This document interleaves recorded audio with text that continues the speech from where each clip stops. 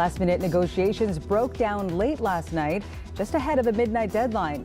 And now new 50% tariffs on $28 billion worth of Canadian goods are in effect. The new rate applies to a variety of Canadian products, from food and alcohol to even hockey equipment. Prime Minister Mark Carney says Canada is preparing to match dollar-for-dollar retaliatory measures. And we have full in-depth coverage of this story for you this morning. Our Rafi Boudjikanian is in Ottawa with what the two sides are saying about why these talks collapsed. Steve Futterman is in Los Angeles with the American viewpoint. Darren McCaffrey from our breaking news desk has reaction from this country, including from a number of Canadian premiers. And Catherine Cullen, host of CBC's The House, looks at the potential path forward for the Carney government and the impact of these new tariffs on Canadians. But let's begin with Rafi Boudjikanian in Ottawa. Rafi, these talks have been going on for weeks, and they really seem to pick up pace over the past few days. There was some optimism, cautiously, of course. But what are the two sides saying about why this deal could not be done ultimately? Yeah, Marianne, a whole lot of optimism until there was not any. We do know Canada-U.S. Trade Relations Minister Dominic LeBlanc was in Washington, D.C., negotiating late into the evening. He left his American counterpart's office at around 7:30 p.m. and told journalists there is still some work to be done. We know negotiations went on further into the night until almost 10 p.m., according to one source. And we know that Prime Minister Mark Carney issued his statement right before midnight. We'll put part of that up on your screens as I read to you what Carney told Canadians. He said, "We have recognized from the beginning that America has changed and that we will not return to our old relationship. Throughout, our goal has been to secure the best deal for Canadians, never a deal at any price or on any deadline. In recent weeks, we made important progress toward improving Canada's position as having the best deal in the world with the U.S. However, that progress has not been enough to meet our objectives for Canadians. I have decided to suspend trade negotiations with the U.S. and have directed Canada's negotiators to return to Ottawa. They have worked hard in good faith to defend the interests of Canadians throughout these negotiations up until the very last minute. However, last-minute changes in the U.S. proposed terms were unfair, uneconomic, and called into question the reliability of any deal." Now, just about the only thing Canada and the U.S. seem to agree on in terms of this deal is that it was the best possible deal that could have happened between Canada and the U.S. That's what the U.S. said it was giving Canada. Let's listen to their trade negotiator, Jameson Greer. Canada declined to finalize the trade deal under the terms agreed earlier this week. Despite the U.S. offer to Canada to receive the best treatment of any major exporter to our market, new demands and walkbacks of other commitments by Canada have upended the careful balance reached in the past days. As a reminder, there is no public draft of this agreement we've all been talking about, right? What we do know is from bits and pieces that sources were leaking to journalists, to CBC News and others. We heard, for instance, that the government, the federal government, was going to make changes to how dairy import licenses are allocated in this country, which could have meant more U.S. product moving here. We know that the U.S. was expected to lower its 50% tariffs on steel and aluminum down to 25%. Canada was expecting to tell provinces to get rid of the ban they have placed on selling American liquor. 8 out of 10 provinces had done that. We know that auto tariffs were in play too. The U.S. was going to bring those down from 25 to 15%. And that last tariff, we were told by sources who spoke to our colleague Kate McKenna, that was annoying U.S. Commerce Secretary Howard Lutnick, who thought that it would undermine U.S. efforts to increase domestic production. Rafi, what happens next here, and how does this play into the talks surrounding CUSMA and the wider North American Trade Pact? Well, if you think of the current talks, or well, I shouldn't say current, they just stopped. If you think of the talks that just stopped as sort of the basis for getting into talking about renewing the CUSMA agreement itself, you sort of get a sense of how bad things are now for the foreseeable future, because we can't get to talking about renegotiating CUSMA if this agreement does not happen. At least that's how the government is viewing this matter. We know that those American tariffs on a range of goods covered by CUSMA have kicked in. The food, alcohol, and ice hockey equipment you cited earlier. What we don't yet have a clear sense of is exactly what the Prime Minister meant when he said dollar for dollar retaliation. I suppose we will get those details sometime soon, along with any sense of how Ottawa intends to support businesses that will be further affected by these tariffs. CBC News did speak to a U.S. administration official about Canada's plans for retaliation, and that official said, well, if Canada wants to escalate, that's their choice. Also explained that the president will be presented a series of options for the Americans to escalate further in order to, in this official's words, level the playing field. It just all feels like we've entered a new phase of this trade war, Marianne. The CBC's Rafi Boudjikanian in Ottawa. Thanks, Rafi. For more on the reaction in the U.S., let's now go to Steve Futterman in Los Angeles this morning. Steve, of course, very early where you are this morning, but what are you hearing so far? Well, Marianne, we're waiting to hear from Donald Trump. That's going to be the most important reaction we get today. We've been looking at Truth Social, the social media site that he often posts on. No comment yet. I think the tone of these first comments by Trump are going to be very, very important as we try to figure out, is there some hope for new negotiations to restart the talks, or is Trump going to be guns a-blazing, talk about the 51st state and blast Mark Carney? So the tone of that first comment by Trump is going to be, I think, very, very determinative of where we are, at least in the next few days. It's still unclear exactly what went wrong. As Rafi mentioned, Howard Lutnick, the Commerce Secretary, who sometimes has been referred to as a bull in a China store, he seemed to be very upset with these reductions in auto tariffs from 25 to 15%. The Canadians are blaming the U.S. and, of course, the U.S. is blaming Canada for the same thing, for making last-minute changes, walkbacks. But this may have been a key part of what went wrong in the final couple of hours, as Lutnick may have had his sway as saying we don't want these reductions, at least these serious reductions in the auto tariffs. Let's take a listen a bit more to Jamieson Greer, the U.S. Trade Representative, what he had to say early this morning. This week, the United States agreed to provide even better treatment to Canada, offering significant tariff reductions on steel, aluminum, autos, and lumber in exchange for other concessions from Canada. This is a missed opportunity for Canada to partner with the United States, which is the fastest growing economy in the G7. And you heard Jamieson Greer mention those four major areas that we always hear about: auto, steel, aluminum, lumber. That always seems to be the conflicting areas when the two countries are in these trade talks. But the U.S. claims that they were offering Canada the best deal of any major exporting country. Right now, the deal's off the table, one would think. But again, let's wait and see what Donald Trump has to say. Might he hold out some hope? Might there be some new negotiations coming up in the next few days? Something we're also watching is the potential for any political ramifications, because, Steve, there are elections coming up in the United States. And let's be honest, Marianne, Americans have not, Republican, Democrat, no one has really liked these tariffs at all. For China, for Canada, the rest of the world, they've been very, very unpopular. And most Americans, more than 60%, according to some polls, blame the tariffs for America's inflation problem. Inflation continues to be a big issue in these midterm elections. I want to point out three states: Ohio, Michigan, and maybe surprisingly, Texas. Michigan, we know, the home of the American auto industry. Ohio, lots of manufacturing. And Texas has lots of potential industries that could be affected by the tariffs. In each of these three states, there are very close Senate races right now. The Democrats are trying to take control of the Senate from the Republicans. If they win these three states, they would have a very good chance. So I think these tariffs are going to become a major political point in the next couple of months. They're a bit more than 2 months before the midterm elections.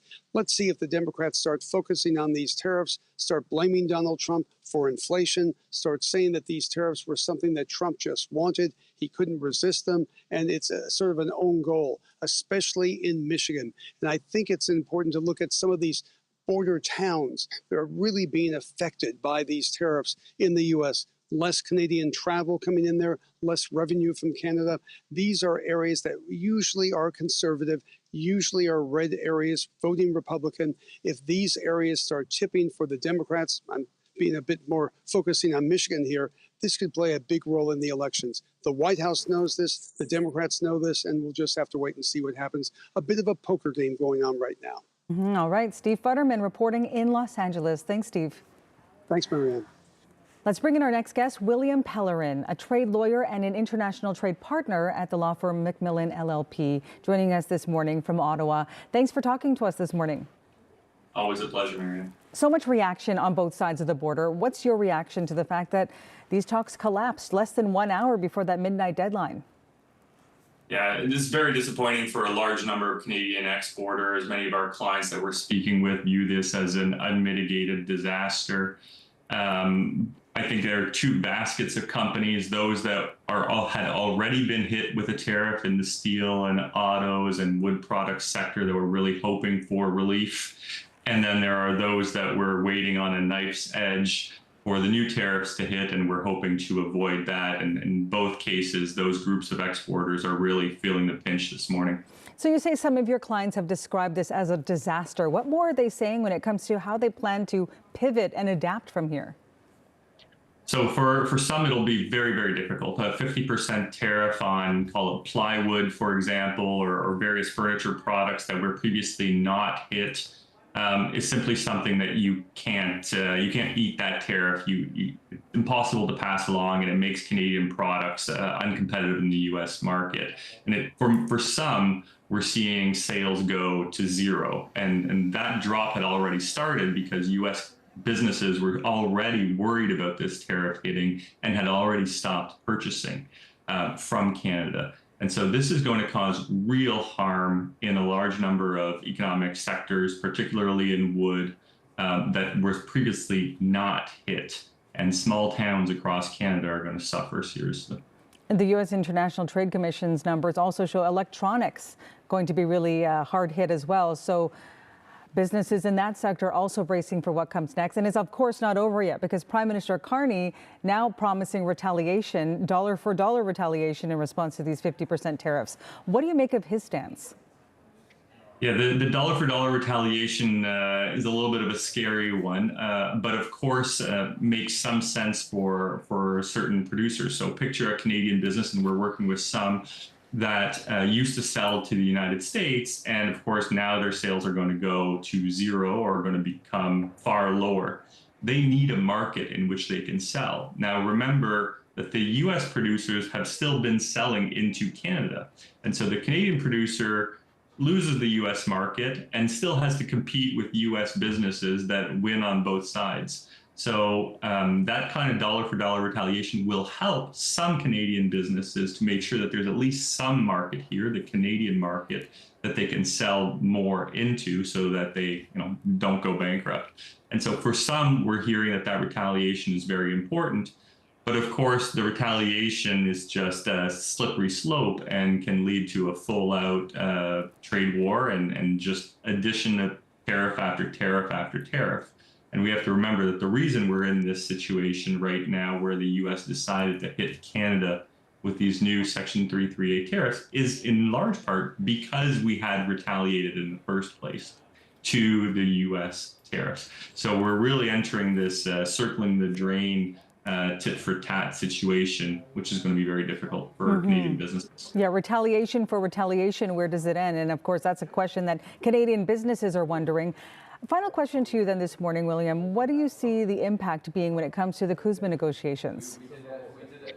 It's all rolled in together at this point. I mean, it's very clear that these negotiations that have been ongoing for the last few weeks have been far broader than just the Section 232 sectoral tariffs on steel and aluminum, or these new tariffs, right?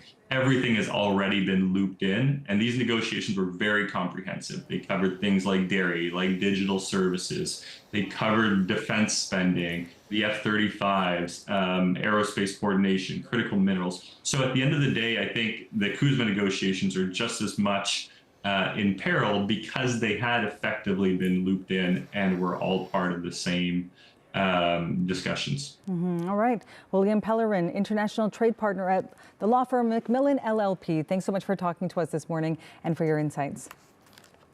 Here at home, provinces and industries subject to Trump's new tariffs are bracing for what may be next. Darren McCaffrey is tracking reaction from the provinces, including from the premiers. Darren. Yeah, lots of reaction coming in thick and fast this morning, perhaps unsurprisingly. Let's start with those provinces most affected by these tariffs, with Ontario first, of course, a big manufacturing hub, also the province that will be most affected by this. Now, we actually hadn't heard very much from Doug Ford over the last week or so. He's been keeping an unusual low profile, but he did take to social media over nights backing the decision that Mark Carney had made. He said that Team Canada needs to stand together more united than ever before. The Prime Minister has my full support for a strong response, tariff for tariff, dollar for dollar. He went on to say that as we fight to protect Canadian sovereignty and economic security, everything needs to be on the table. Ontario is ready to do its part. Then if we turn to British Columbia, again, BC, very affected by this. Around 15% of the province's shipments to the US, based on data, is acutely exposed, particularly when it comes to lumber and electronics. This was David Eby, the Premier, saying they're striking a similar tone, if you like. He took to X saying our politeness should never be mistaken for weakness. We didn't ask for this, but we'll keep fighting for as long as it takes, saying we'll always defend ourselves. Then if we turn to Quebec, in the last couple of minutes, we've heard from the Premier there saying that Quebec will not stand idly by while our businesses face a direct hit. I will convene my cabinet this morning to implement the necessary measures to support the affected businesses and workers. I will also speak with the federal government and call for support measures to be put in place. A couple of other provinces. We turn to New Brunswick. We've heard from the Premier there saying that New Brunswick stands strong with Team Canada and they will fight for a fair deal, and that some New Brunswick businesses have now been hit with an unjustified tariff that will hit our economy, workers and families. And just very finally, let's talk about Alberta. Danielle Smith has decided to take a slightly different tone, saying that she is deeply, deeply disappointed that the two sides haven't come to agreement, and warns that tariffs and counter-tariffs hurt businesses, workers and families on both sides of the border, and saying that Alberta will continue to advocate for a strong tariff-free relationship between Canada and the United States, and urges the federal government to restart those negotiations as soon as possible. Darren, what are we hearing from the business community this morning, now trying to figure out how they're going to weather this storm? Well, that disappointment has rippled through to the business community. They obviously are very concerned the impact these tariffs could have, and indeed the further uncertainty it creates. This is what the Canadian Chamber of Commerce are saying today. Candice Lang saying that these 50% tariffs, some $28 billion worth of Canadian goods, is a body blow to North American competitiveness in this self-defeating trade saga, saying that a whopping non-absorbable tariff is not sustainable or viable for businesses. And that's been echoed by the Automotive Parts Manufacturers Association, saying that this again is disappointing news, but saying that the Prime Minister promised Canadians that he would walk away from a bad deal, and he's kept his word, and saying that Canadians will appreciate that. But just to give you a sense, I think, of the concern, and maybe a slightly more critical tone, if you turn to the global automakers of Canada, they say they're really disappointed that the two sides have not come to a deal, and they claim that the current tariff environment has already cost that sector $100 billion, and that is likely to increase. So many businesses affected by these tariffs, many businesses also very concerned about whether, as you just said from the previous guest, we could now see a tit for tat in this trade war that could make things even more difficult in the weeks and months to come. Darren, thanks so much. You're looking at Parliament Hill in Ottawa this morning. We are hoping to hear from the Prime Minister on this today. Mark Carney says in his statement that last-minute changes by the U.S. to a proposed deal were unfair and uneconomic, and also called into question the reliability of any deal. He vows to match Trump's crushing tariffs, which are now in effect, dollar for dollar.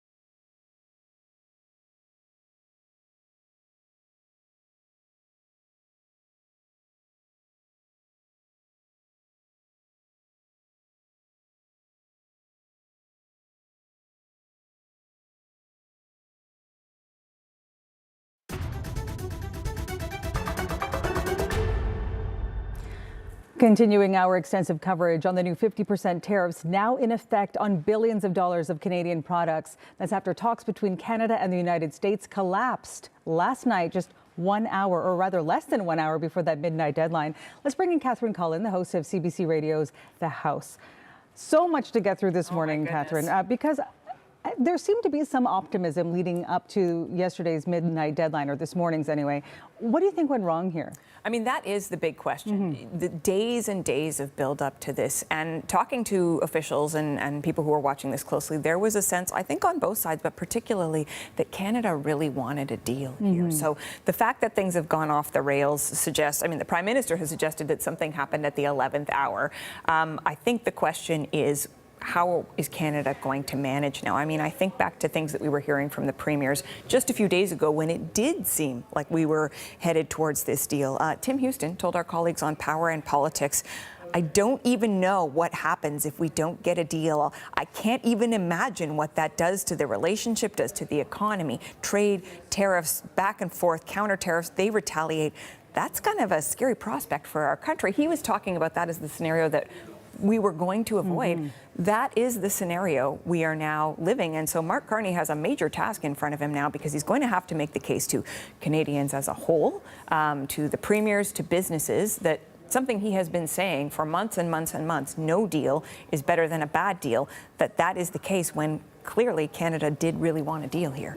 So many businesses now scrambling. They don't know how they're going to survive. Well, I think of a business owner that I talked to in British Columbia earlier this week, family business, family-run business, only like 4 people on staff, and he said, if these U.S. tariffs hit, I'm going to have to lay people off. And these people are like family to me. And that is a situation that certainly in small businesses is going to be repeated across the country. There's the question of larger industries. We're hearing about some of the comments from the auto industry and whatnot.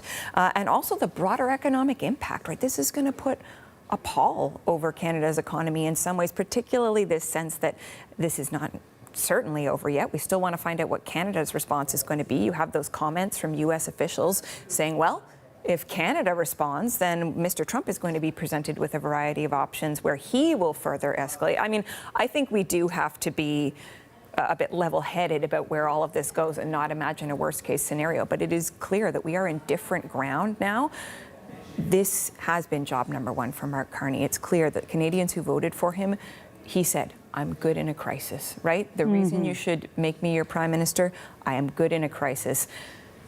This is a dramatic shift. I think very few people saw it coming, and he's going to have to make the case that this was necessary. And it makes you wonder, what is the worst case scenario at this point? The goalpost keeps moving as to how much worse things could be.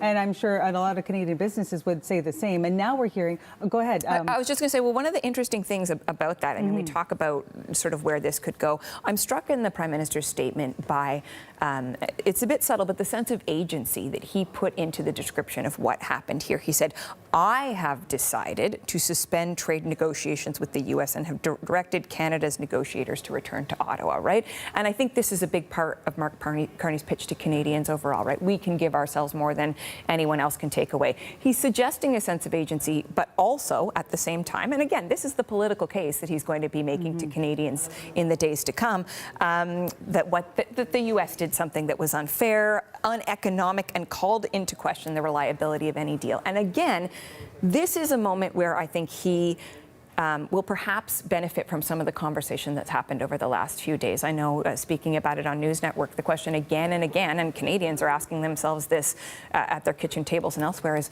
well, if we have a deal, can we really count on it? We know that that's difficult, and I think that's something people feel viscerally. So he's pointing to certainly that part of the equation. At the same time, he was also very clearly ready to make a deal. I think he's going to see a groundswell of support now from most of the premiers. All of the premiers will see. I note with interest the language that Danielle Smith is using about being very disappointed here. But the one other thing I'll say, Marianne, is Wab Kinu's comments the other day, right? I don't know, you perhaps raised your eyebrows and too. let's refresh our viewers. Yeah, when he said that the Prime Minister on a call had said, we'd like you all to put booze back on the shelves. And they asked him, reporters were asking about the tone, and he said, well, it's the step before begging. And I thought, wow, that is a bit of a devastating political message. But this idea that that Canada was in a bad position, Premier Kanu, who is very charismatic and carries, I think, some real political heft in this country, saying Canada should be fighting more.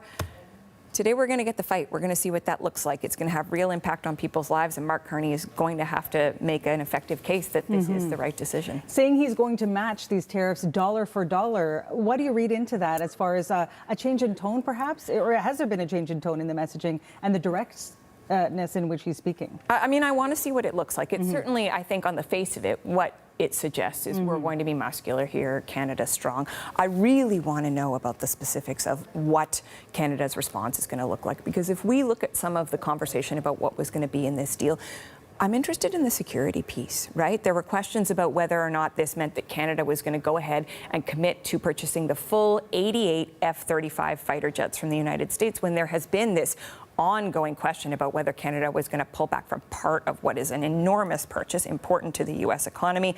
The questions of the Golden Dome, right? Donald Trump's sort of vision for North American safety.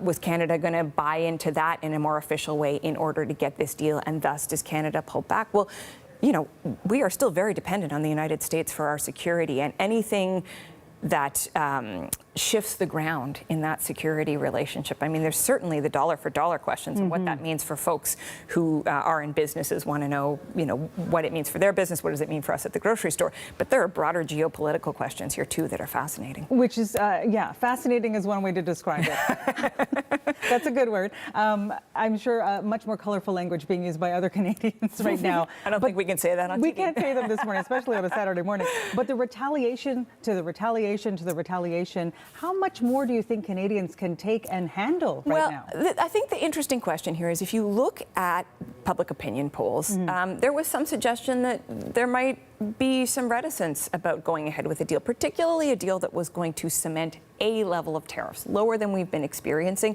On the one hand, there was the case that, businesses needed certainty and they needed less pressure, so that was the case. But on the other hand, you're saying, okay, we sort of accept some level of this as normal. Now, you look at the U.S. relationship around the world, it is normal.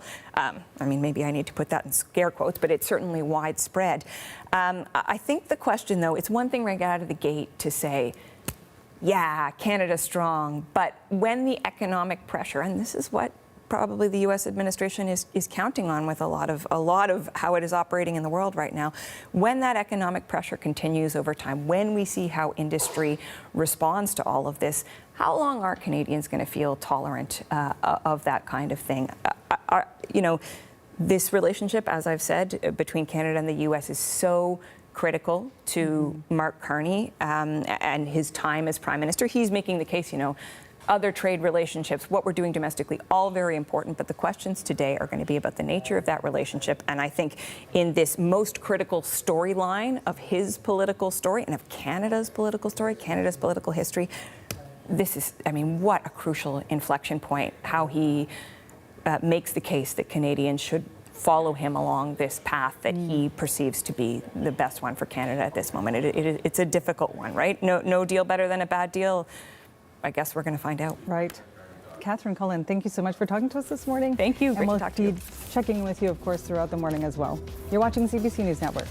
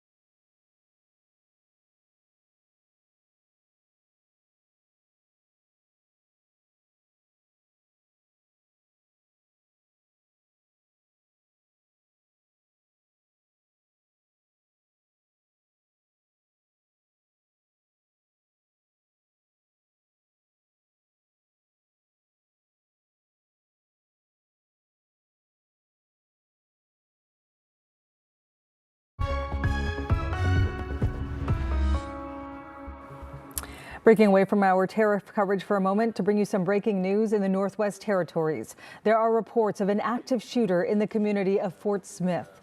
A shooting appears to have happened early this morning at the annual Fireweed Festival. Several people are believed to have been wounded in the incident. Police say the suspect is believed to be a male wearing a gray sweater and is armed with a gun. The RCMP asking people in the area to shelter in place while they search for the suspect. We'll, of course, track this story throughout the day and bring you the developments as they come up. But up next, we'll have more on the collapse of those trade talks with the United States here on CBC News Network.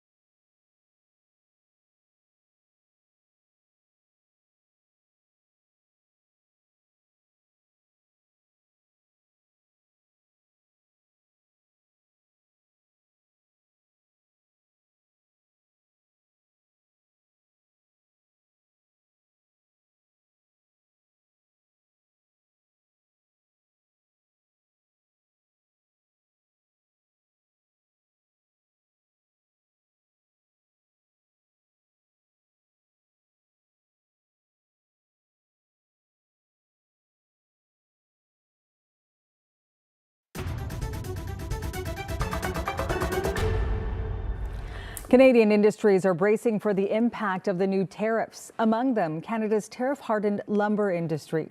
Canadian softwood lumber already faced a hefty 45% total tariff rate. The new 50% tariffs will affect other wood products not already included in those, including plywood and fiberboard. For more on how those tariffs could affect his business, we've reached Hank Vetter in Ottawa. He's the Reclaimed Product and International Sales Manager at the Wood Source. Thank you so much for talking to us this morning. Oh, you're welcome. Good morning. And I know it is a very difficult morning for businesses like yours and for other businesses right across the country. I want to start with the reaction that you had when you found out that these 50% tariffs were going ahead. Yeah, I was quite surprised this morning. I was having hoped that things would have been resolved last night before midnight. So discouraged again that this didn't get to a resolve. What is the impact on your business? How much of your products are actually shipped south of the border? So we do a number of things here because we are a specialty wood store. But in terms of my realm, I ship reclaimed lumber stateside. And in terms of percentage, it's about 50 to 60% of my sales. So it's already had an impact when it increased last fall to 45% on the softwood lumber. And so now with the new 50% coming through, it's going to have another huge impact again as well. How will you get through a potential loss as high as 50% with these new tariffs now in place? How is your business pivoting? So yeah, we have no choice but to pivot and just focusing on intra-Canada, working on sales within our own country. We want to do as a business everything that we can to support our Canadian lumber producers and have been doing that for quite some time. So that's huge for us. We need to support our own, especially at this time. Do you anticipate that you can still operate with the same number of staff in the same way that you were operating before these tariffs took effect? We would anticipate at this point that we would hold our own because we are pivoting and coming up with new products that we can work towards moving in Canada as well. And we want to just be patient and hold out hope that this is going to be resolved. How long do you think your business and other Canadian businesses can continue to try to hold on through what has been a very long period of uncertainty? Yeah, that's difficult to say because we work with a broker. At this point, we have no news from our broker yet, even in terms of what took place last night. So we'll be patient. And in terms of timing, it's just very difficult to say.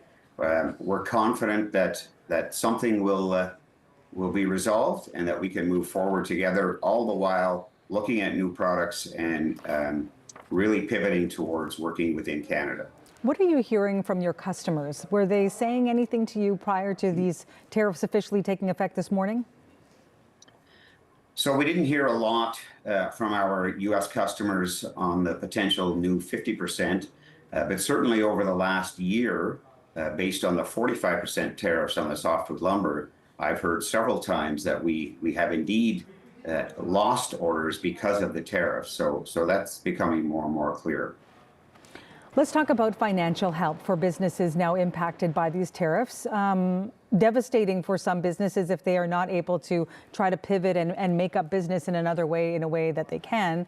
What would you like to see the government do in terms of helping businesses within your industry specifically?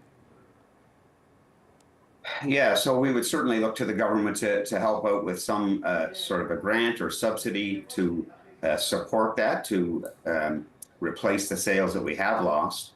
But our focus would really be to encourage the government to get back to the table, just to sit around a table and hash this out until it's resolved. So that would really be our focus, to push them, encourage them to get back to the table. And we know that the Prime Minister has said that help is coming for Canadian workers and businesses, over the coming days, but no specifics exactly on what that help would look like. Finally, I do want to ask you then, how do you keep the morale up at a time like this within your business?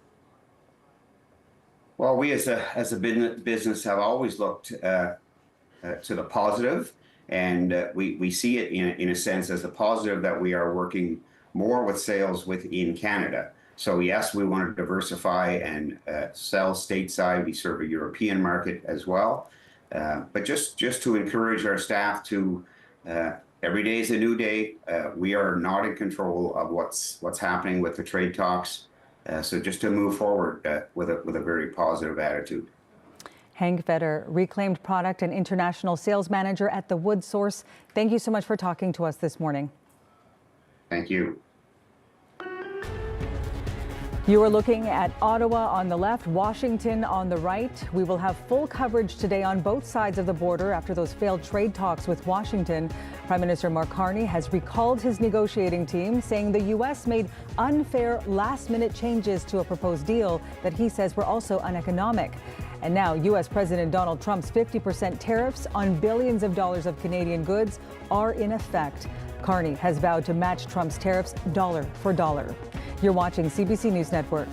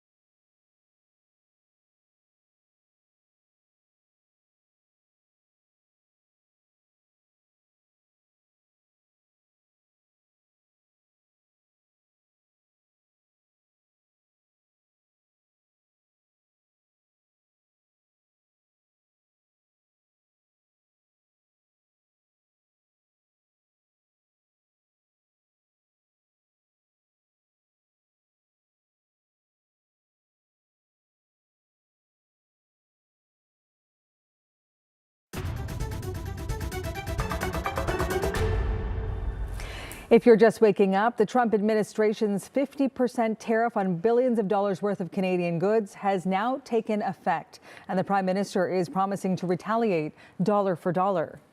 I only make good deals. Much better deal for the United States, both with Canada and Mexico. Thank you very much. U.S. President Donald Trump was optimistic before he headed off to Myrtle Beach on Friday, but Canadian Trade Minister Dominic LeBlanc was recalled to Ottawa just hours later. Under the Trump administration's new 50% tariffs, they apply to hundreds of products worth more than $28 billion Canadian. The collapse of talks underscores the Prime Minister's push to diversify Canadian trade beyond the U.S. Julia Chapman joins us now from London with what the lack of a deal could mean for Canada's desire to expand trade and strengthen ties with Europe. Canada has been looking to Europe, the Indo-Pacific and the Middle East to diversify its trade. And the conditions in Europe are particularly favorable because Canada and the European Union signed a trade deal back in 2016 known as CETA, the Comprehensive Economic and Trade Agreement. And that got rid of almost 98% of tariffs between Canada and the bloc. And since then, trade has jumped more than 80%. It exceeded $200 billion in 2025. Now, President Trump has accused Canada of giving Europe preferential treatment, particularly when it comes to dairy. That was one of the justifications that he used for introducing these new tariffs. The EU, though, is undoubtedly seen as a more reliable trading partner for Canada. Last month, Industry Minister Melanie Joly said Europe doesn't have a tendency to close its doors, and she spoke about increasing sales of steel and aluminum to European countries. Canada's also recently signed deals to sell LNG to Germany, and this is a possible area for significant expansion. Europe needs energy. It's been burnt by its over-reliance on Russia and the Middle East, while Canada has been heavily dependent on the US as a customer. But, of course, you can't immediately offset a reduction in trade with one partner with increasing it with another, not least because the types of goods that Canada trades with the US aren't exactly the same as the ones it trades with the EU. So it's hard to find replacement markets for all of those goods.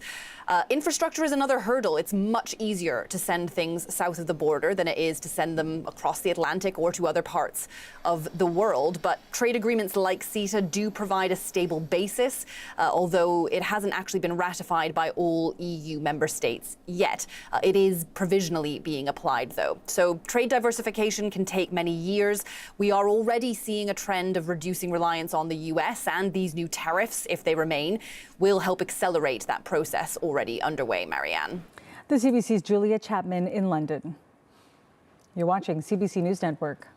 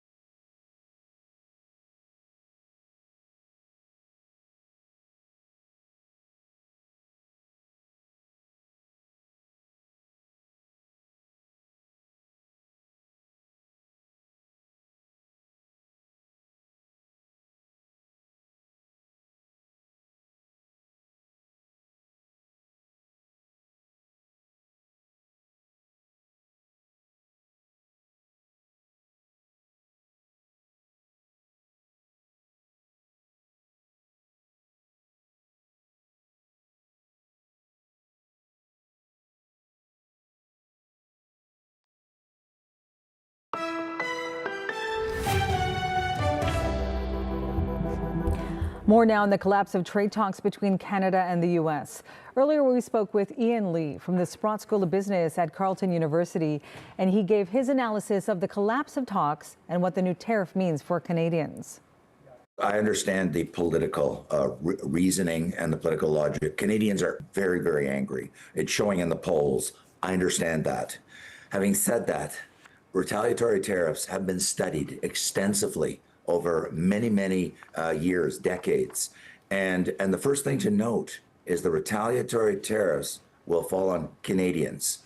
They will fall on American goods coming into Canada, but they are paid by Canadian businesses, Canadian importers, and ultimately passed on through the cost of the goods and services to Canadians. And very quickly, Marianne, the FAO in Ontario, the Financial Accountability Office, sort of a PBO of Ontario, found that it was going to drive up prices for Canadians in Ontario. It was going to drive up unemployment, and there were going to be increased bankruptcies. So this is not going to be a free lunch for Canadians. This is going to be very costly. Understood the reasons, but it's still going to be very costly for us in Canada. So businesses, consumers feeling the impact here in Canada, also being felt, of course, for consumers and businesses on the south of the border. So what do you think changed here? Because it seemed like they were close to a deal, and then talks collapsed between both sides less than an hour before the midnight deadline. Exactly. So I read the New York Times analysis. One of the authors, a very distinguished Canadian journalist, and there were 3 journalists writing the coverage, and they were very careful and very neutral. But there seemed to be a suggestion that the deal on the table was a bridge too far for Canada, because it was Canada that pulled out. Canada walked away, and it seems to have been around the issue of tariffs for both steel and auto. These are very sensitive industries. I understand that, especially in Ontario. But unfortunately, it would appear it was around the tariffs. And I think I hope we can get past this because these 2 industries, while they're important to those few thousand people that work there, they're a very small percentage of Canada's economy. The Prime Minister has said that financial help is coming over the coming days for Canadian businesses and workers who are impacted by these 50% tariffs. We've heard from so many Canadian businesses who say they expect to lose at least half of their business with the tariffs being now imposed starting today. Where do you think this will go for businesses still trying to weather the storm they have been for more than a year now? I understand that any leader, the Prime Minister and premiers, have to say, look, we're going to look after you. But let's be very honest. You know, we've got over 1 million companies in this country, and you cannot subsidize every business indefinitely into the future. They employ 16 million Canadians, according to StatsCan, in aggregate, all the business sector, large, medium, small. And while you can do it in the short run for a short period of time, help out this industry and this sector or that sector, the idea that you can, subsidize indefinitely for years into the future, the larger part of the economy is just simply preposterous. This is why this is a short-term stopgap measure. It is not a long-term strategy policy. They've got to get back to the negotiating table very quickly and come to a deal. This is not a sustainable long-term solution. Canadians waking up to what is now a new area of uncertainty with these 50% tariffs now in place. Where do you see things going? I know you said it's going to be not in place, obviously permanently or long term. That's the hope anyway. But what are you watching for over the coming days? I think that what I'm watching for especially is the Prime Minister. He is the leader of our country. Let there no mistake about it. There may be some premiers that think that they're co-leading the negotiations, but that's not what the Constitution Act of Canada says. This is the exclusive domain of the Government of Canada. And the Prime Minister and the Government of Canada are responsible for trade relations with foreign countries. And of course, the U.S. is our largest.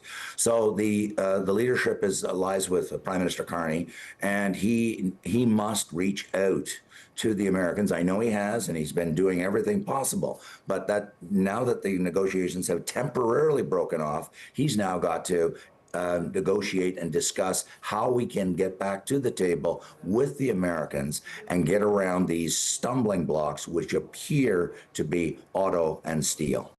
That was Ian Lee, Associate Professor at the Sprott School of Business at Carleton University. And coming up, we'll have full coverage on the inability of Canada and the United States to reach a deal before the new 50% tariffs on Canadian products take effect. That was a midnight deadline, and now those tariffs are in effect as of this morning. We'll have reports from here in Canada and the United States straight ahead here on CBC News Network.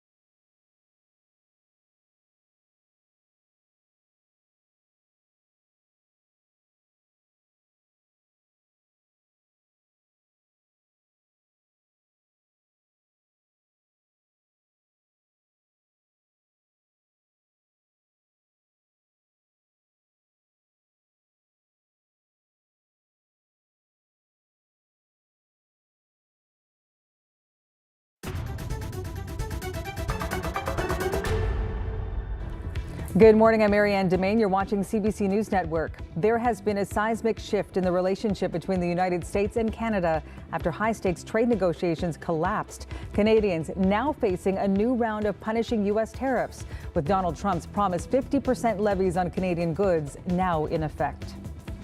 This is a missed opportunity for Canada to partner with the United States. That was the voice of U.S. Trade Representative Jamieson Greer. The two sides are trading blame for the breakdown of talks. The U.S. saying Canada declined to finalize an agreement, while Prime Minister Mark Carney says the Americans made unfair last-minute changes to the deal. He's vowing to match the tariffs dollar for dollar. We have full in-depth coverage of this story for you this morning. Power and Politics host David Cochrane will tell us why a deal did not get done. Katie Nicholson is in Washington to bring us the American viewpoint. Darren McCaffrey from our Breaking News desk has reaction from the country, including from a number of Canadian premiers. And Catherine Cullen, host of CBC Radio's The House, looks at the potential path forward for the Carney government and the potential impact of these new tariffs on Canadians. Leading our coverage today is host of Power and Politics, David Cochrane. Nice to see you this morning, David. Hi, Marianne. How you doing?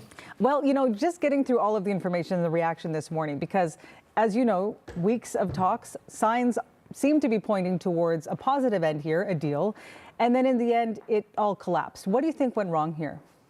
Well, there's a few things we can glean from our sources and reporting. In particular, my colleagues Katie Simpson and Kate McKenna have done really good work on this over the last number of days, even though Katie Simpson's on vacation. And the statement from Prime Minister Mark Carney last night. All signs, based on some public commentary on the U.S. side, was that things were moving towards some sort of a possible arrangement. But things sort of went sideways later in the week when Commerce Secretary Howard Lutnick became part of the bigger table and the negotiations. And if you look at what the Prime Minister says in a statement last night, where he talks about how he's ordered his negotiators to come home, who worked in good faith to defend the interests of Canada throughout these negotiations up until the very last minute, Mark Carney says last-minute changes in the U.S. proposed terms were unfair, uneconomic, and called into question the reliability of any deal. Our understanding is a lot of that is centered around U.S. demands and conditions when it came to the tariffs on the auto sector in particular. The headline number, of course, that we've heard is a reduction from the 25% tariff to a 15% tariff. But there may have been some changes on that near the end, and certainly a level of tariff that the Canadian negotiators could not live with. And clearly, as the Prime Minister says, it calls into question the reliability of any deal, a lack of trust that this deal would in fact stand the test of time and be honored. I mean, you have to remember that we are in this scenario because the Trump administration is violating the Continental Trade Agreement that it negotiated. This is what is interesting when you look at the statement from Jamieson Greer that came out last night that suggesting Canada has the best treatment in the world in terms of access to the U.S. market, as if that is some sort of a gift and not a mutually agreed upon, mutually beneficial economic trading relationship that goes back to the signing of the original free trade agreement in 1988 by Brian Mulroney and Ronald Reagan. There are a few things in that statement the U.S. would like you to focus on. It's the best treatment in the world line, which ignores the reality of the free trade agreement, then NAFTA, then CUSMA as the basis for that, and lumping Canada in with countries like China as sort of bringing this on themselves because of their retaliation against the United States, wanting people to focus on China rather than the word retaliating, because the quickest way to get someone to stop retaliating is to stop attacking them. So the offers that were on the table, while Jamieson Greer could describe them as generous reductions in tariffs, they are simply a reduction in tariffs that were illegal and coercive and imposed by the United States to try to bend Canada to even greater concessions. There was a limit to how far Canada was willing to go on that very clearly, and they reached that limit last night, and that's why Dominic LeBlanc, Janice Frechette, and the others are coming back to Canada without a deal with the U.S. administration. Let's talk about this idea of retaliation, because it is layers of retaliation upon retaliation. So what happens next?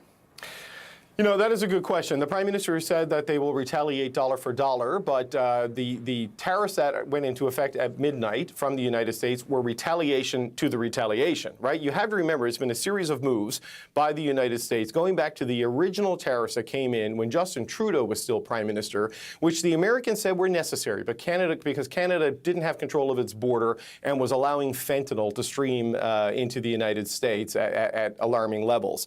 That was the rationale at the time. When the Supreme Court eventually ruled that the fentanyl tariffs were illegal, lo and behold, the U.S. found yet another reason, this time the use of goods made with forced labor coming into Canada, as a reason to replace their illegal tariffs with new tariffs of the same dollar amount. So the tariff is the goal, never really the reason. So the question now is, Canada is going to do the dollar for dollar. The details of that will really matter. Clearly, U.S. booze is not going to go back on the shelves because there is no agreement here. The question then is, what does Trump do? How does the U.S. escalate this? Does the price to even get back to the table become higher? Because when you look at this and where this could potentially go, this puts the larger conversation about CUSMA in jeopardy, because these issues need to be resolved before you can get back to the table to move ahead on the larger continental trading relationship with the United States and with Mexico. It is not hyperbolic to say that in this short term, thousands of jobs are now at risk, which means billions of dollars will be required, billions more from the United States to offset the disruption that the U.S. is causing here. Because you essentially have a president who's engaging in 19th century trade policy to seek 20th century industrial policy while running a 21st century economy. And the entire world right now is worse off in its trading relationship with the United States because of these measures. Canada's goal has to be the least worst off of all the countries in terms of trading with the United States. But whatever was on the table at the last minute last night was a bridge too far for Mark Carney and his team. And the Prime Minister will explain what happened to some degree, I guess, today. I also suspect we might see another call with the premiers and with the Advisory Council, because there are industry stakeholders and obviously the other First Ministers who need to be read in on this, because Team Canada was tested last week when they had the last First Ministers meeting, and there was some discomfort with the overall direction on where these negotiations were going. Now they're off, and there's a whole other layer of uncertainty just blanketing the North American economy because of this. Host of Power and Politics, David Cochrane, thanks for chatting with us this morning. And of course, we're going to chat with you again later this hour. Canadian industries subject to Trump's new tariffs are bracing for what is to come next. Darren McCaffrey is tracking reaction from the provinces this morning. Darren, what are we hearing from the premiers? Well, we're getting quite a lot of reaction thick and fast this morning, given that news overnight, particularly from those provinces really deeply affected by these tariffs.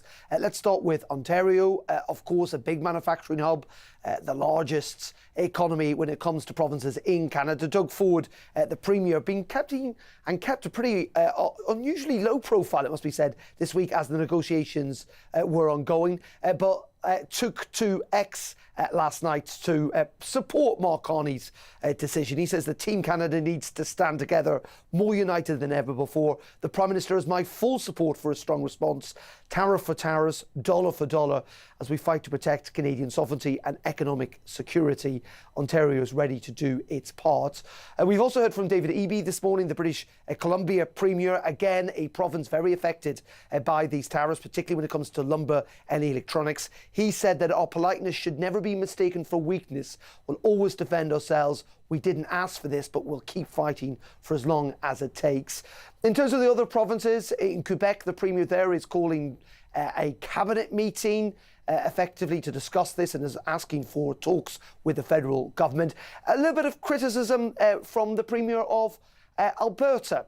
Danielle Smith saying that she was deeply disappointed that no deal was signed and asking for the federal government to restart these negotiations as soon as possible. Darren, what are we hearing from the business community across the country?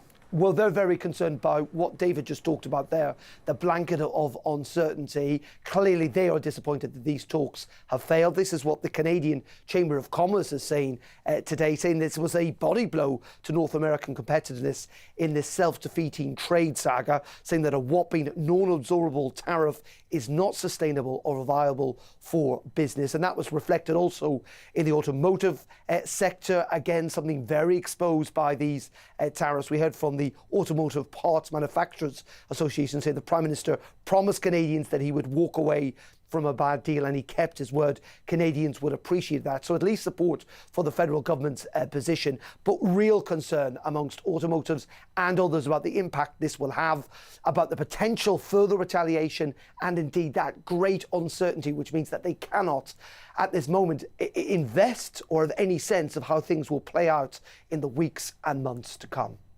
Darren, thanks so much. For more on this, let's bring in Bob Ray. He is Canada's former ambassador to the United Nations. Thanks so much for talking to us this morning. Oh, we've just lost him, but we will try to bring him back a little later this morning to get his take on these latest developments. But let's take a look at where things stand right now. You're looking at Parliament Hill this hour. We are expecting to hear from the Prime Minister at some point today, but we know in a statement that the Prime Minister said last-minute changes by the U.S. to a proposed deal were unfair and uneconomic. He also vowed to match Trump's crushing tariffs dollar for dollar. Those tariffs took effect officially this morning just after midnight after talks collapsed between the U.S. and Canada. just 1 hour or less than 1 hour before that midnight deadline. Let's go back to Bob Rae again. We've reconnected.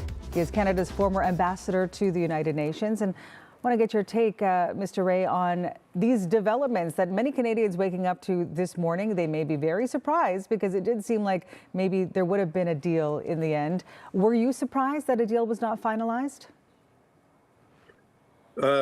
Not exactly surprised in the sense that it was clear from what happened 3 days ago, the announcements that were made, that President Trump announced a deal very early, saying how wonderful it all is, and Mr. Carney being much more careful, saying, well, it really depends on the details.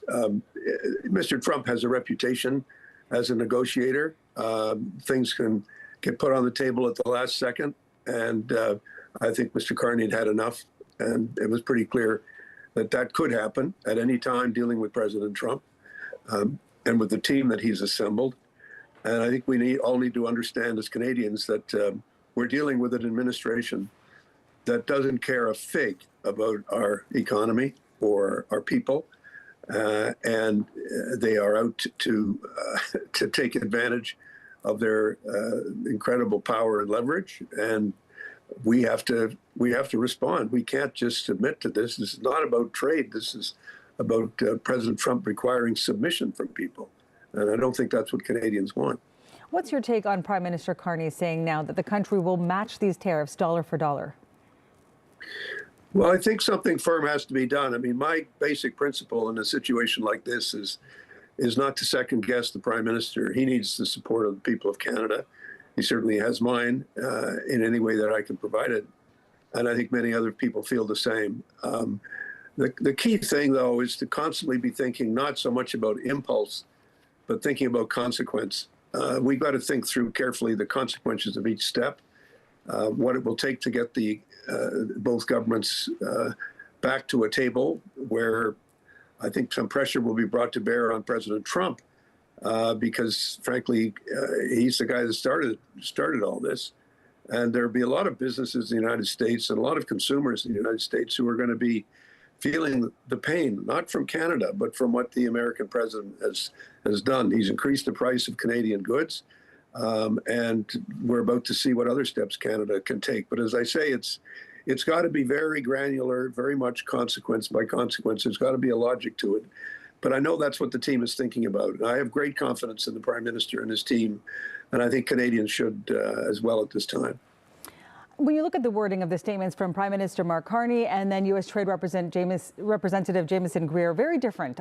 We've been saying all morning, Prime Minister Carney saying that there were last-minute changes by the U.S. that were unfair, uneconomic. We're hearing from Jamieson Greer that Canada declined to finalize the deal, saying that's despite the U.S. offer to Canada to receive the best treatment of any major exporter to our market.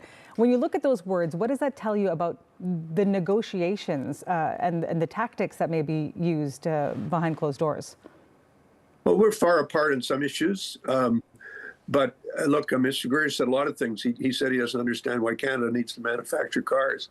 Howard Lutnick, the Secretary of Commerce, has said the same thing. He just wants us to send all our critical minerals and other things down to the U.S. and the manufacturing and other base of our economy can be shut down. I mean, we're dealing with people, with a crew who have an agenda that's been set by the President of the United States that in no way could be acceptable Canadians. Absolutely no way that we could live with this kind of an approach to our trading relationship with the United States. We're going back in time. These tariffs that are being introduced by the President are part of the Smoot-Hawley Act. This is the first time in 96 years that a presidential proclamation has been as broad and, frankly, as ill-informed as what the president has done. And if I have to choose between Jamieson Greer and Howard Lutnick and Mark Carney and Dominic LeBlanc, I take them. I just think our guys speak the truth, and we know what we're doing. We know what we're talking about. This is our lifeblood. This is just a hobby for these guys, and they don't understand who they're playing with and what the consequences of their behavior are going to be. Finally, I want to ask you about what you're hoping to hear from Prime Minister Carney. We are awaiting some kind of comment from him today. What are you listening for? Well, I don't think it'll be anything surprising. I think he's just going to tell Canadians what happened. why he did what he did. And I think Canadians will support him in large numbers. This is no time for armchair critics or for second guessing. These are tough times, as I wrote this morning. These is quoting Thomas Paine. These are times that test our souls, but we're up to it, and we're dealing with a very unfriendly administration at the moment, to put it mildly. And this is a tyranny that we have to fight. The way they've done this, it's illegal, it's unlawful, it's ill-informed, it's bad economics, it's bad law, and it's bad relationships. And so we can't just sit back and say, go ahead, roll over us. That's not going to happen. Bob Rae, former Canadian ambassador to the United Nations, thanks so much for talking to us this morning. Thank you, Marianne. Good to be with you.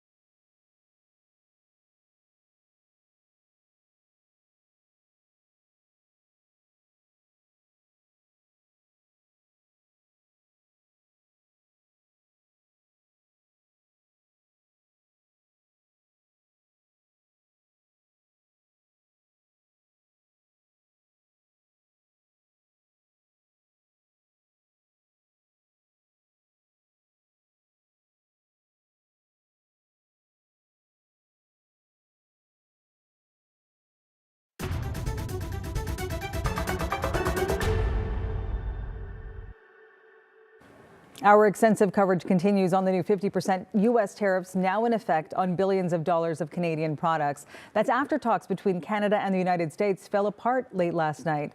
Catherine Cullen joins us again, host of CBC Radio's The House.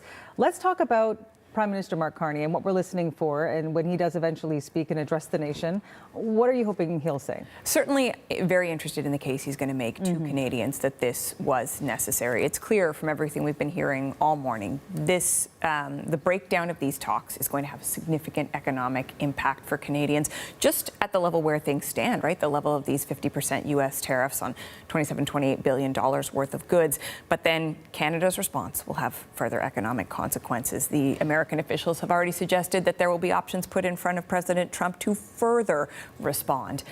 So making the case to Canadians that this was necessary. It's clear there was enthusiasm to reach a deal, right? In fact, Donald Trump said that there was a deal several days ago. Understanding why things broke down in essentially at the 11th hour here, what it is, the Prime Minister has suggested that the Americans made a proposal that was essentially unfair. He called it uneconomic. Are we going to learn a bit more about what that was and why Mark Carney was unwilling to stomach it on behalf of Canadians, given that we know that the situation we are now facing is certainly an undesirable one? Interesting to see how Jameson Greer, the U.S. Trade Representative, has framed it, saying the U.S. offered to Canada to receive the best treatment of any major exporter. The difference is, not surprisingly, in the messaging there post talks collapsing. Yes, and I mean that is part of what we're going to see on both sides of the border here, is an effort to make it seem as if the other party was unreasonable. The advantage Mark Carney has is that I think if he asks a majority of Canadians who they're more likely to put their trust in, given some of the actions we've seen out of the U.S. president, there's a likelihood of, yes, putting your faith in Mark Carney. But again, this is not just an abstract argument. It's not just a war of words. You know, Bob Ray said in that interview a few moments ago, it's not about trade.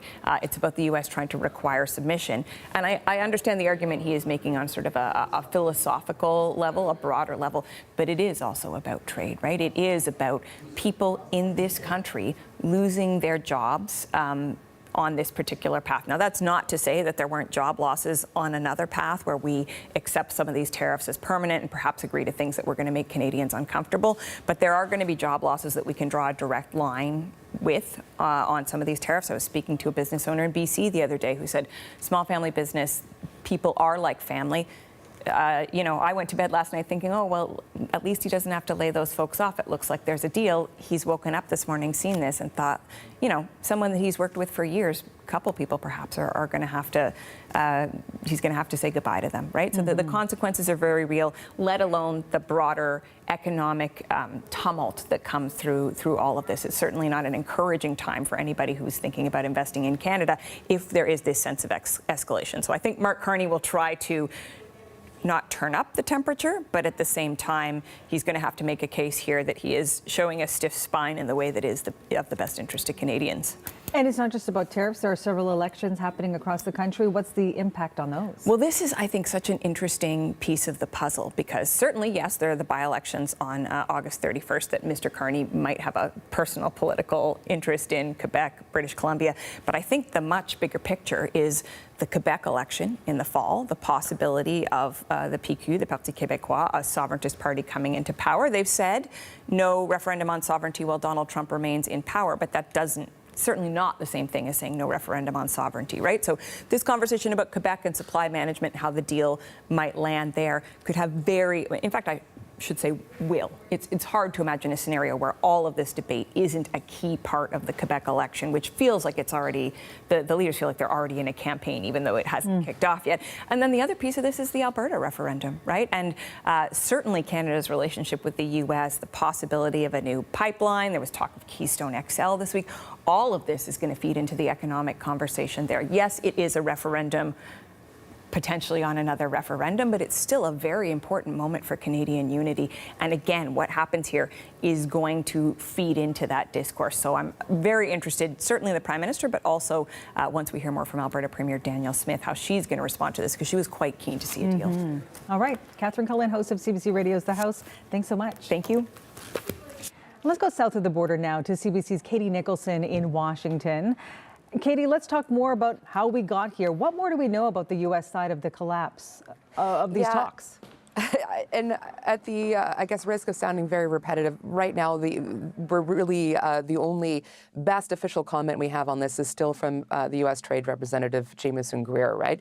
So Greer insisted that the deal on the table last night would have given Canada what he called the best treatment of any major exporter. And of course, he blamed these new demands and what he called were, I guess, walkbacks of other commitments he said that Canada had made on the talks collapsing. So he also cited, of course, Canada's retaliation against the United States as an issue, again, invoking that sort of well-worn talking point we've heard throughout that it was only Canada and China who retaliated against those first rounds of tariffs at the beginning of this administration. So Greer insisted there were going to be these sort of sectoral tariff relief components that would have put Canada in a stronger position. Here's a little bit of what Jameson Greer said last night. This week, the United States agreed to provide even better treatment to Canada, offering significant tariff reductions on steel, aluminum, autos, and lumber in exchange for other concessions from Canada. This is a missed opportunity for Canada to partner with the United States, which is the fastest growing economy in the G7. And on that, I also want to point to my colleague's excellent, deeply sourced reporting around Commerce Secretary Howard Lutnick, and the reporting that he, when he came on board, was not happy with some of those U.S. sectoral concessions. So what role might that have played in ultimately blowing this up? A lot of this sort of still being sorted out. Right now, of course, no new talks on the books. This pause really perhaps now predicated on the reaction of both countries, right? All eyes especially now on U.S. President Donald Trump. The pool has been called. The press pool has been called. He's about to make a departure. So potentially we might hear something from him this morning. And of course, all eyes also in Ottawa on Canadian Prime Minister Mark Carney. How combative could the words be now? How combative could the actions be next? And what is that going to tell us about how this ratchets up tensions between the two countries and also within this trade war, and what potential economic fallout may happen next? So what could the ramifications be in the United States? There's a number of ramifications for the administration here, right? So the U.S. president had been projecting this rosy picture of how close the deal was, as he often does. You heard Catherine Cullen sort of refer to that as well. Just think about how many ceasefires we've been through since February with Iran, right? We keep hearing these projections. So was it really all together, or was this just the president doing, as he sometimes does, painting a rosier picture where the sides may be a little further apart? We are waiting now, of course, for Trump's first public reaction. We have been checking out Truth Social. So far, nothing. The U.S., of course, may also retaliate, especially if Canada unveils these new, as Mark Carney has said, dollar-for-dollar retaliatory measures. We did hear from a senior U.S. official who confirmed Trump is going to be presented a range of options to that end. So the question here is, what does this do? If Canada takes retaliatory measures and if the U.S. also steps up the trade war, that could really impact inflation here in the U.S., which, of course, is a very growing problem, a growing political problem for Trump and the Republicans heading into the midterms. All kind of connects to affordability, which we know is one of the central issues confronting voters, but also senators and representatives who are trying to get their seats back this time around. There are also American businesses that are going to be hurt, longstanding relationships that we have spoken to, some of those business operators this week here in the U.S. And it's really hard to imagine that this is going to improve the Canadian desire to visit the U.S. I'm just thinking about how it was about a month ago, Vermont Senator Peter Welch, he attributed a 40% drop in tourism to sort of frosty Canadian-U.S. relations over all of this. And of course, the president's rhetoric around Canadians and then Canada being the 51st state. So none of this going to really help in the midterms and could potentially damage some of, again, some sort of self-owning damage to the American economy, potentially. Katie Nicholson reporting in Washington. Thanks, Katie. You're welcome. And this failure to secure a deal comes with the wider North American trade pact still unsettled. Talks between the U.S. and Mexico are already underway, but negotiations with Canada have not formally begun. Let's bring in the CBC's Power and Politics host, David Cochran, back for more on this. And you're learning some new details this morning. Yeah, a couple of things I can tell you. One is a scheduling thing. There will be a briefing, a First Minister's call later today at around 2:30 Eastern Time. So the Prime Minister and presumably Dominic LeBlanc and the other officials who are at the bargaining table in Washington, D.C. will be bringing the premiers up to speed on exactly what happened at the table. And what I'm being told by a high-level source is that things fell apart. It wasn't just one particular issue. What they felt was happening is that they reached an agreement with the Americans on a particular topic, and then it kept coming back with looking for further changes on further concessions. And then what was a verbal understanding and a verbal agreement at the table took a more watered down and less favorable form when put into the written text, at least that was being swapped between the bargaining teams. So this is where the trust issue becomes a problem that the Prime Minister was talking about in his statement last night, where it called into question the reliability of any deal, that verbal understandings would often change from the spoken form at the table to the written form when it got to the legally binding document phase, which is always where the crucial bits are in a negotiation like this. And we've seen this in the past, like when President Trump did a deal with Japan. There was one set of understanding between the negotiators and what it looked like, then another set after the Japanese contingent went home in the public expectations. And we saw last-minute changes there where the president was sitting down at the table with a fully negotiated deal and using a Sharpie to cross things out and change numbers. So it appears to have been things that they thought were settled were then reopened later in the talks, trying to change them, and the verbal understanding that existed did not align with the final written form. So that is not the basis for any kind of a sustainable and reliable agreement, especially when it is essentially a one-sided demand for concessions in return for access that you are legally entitled to as one of the signatories of a free trade agreement. And so that's a little bit more insight into where things went sideways over the last number of days. And I suspect a fuller explanation of this will be given to Canada's premiers when they meet with the Prime Minister at 2:30, and presumably with a explanation of what supports and retaliation measures will be on the table, and no doubt a list of expectations coming from the premiers, especially people like Ontario Premier Doug Ford, who's been very restrained in the days leading up to now in terms of what they want and need from the federal government to support the key sectors that are hurt by the existing tariffs, extra hurt by the newer tariffs, and of course, now having to navigate this whole new layer of uncertainty that the collapse of these talks brings. Thanks for this, David. Host of CBC's Power and Politics, David Cochrane. And David will be hosting special coverage of this story beginning in about an hour's time here on CBC News Network.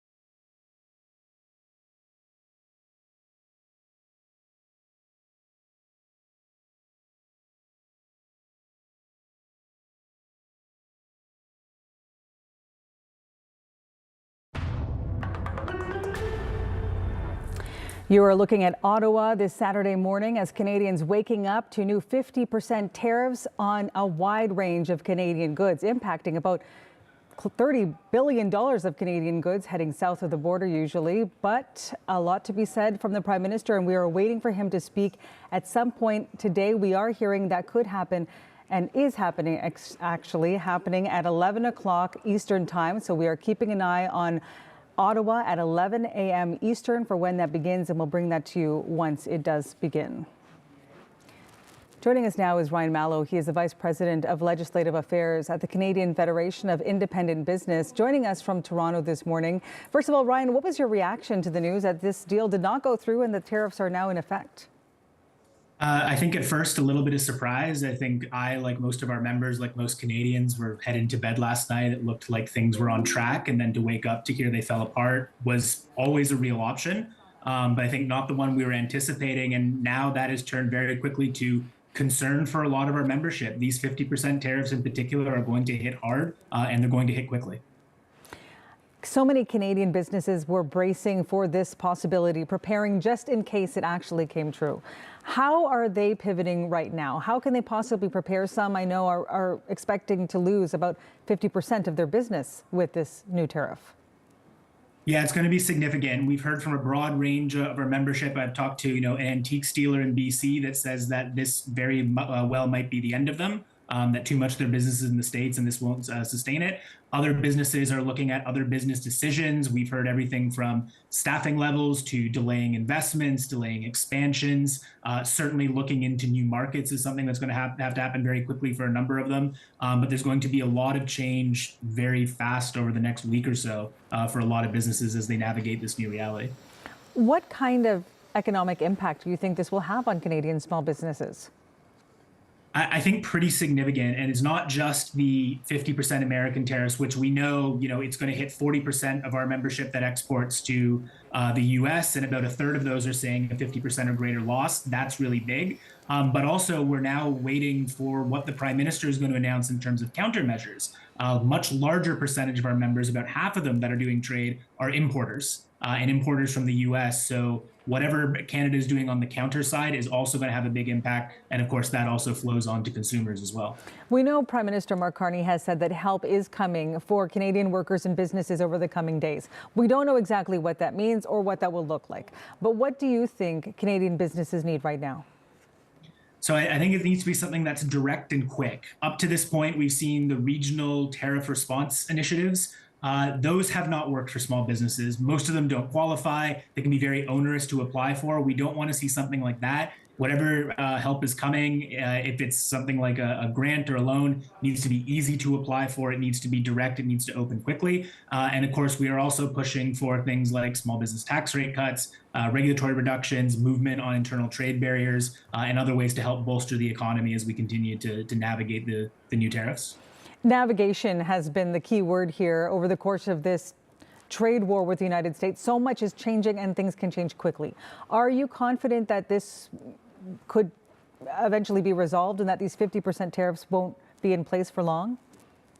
I think that's the hope. And, you want to make sure, as much as we know that folks have walked away from the negotiating table right now, that we are keeping those channels of communication open. I think the longer this goes, the more it really hurts both countries. But our members have also been clear throughout this. This wasn't about getting any deal. It was about getting the right deal. And part of that right deal is a stable one. And if Canada felt that, things were changing at the last minute and that this wasn't something that they could rely on, then it wasn't going to be the best deal if we were going to have to revisit it again in a month. So hopefully when we get back to the table, we're looking for something that's concrete.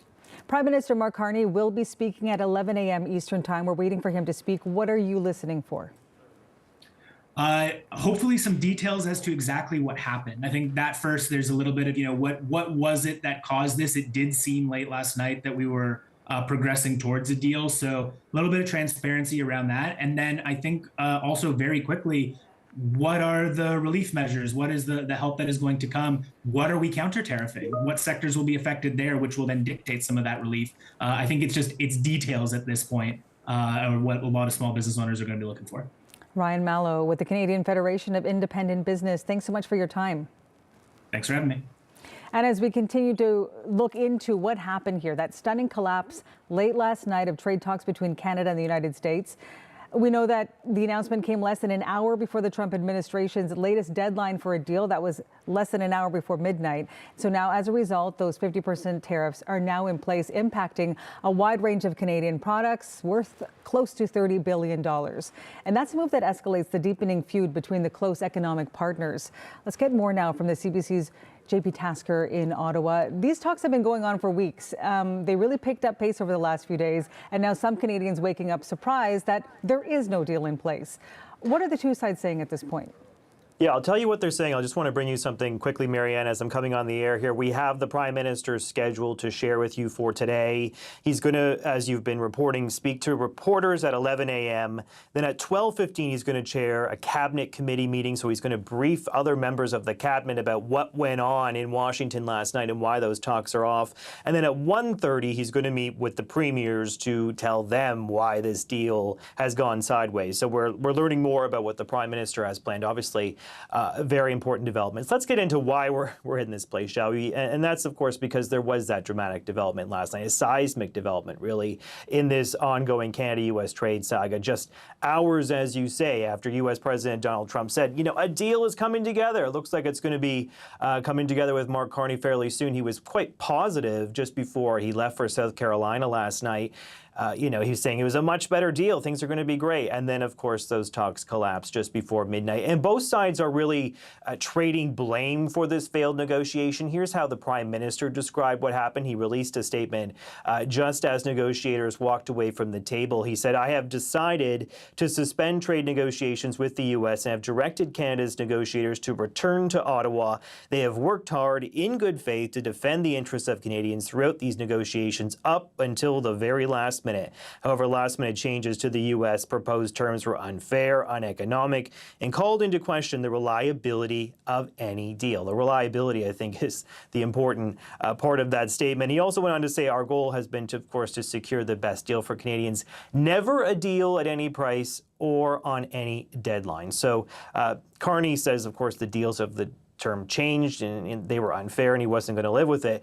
We also heard from U.S. Trade Representative Jamieson Greer, meanwhile, who has been locked in negotiations with the Canadians for weeks, holed up in the U.S. Trade Representative's office just a stone's throw from the White House. He released a statement of his own. He also had a call with reporters after these talks went belly up. Here's part of what he said. Canada declined to finalize the trade deal under the terms agreed earlier this week.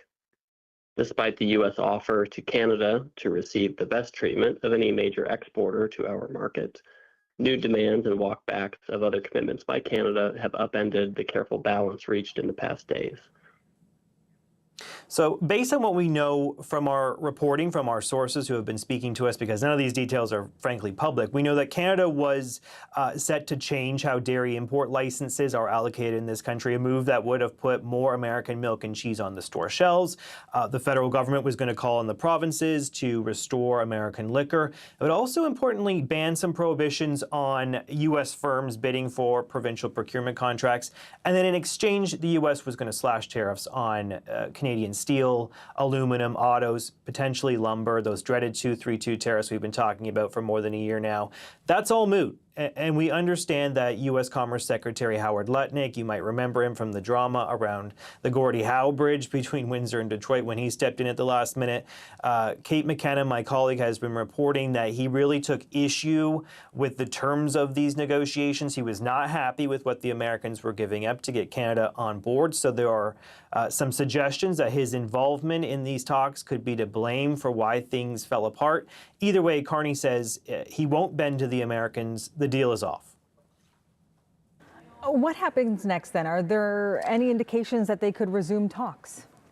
No, frankly, not at this point. I mean, what is next is really more tariffs, more economic pain for people on both sides of the border. The U.S. Customs and Border Protection officials issued guidance last night directing their border guards to start collecting tariffs on a whole host of Canadian products starting right away. Nearly $30 billion worth of products. I think the exact figure is $28 billion or so in Canadian dollars. That's about 5% of all Canadian trade with the United States. Everything from hockey sticks to alcohol to honey to wood products will now face a very punishing 50% tariff, right? Like this is big stuff. 50%. It could wipe out some jobs. One estimate I was looking at this morning from Trevor Toome, a respected economist, is that up to 90,000 jobs are going to be affected by these new tariffs that took effect at midnight. And unlike some of Trump's other tariffs that we've been talking about for a long time, there is no CUSMA exemptions with this round of levies, right? So there's no like special treatment for Canada because we're part of that Canada-US-Mexico agreement. We're going to be hit with the full force of the 50%. So the Prime Minister, when he speaks at 11, will detail perhaps what he's going to do to retaliate against the United States, because we are threatening to match those Trump tariffs dollar for dollar, tariffs of our own. So we're going to hit back. That is what the Prime Minister said is going to happen. And there is no doubt about it, Marianne, that is a significant escalation in this trade war. The future of CUSMA, the future, frankly, of the larger Canada-US trading relationship is in doubt today. The CBC's JP Tasker in Ottawa. Thanks so much. Thank you. Okay, let's take a look at Ottawa and Washington this morning. We'll have continuing coverage throughout the day on the fallout from the failed trade talks with the United States. We are waiting to hear from the Prime Minister, who is confirmed to speak at 11 a.m. Eastern Time. We'll have special live coverage with David Cochrane in Ottawa. Stay with us. You're watching CBC News Network.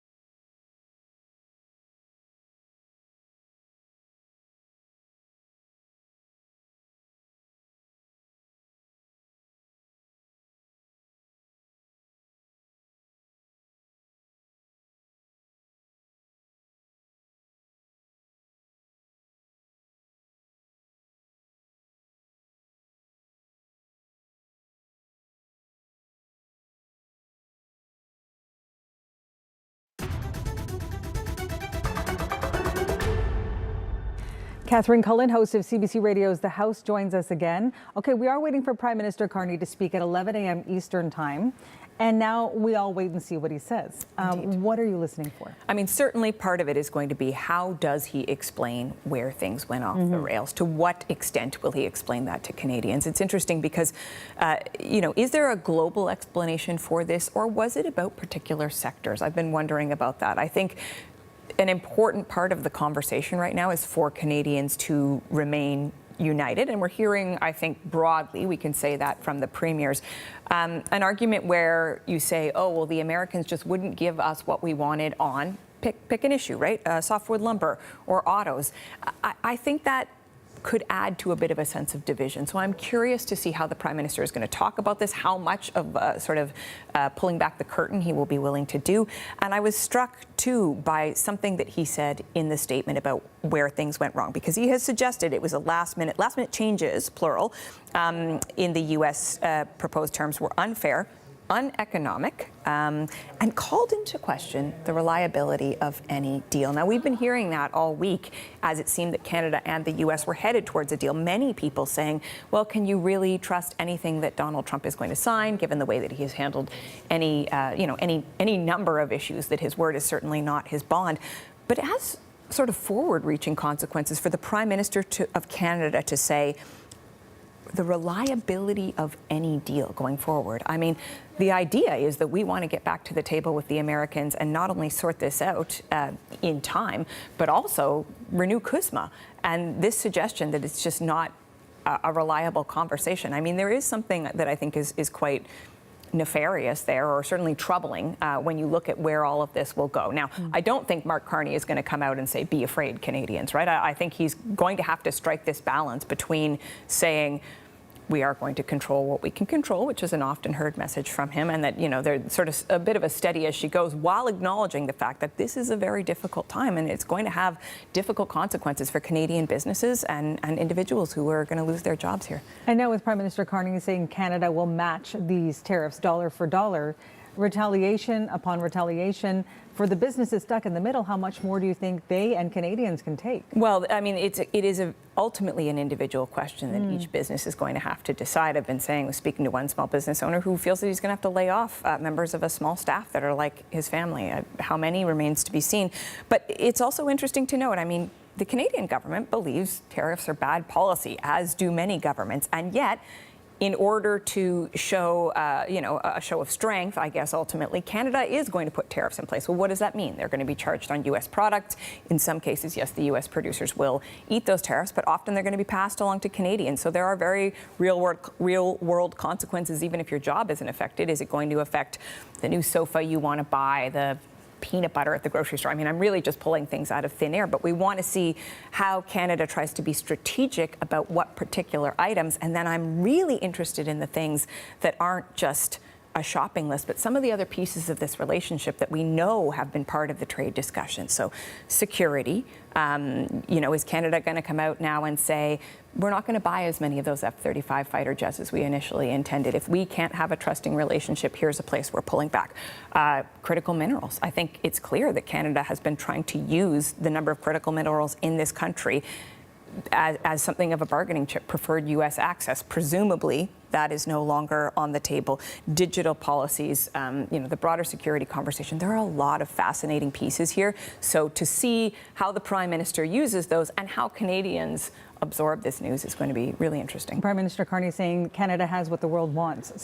But it takes time. I've done international travel with the Prime Minister. I was on that trip to India, Australia, Japan, and it's true. Those countries are, for instance, very hungry for Canadian energy, right? Country after country, a lot of enthusiasm, but that takes infrastructure, right? And it takes time to build that. It's not a switch you can flip in the same way that these tariffs are going to immediately be felt. So trying to balance all of this and see what the path forward looks like. I'm just very interested to hear what the Prime Minister is going to have to say. Catherine Cullen, thanks so much. Thank you.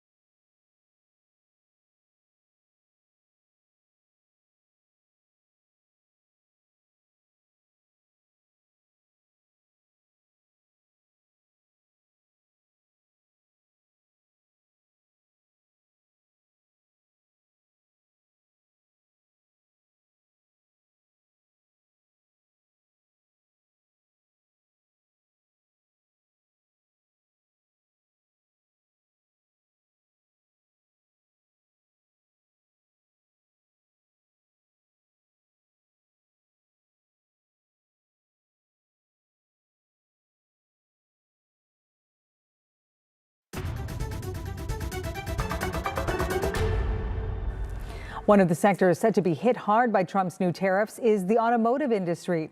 Flavio Volpe is president of the Automotive Parts Manufacturers Association, and he spoke to us about the dynamics of negotiating with the Trump administration and the difficulty of taking on our southern neighbor when the stakes are so high.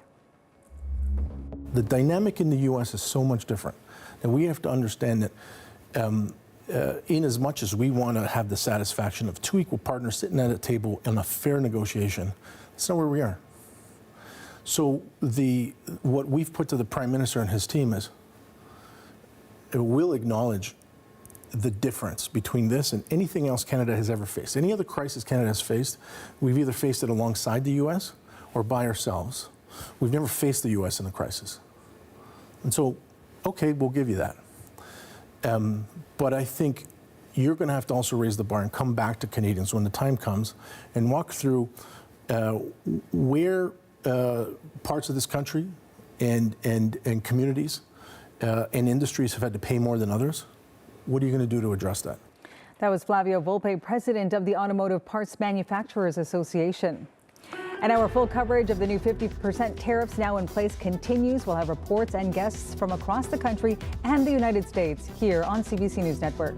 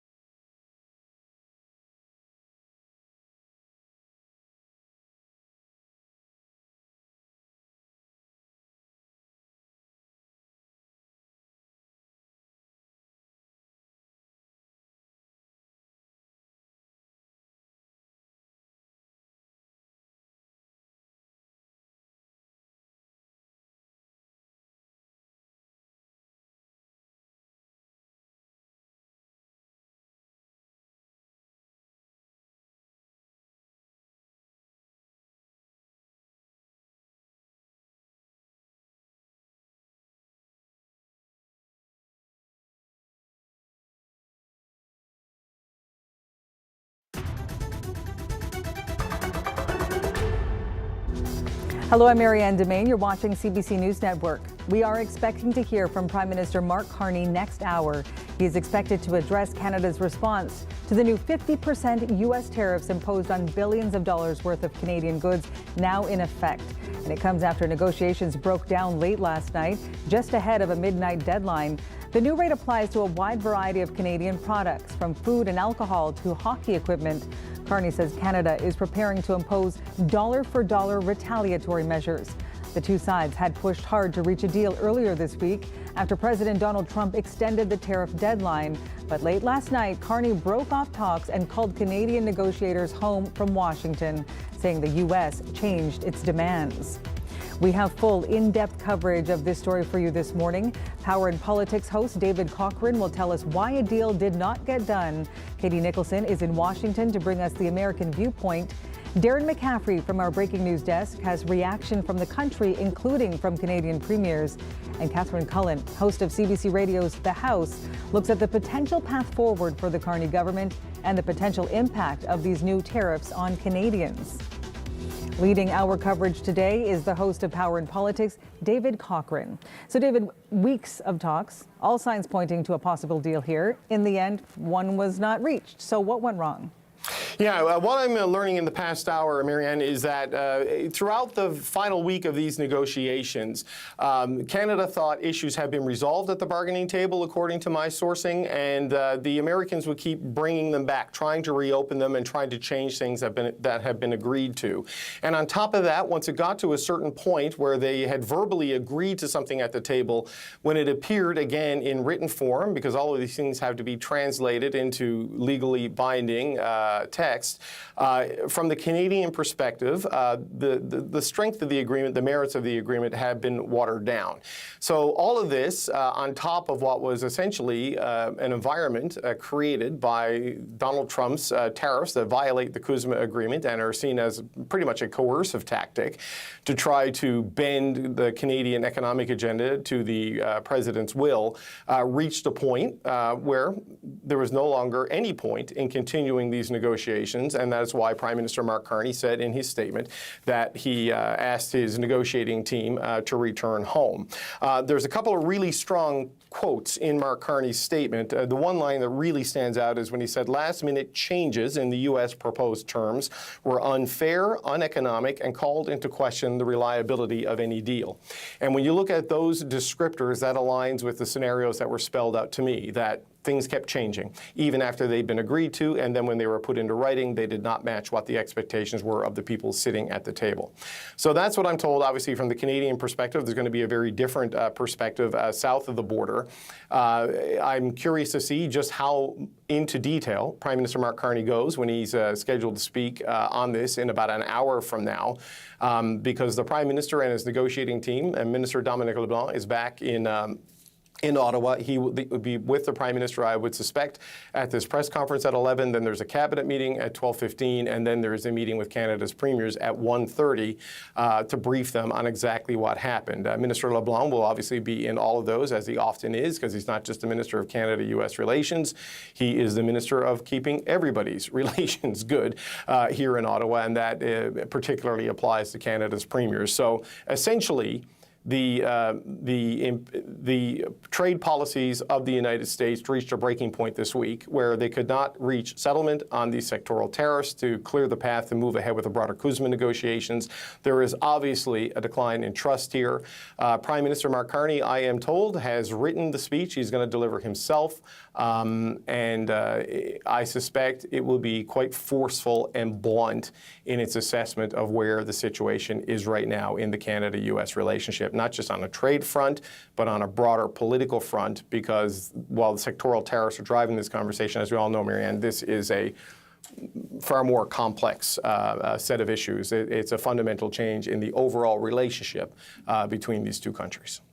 So where do things go from here? I know we're waiting for that update from Prime Minister Mark Carney in less than an hour's time now, but is there any indication that both sides could get back to the bargaining table?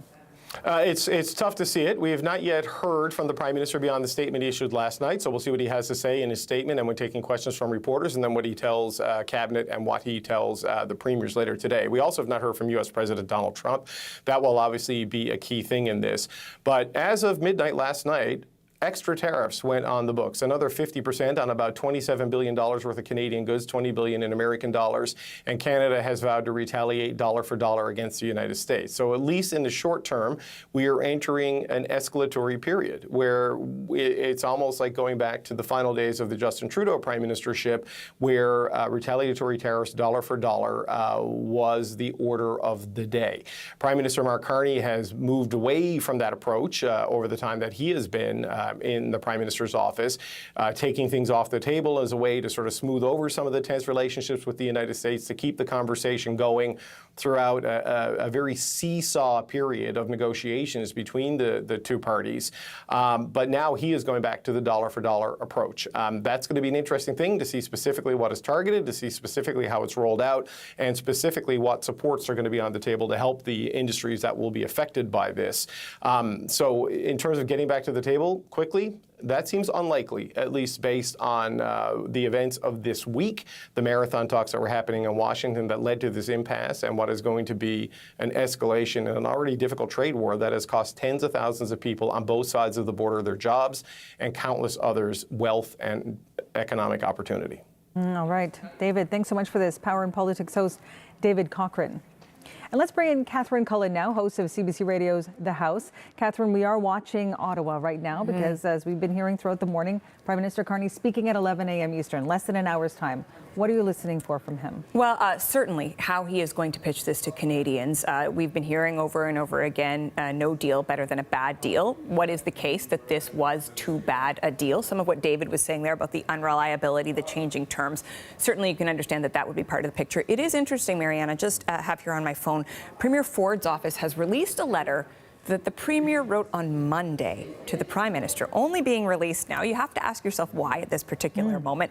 But part of what draws my attention here, pieces of it talk about Premier Ford's proposal for retaliation, if indeed that is needed. He says it has to be dollar for dollar, tariff for tariff. He mentions that the reliable supply of energy and critical minerals remain two of Canada's most strategic advantages. Energy, always an interesting one. We know Doug Ford has threatened before to cut off Ontario energy. There have been questions about whether or not he could actually go ahead with such a thing. Always the question about the possibility of using Alberta oil as a bargaining chip, something that is an absolute non-starter in Alberta. He goes into greater detail and talks about particular states that are the base of the administration supports. Alabama, Arkansas, Florida, the list goes on, suggesting that that is how all of this should be targeted. And of course, and this will be part of the conversation today, talks about the need for support for industries that are affected. We've been focusing a lot, understandably, on the message that the Prime Minister is going to deliver to Canadians, what these retaliatory tariffs might look like, but supports will certainly also be a piece of this as the government tries to help sectors that are struggling, which, yes, there already has been support, but other areas may need support if they're being affected by this latest round of U.S. tariffs. We've been hearing from different premiers. Premier Doug Ford has been a little bit quiet, so interesting that his office would have released that now from earlier this week. Well, I think starting to help frame some of the conversation about the retaliation. And Ford, a key part of his message in his last election was sort of this Captain Canada role that he has tried to take on. It's been politically successful for him. We know he goes on the U.S. networks a lot. But he has sort of been champing at the bit to really push back as needed. You contrast that, well, or perhaps not contrast, you think about that alongside with Manitoba Premier Wab Kinew, who had some of the most interesting comments of the week when he suggested that the Prime Minister wasn't really doing enough to fight, talked about the Prime Minister's desire to have the premiers put U.S. booze back on the shelves. That the way it was phrased was, he said, a step before begging, which is not necessarily what the other premiers are saying. So this moment, the extent to which all the premiers, I think everyone will say that they are on Team Canada and that they don't want a bad deal, but the extent to which they are all willing to tolerate this economic difficulty and this economic uncertainty, the extent to which they focus on a push to get back to the negotiating table, that is going to be very interesting to watch. All right, Catherine, thank you so much. Thank you. Okay, as we continue our coverage, let's go south of the border now to the CBC's Katie Nicholson in Washington. Katie, what are we hearing from those in the United States about this breakdown, the collapse of talks before the midnight deadline? Well, obviously, all eyes are on the U.S. President Donald Trump, who so far, the only post I'm seeing right now is about his ballroom project. So perhaps he's keeping his powder dry to wait and see what the Prime Minister has to say, what these retaliatory dollar-for-dollar measures may be from Canada's perspective before he says something. Although we are expecting potentially a scrum. He is moving. There's a press pool. So we are monitoring that as well to see if he does have something to say. So far, all we really really have to go on is what we heard from the U.S. Trade Representative Jamieson Greer. Now, he was on Fox News today. He did say that there are no new talks scheduled. He did confirm that part. And really, he is the best official comment that we have on sort of the American perspective as to why these things broke down, why these talks broke down. Greer had insisted last night again that this deal would have given Canada sort of the best treatment of any major exporter. He also blamed, kind of similarly what we heard from the Canadians as well, that there were new demands and that he said Canada walked back some other commitments that it had made. And that's sort of what he used to explain how it is that the talks ultimately collapsed. He also, of course, cited that Canada's retaliation against the United States was an issue. And he again talked about how it was only 2 countries that responded or retaliated against that initial round of tariffs that were brought in early in the administration. Of course, that would be China and Canada. So this is sort of how he sort of crafted why it is that the talks fell apart from his perspective. He also addressed the sectoral tariff relief that he said was built into what was on the table. This is a little bit of what Jamieson Greer said about that last night. This week, the United States agreed to provide even better treatment to Canada, offering significant tariff reductions on steel, aluminum, autos, and lumber in exchange for other concessions from Canada. This is a missed opportunity for Canada to partner with the United States, which is the fastest growing economy in the G7. That sectoral relief, our own reporting, my colleagues here at CBC News did some great, deeply sourced work that sort of found in their reporting that Commerce Secretary Howard Lutnick was not happy with some of that sectoral relief that was on the table, and there were questions about what role that might have had in ultimately derailing these talks. So a lot of that's still being teased out. We're looking to hear more about what happened, more sort of leaks to emerge there. But as I said, right now, no new talks on the books. I have been reaching out to various senators and representatives. Of course, the House, the Senate, not in session right now. Everybody's out in their districts. I'm hoping that perhaps somebody, at least along these border states, might want to weigh in on this today. And again, all eyes continue to be on the White House and of course in Ottawa to see what it is that Prime Minister Mark Carney has to say, how combative his words may be, and what that is going to do to potentially ratchet up this trade war and what this economic fallout that follows could be. Let's look at the United States specifically then. What could the ramifications be there? There are a number of potential ramifications for the administration here, because remember, we are heading into the midterms in November. One of the key issues that Trump has had to confront and that Republicans have had to confront is affordability. There are sort of dim views, not a lot of Americans necessarily embracing the strategy of tariffs, and frankly, not a lot of Americans really thinking about it. But what Americans do understand is some of the fallout from the Iran war, right? The price at the pumps, energy. There are issues of affordability. There have been studies that have shown that there have been inflationary effects from Trump's sort of tariffs that have been brought in over the last year and a half. And so the question is this going to push inflation up ahead of the midterms? Are they going to have more of this kind of economic fallout that this administration and Republicans are going to have to explain to their constituents, and what kind of a role might this play with voters? There are also American businesses that are going to be affected by this, and of course American consumers. If you add, who pays the tariffs ultimately? This has been the big experiment, right? It trickles down, either the businesses swallow it or the consumers do. So there are going to be issues here with that as well. Think about some of the other things that have happened with this rhetoric, with this trade war, the falling out of relations between Canadians and Americans, the longstanding business arrangements. There are businesses on this side of the border that have had very strong relations with Canadian business providers. And so we've been talking to some of them over the past week, how that's going to impact their businesses here. And then I also just think about tourism, right? So Senator Peter Weld Welch from Vermont. It was about a month ago he had testified that tourism is down 40% in that state. He attributed that directly to the rhetoric coming from this White House and the trade war. So could there be more potential economic impacts from a tourism side for the U.S. because of this, as Canadians potentially double down here in their anger towards the U.S.? Katie Nicholson reporting in Washington. Thanks, Katie. You're welcome. Looking at Parliament Hill this hour, we are expecting to hear from the Prime Minister at 11 a.m. Eastern about those 50% tariffs now in effect. In a statement last night, Mark Carney said last-minute changes by the U.S. to a proposed deal were unfair and uneconomic, and he vowed to match Trump's crushing tariffs dollar for dollar. We'll take you to the Prime Minister in Ottawa as soon as he speaks, here on CBC News Network.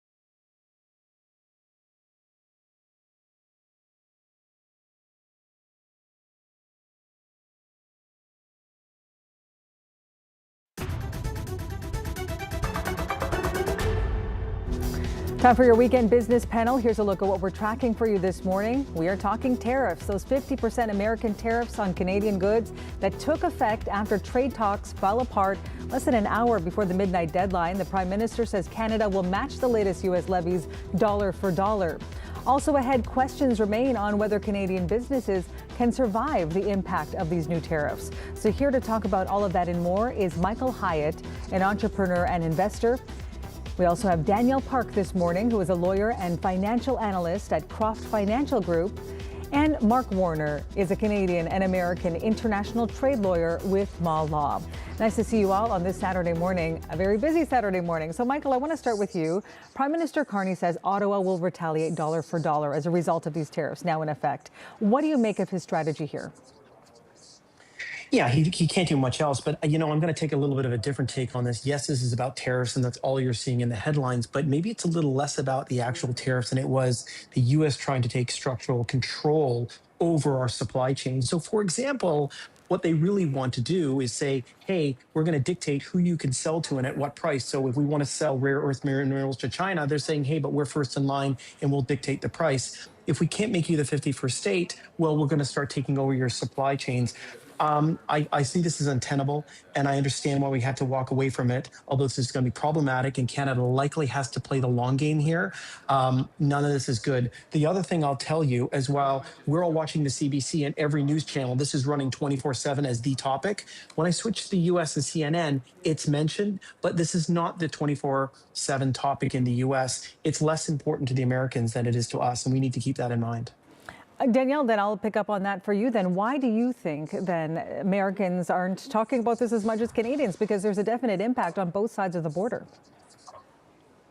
Yes, but there's also a certain arrogance that comes from being the largest economy in the world and having such great influence over trading partners, you know, that depend on them for purchasing their goods and services to a very large degree. And unfortunately, Canada, as you know, is in a very vulnerable position. We're not in a parity sort of situation to go toe-to-toe with this trading partner. There's a reason that Mexico has also had a hard time coming to, you know, sort of final terms here, because we and Mexico are the most vulnerable in the tariff wars that have been going on now for the past couple of years. I'm really watching the financial markets in this. I think that they're going to play a significant role. For example, the last time we had this sort of tariff tat breakout, we saw the US dollar really soar against the loonie. Year to date, the loonie has been strengthening, certainly since June, up about almost 4% against the US dollar. So as this sort of story waves hit the markets on Monday, we could see again potentially a significant decline in the US in the Canadian dollar, and of course that plays into our export ratios as well, and also our interest rate differential is a big impact, and I'm watching that very closely. Mark, the products that are impacted by this new 50% tariff, it's wide-ranging, worth close to $30 billion. Are there any particular sectors you have your eyes on right now? Well, I think the one that stands out to me is wines and spirits, because with all the rah about the provincial liquor bans, what's been lost in up to now, I think, is the fact that the Americans, to this point, haven't retaliated on our wines and spirits. And 50% of the spirits that are produced in Canada are sold in the United States. And that would have a real effect, these 50% tariffs on that, in terms of what we sell there. And you back that back up into other parts of the economy, the sort of inputs that go into making spirits. So that's one to watch. There's a lot more. I think it's more, for me, the main message is that up until now, Trump, apart from the sectoral tariffs, had given a sort of compliance exemption for the CUSMA or the USMCA. That will not be the case for the Section 338 tariffs. And I think that's a bit of a warning to Canada that, you know, if you're being tough because you think 85% of your trade is not covered by tariffs, have a look at what this feels like. Michael, Prime Minister Mark Carney speaking in less than an hour's time. What are you listening for in his address? Yeah, I think he's going to tell the country it was untenable and we couldn't accept it. Now I just wonder what the administration of the U.S. is going to do. Sunday morning is the big news cycle and the big shows that come out Sunday morning. Do you think that administration will increase tariffs again? I don't know. It's unpredictable. Maybe they go to 75%. I'm not saying that will happen, but it's not really predictable, right, what will happen. The problem for Canada is very, very simple. We put ourselves over the past decade and decades in a bad situation. We didn't build the pipelines. We didn't build the mines. We didn't have other places to sell our products to, and now we're stuck, and it's going to take 5 and 10 years for us to get those new clients and sell. Let me give you an example. Alberta, we sell our oil to the US. Our oil is cheap because it's logistically trapped in a landmass, and we sell it down to the US. Do you know what they do with our oil? They sell our oil for a profit. Think about that. They take our oil, they love it, they refine it, they sell it for a profit, right? Because we don't have anywhere else to sell it because we didn't build the pipelines or the infrastructure. We were worried about the environment and all these other treaties. The problem is that we didn't do the things to not be in a bad situation. We're not a leveraged situation. We have very little leverage on the U.S. Yes, we can tactically get them in some swing states and stuff like that. But the fact that you're not going to cripple the U.S. economy, you're not going to slow them down, you're not probably going to change the midterms. We're going to have to play the long game on this. We're in a relatively bad situation that the U.S. administration could just wake up on Monday and make worse. So this is going to be a tough slog for Canada. I don't think there's any easy going on this. Danielle, what's your biggest concern if this goes on for a long time? Well, the volatility and the completely unpredictable nature. And quite honestly, last night I wasn't surprised that this deal fell apart. And I wasn't even going to be encouraged that much if there had been some kind of a deal, because it's constantly in flux and flow. And every month or every year, they're going to be reviewing this. So there's no stability for business to really bank on in this environment. But I think there's something here that we maybe are discounting, which is Canada is now the 5th largest holder of U.S. treasuries in the world. And that makes us have some influence with respect to this much the talked about issue of late, which is the U.S. having a $40 trillion federal debt and it having run a deficit of almost 6% now for many, many years. The federal debt has doubled since 2020 in the U.S. And I think that our former Bank of England, Bank of Canada governor, who is now the prime minister of our country, is very aware of the capital markets aspect of this. And I think that he has been accumulating. For example, our holdings of U.S. treasuries has gone up about 30% in the last 2 years since Mark Carney's been in power.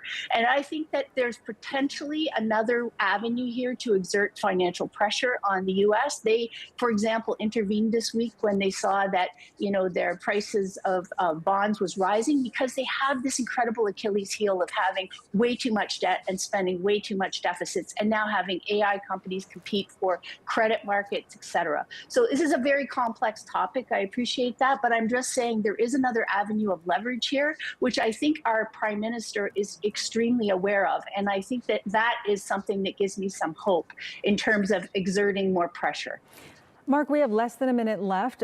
This is quite the escalation in this trade war. What are you concerned about right now? I'm concerned that Mark Carney listens to what she just said. No, Canada play. There's no way for Canada to play the monetary game with the United States without it having devastating effect on Canada. That's why the Chinese haven't played that game and the Europeans haven't played that game. A lot of people talk about it. Nobody's going to do it. I'm waiting to see that we have a measured response from the Prime Minister and find some way to get back to the table. Thanks for joining us on this weekend business panel on this Tariff Saturday. Michael Hyatt, entrepreneur and investor; Danielle Park, lawyer and financial analyst at Croft Financial Group; and Mark Warner, a Canadian and American international trade lawyer with Ma Law. And remember, you can watch the weekend business panel every Saturday right here on CBC News Network.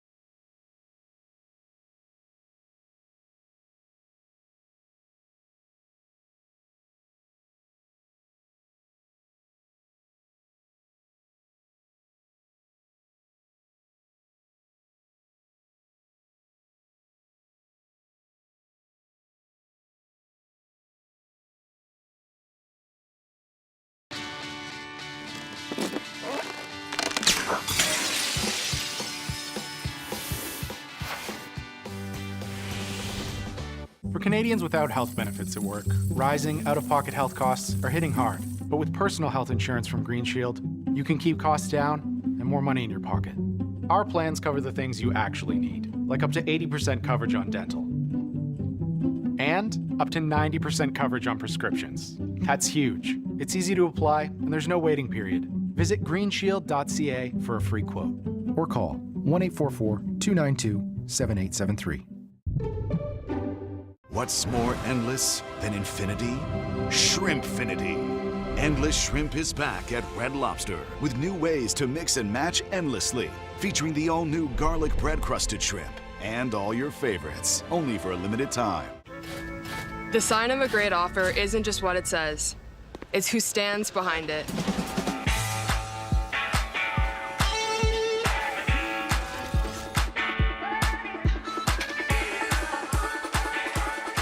It's the price we pay all year long, and right now you pay what we pay.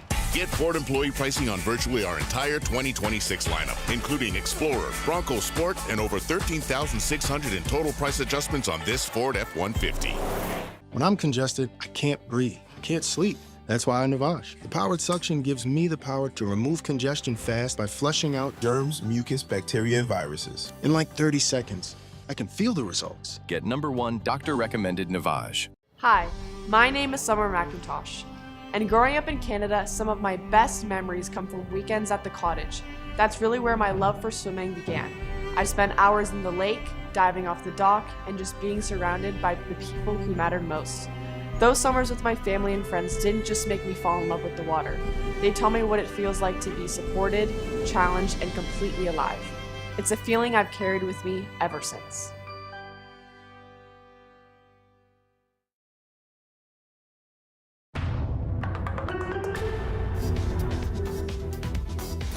This is a live shot of the Prime Minister's podium, where Mark Carney will address Canadians in about 27 minutes from now, with an explanation as to why talks with the United States fell apart last night in Washington, D.C., what the next steps will be in what is now an escalating period of the trade war with the United States, and what Mark Carney will do and what his government will do to stabilize the Canadian economy, reassure everyday Canadians, and support Canadian businesses as the trade war with U.S. President Donald Trump moves to yet another phase.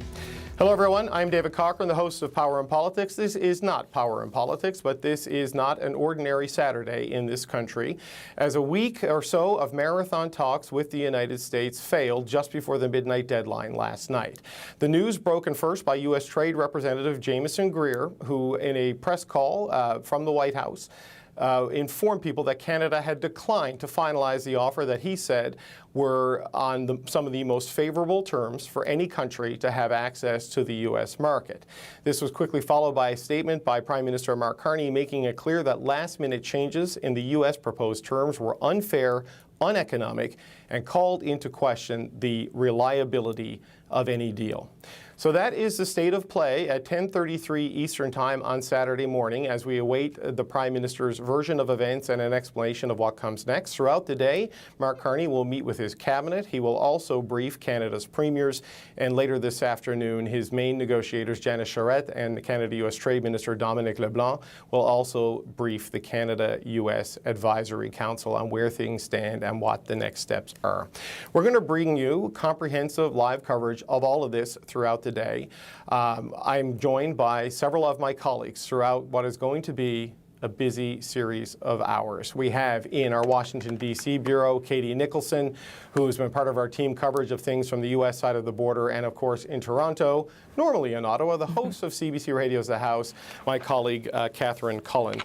So Catherine, let's start with you if we can. We have seen some pretty strong language from Prime Minister Mark Carney in this statement, in particular that line about calling into question the reliability of any deal. Well, what do you take from that? Yeah, I mean, I think that leaves us obviously with questions about what the path forward from this could be. A lot of the focus today, understandably, is going to be on what these dollar-for-dollar tariffs are going to look like, what other measures the Canadian government might be considering, what other bargaining chips it has, be it critical minerals, conversation around defense. But fundamentally, this is not where Canadians want to be. The Canadian government does not believe that tariffs are broadly good economic policy. So the hope would be to get things back to a place of greater normal. That would require going back to the negotiating table, let alone the conversation about the future of the CUSMA trade deal. But if indeed there are questions about the reliability of any deal, as the Prime Minister's statement says, David, well, how much room to maneuver does that leave? How do you get back to the negotiating table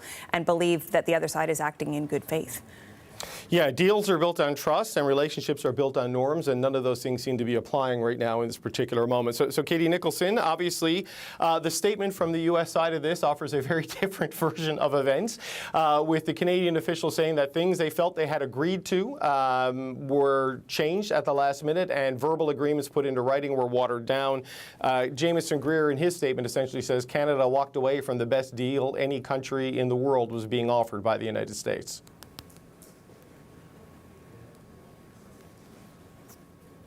Oh, I don't know if Katie Nicholson can hear me there. Katie, okay, Katie's not there, I don't think. All right, we'll come back. Well, Catherine, let's talk about that, if you're still there.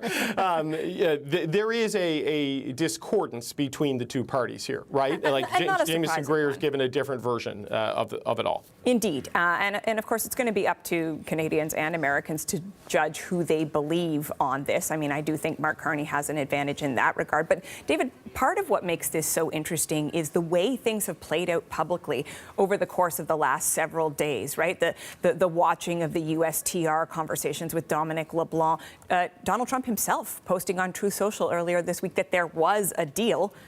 Demonstrably not the case, but the conversations amongst Canadians, there was this building sense. I won't say it was at all unanimous. Certainly some premiers were very enthusiastic about the possibility of avoiding these 50% tariffs based on what they knew of the deal that Mark Carney was chasing. But you think about the comments of Wab Kinew, for instance, who said, you know, I think Canada should keep fighting. I think Donald Trump is weak. I think we could do better. Chrystia Freeland, former Deputy Prime Minister, Liberal leadership candidate, Finance Minister, she had a lot to say about the idea that this wasn't necessarily a particularly good deal. And certainly there was anxiety that we were hearing from different corners of industry about the idea of accepting a certain level of tariffs. Now, it's hard to imagine a scenario where Canada goes back to zero sectoral tariffs, although certainly that is what Conservative leader Pierre Poilievre said was the only acceptable outcome. Yeah. But at the same time, there is something about saying, okay, we will tolerate tariffs at 25% for a particular sector, saying we can live with this because it does put you on difficult footing for a path forward as you continue to negotiate, for instance, the future of CUSMA. So there was some criticism building. Again, I don't want to suggest it was unanimous, but I was wondering how Mark Carney was going to manage that moment politically. I got to say, when I woke up this morning, I was like, well, he has a different problem on his hands, doesn't he? So how is he going to manage this moment politically? And it is, I mean, we can't underestimate what a crucial moment this is for him, because this is going to be tough on Canadians, and he has to make the pitch today and going forward that it is the right choice. No, there's no question it's a difficult moment. There was certainly a lot of unease on the direction of these negotiations based on what the premiers were told when they were briefed on Wednesday, right? And in terms of that, essentially you are accepting a baseline of some sort of tariffs on critical industries in return for even more concessions. And for Ontario Premier Doug Ford in particular, this would have been a tough thing to swallow. And as you say, we're in a different situation right now, but it's interesting when you look at the language from the U.S. side, Catherine, because it's clear the ability to get a zero tariff deal, that's over for any country on earth with the United States. But you see the language in Jamieson Greer's statement that Canada has continued to enjoy the best treatment in the world. Well, yes, that's true, but because since 1988, this country has had a free trade agreement with the United States, one that was renewed in 2018 with this very president, on the terms of which he is now violating. And then he lumps Canada in with China, saying that even after, like China, retaliating against the United States, well, there's only retaliation because of the violation of the CUSMA agreement and the imposition of tariffs by the president on Canada. And what they say, the U.S., Catherine, is that they're offering significant tariff reductions on steel, aluminum, autos, and lumber. This is true. There was an offer to reduce tariffs, but these were the reduction of essentially illegal and coercive tariffs that Canada would then have to accept in negotiated form rather than endure in an imposed form. And that changes the politics on this side of the border and the reality on this sort of border fundamentally. It does. And, you know, Bob Ray was on CBC News Network earlier today saying that he didn't think this was fundamentally about trade. It was about submission. And I think there's something to what you're saying there about accepting a particular level of tariffs that would be viewed politically in some quarters. I certainly wouldn't say universally as submission. It's also worth noting, David, that public opinion broadly suggests that Canadians are in a bit of a fighting mood about the relationship with the U.S. right now and tariffs. But I have wondered all throughout this week about the fact of asking people in abstract, do you want to keep fighting, versus the specifics of a particular product costs more now because of this. You know, the trip to the grocery store, new furniture, whatever it might be. You know, your neighbor just got laid off because of this. The balance that Mark Carney will strike today, and I don't know what it's going to be, but I'm interested in, you know, both the economic argument he's going to make, but sort of the tone that he is going to cast here, because I do think it's very easy to see how the situation could escalate and escalate. You know, complaints of unfairness on both sides. How does he draw a line here for Canadians that says this is what we believe we need to do, make a compelling case that will certainly be picked apart by people who do not agree with him politically?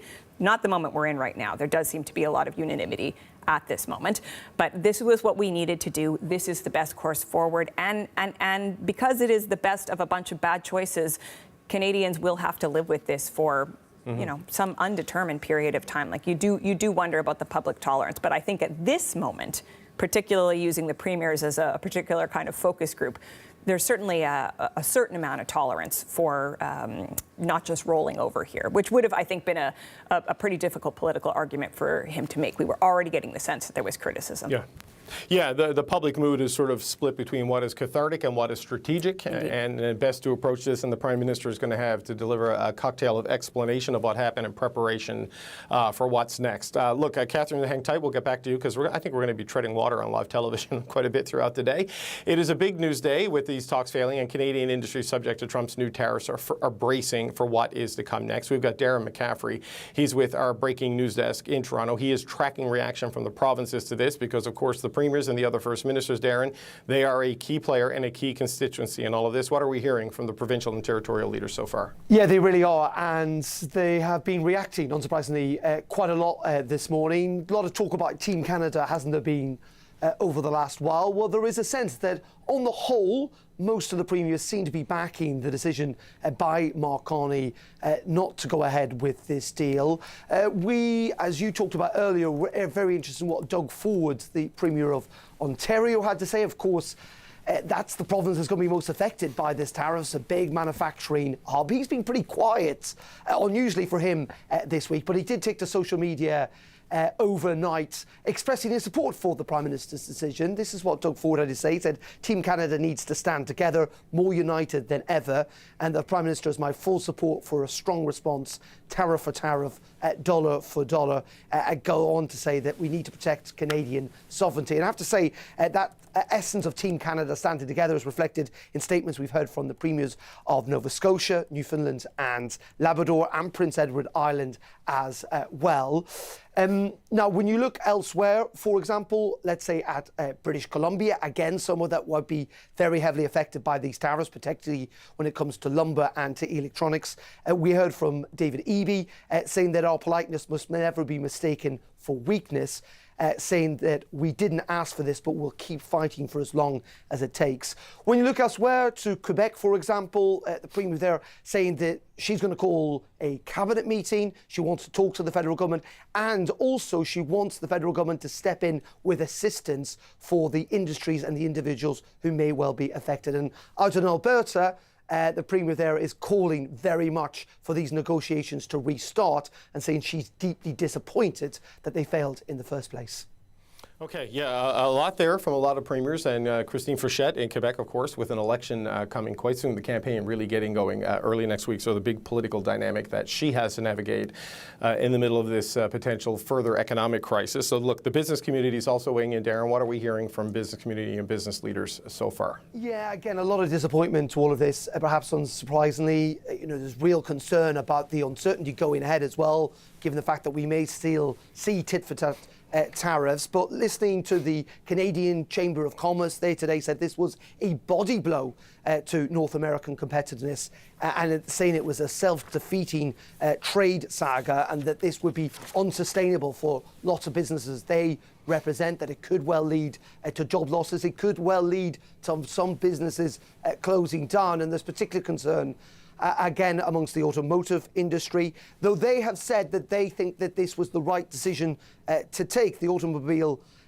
Parts Manufacturing Association said the Prime Minister promised the Canadians he would walk away from a bad deal, and he's kept his word, and the Canadians will appreciate that. So again, a kind of measured response in terms of backing the Prime Minister's decision not to accept this deal, but on the whole, real concern going forward about the impact this will have on individual companies and individual sectors, and also that continued concern about the uncertainty that has weighed, that blanket of uncertainty I think that you talked about earlier, David, that has weighed already on the Canadian economy over the last 18 months and looks like it is going to continue for months to come. Darren, thank you so much. We'll be checking back with you throughout the day. Look, the new 50% U.S. tariffs, they hit a wide range of Canadian products worth about $27 billion. Catherine Cullen is here with me to help lead our special coverage as we wait for the Prime Minister to speak in about 14 minutes from now. You can see that shot on the side of the screen. The $27 billion in tariffs, Catherine, I was in Charlottetown for the Premier's Conference when we started to get a lot of these details. And the analysis we heard from the Premiers was that it was very strategically targeted at maybe some of the bigger liquor markets like Ontario and Quebec, and maybe some of the more intransigent premiers such as Doug Ford and David Eby, noting that, of course, Alberta and Saskatchewan were maybe spared a little bit in this particular thing. We don't yet know what Canada's response will be. I don't know if we're going to get that level of granular detail when the Prime Minister speaks today. But in the past, what we've seen with strategic tariffs, because this is not the first trade war we've had in our time covering things here in Ottawa, they try to find a fault line somewhere on the other side of the border and hit it with as much force as possible. Yeah, but also mindful of how these potential tariffs could affect Canadians. I mean, it's interesting what you were saying, David, about the list for the 50% tariffs. And obviously there is something of a divide and conquer mentality there. I mean, we keep hearing this phrase, Team Canada, over and over, and it can sound a bit pat. But we have seen over the course of this whole conversation, certainly going back to Justin Trudeau, the places where there have been some strain, right? Like the question of using Alberta Energy as a bargaining chip. I note that that letter that Premier Ford's office put out this morning that predates a lot of this, right? It goes back to the 17th, talks about both critical minerals and energy as being essentially powerful things that Canadians can add to the conversation. Now, I'm not trying to suggest that Premier Ford is talking about Alberta oil. I don't know that. He's certainly talked about Ontario energy that's being shipped to the States as a potential bargaining chip in the past, and that has proven to be quite a difficult conversation. Ford ultimately ended up stepping back. There were questions about whether or not he could even ultimately pull off exactly what he was talking about. But there are strains. And again, like Alberta Premier Danielle Smith has said she's disappointed in what's happened. I'm curious when we finally hear her speak how she and Scott Moe will talk about this. Scott Moe was out earlier this week when there were the initial suggestions of a deal when President Trump said that there was one.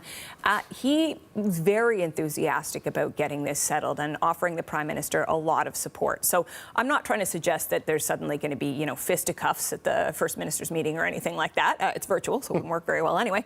But I do think that there is the potential for strain here as in this conversation about how Canada responds, who is affected, because the premiers are looking out for what is in the best interests of the people in their provinces. I also think the provincial conversation, I mean, part of what is so important about this are these two polls that are playing out right now in Quebec and Alberta that have implications for the future of the country. The Quebec election, the Alberta referendum, there's no question that what's happening right now is going to play into that and has potentially meaningful consequences for national unity. Yes, and that dynamic is an important one to know, Catherine, as Canada prepares its response, because while, Danielle Smith says do not use our energy resources as a bargaining chip in this, and Scott Moe said the same thing on potash. There is a chorus of people out there saying we need export taxes and different things on these products to put maximal pressure on the United States, but when you're trying to push back the separatist sentiment in Alberta, using their core economy to help protect the central Canadian economy feeds the sentiment that is there. You look at Quebec, Madame Fréchette has an economy where aluminum is tariffed, softwood lumber, culture is under threat, and she is trying to revive a multi-term government that is trailing in the polls with a separatist leader set to potentially gain the premiership of Quebec should that election go the PQ's way. Premier this week, and one of the reasons that might be is because that election campaign is going to kick off any day now, particularly this question of supply management. It's clear there was a lot of anxiety around that. She said that she had several questions for the Prime Minister in the Prime Minister's office after the premiers got their initial briefing about the state of negotiations. And even when she got the answer, she's out the next day talking about that. She said, we are still going to have to assess this, figure out what we think of it. It is deeply politicized in the way that things become during the election campaign, although, again, all of this is so political because it is a subject of such, I think, passion for Canadians, right? The questions about our sovereignty, the questions about our economy, people worried about their jobs, people worried about their bills. But how she manages this, how the Parti Québécois manage this, how the Liberal Party, to some extent, manage this as well. It's true that the PQ said just this week that they would not have a referendum while Donald Trump was in power. They didn't think it was in Quebec's best interest, but that's not the same as saying we won't have a referendum. No. It's clear that the PQ, and particularly this Parti Québécois leader, is very committed to that idea. So national unity consequences there. Again, the vote in Alberta, both of those things happening in October. This is inevitably the backdrop to that. And the sense that all of the country gets a fair shake, I think, is going to be quite important. It's a key piece of what Mark Carney needs to try to communicate today. Yes, and the PQ also threatening to tear up that hydro deal, the Churchill Falls deal with Newfoundland and Labrador. So a lot at stake in the next 6 to 8 weeks in Quebec. I think we have finally been able to connect south of the border with our colleague, the CBC's Katie Nicholson, who is in Washington. Katie, I think there was a tariff imposed on the audio between you and me. Yes. I think we've gotten around it now. Walk us through what you're hearing from the U.S. side on where things stand now, about 12 hours after talks have failed. I mean, obviously, everybody is waiting to see what the U.S. president is going to say. He's currently at a golf course. We followed his motorcade. No comment so far. And so far, the only thing he's posted on Truth Social is about his ballroom project. So it could be he's waiting to see what Prime Minister Carney says. But we did hear from the U.S. Trade Representative underscoring again on Fox News this morning what he said last night, which is that the U.S. is prepared to forward to him a number of more retaliatory measures in response to Canadian retaliatory measures. So again, this is the language of escalation. This is certainly far from the rosy picture that we heard the U.S. president paint earlier in the week, a deal that may have been imminent, but that could be inked at any moment.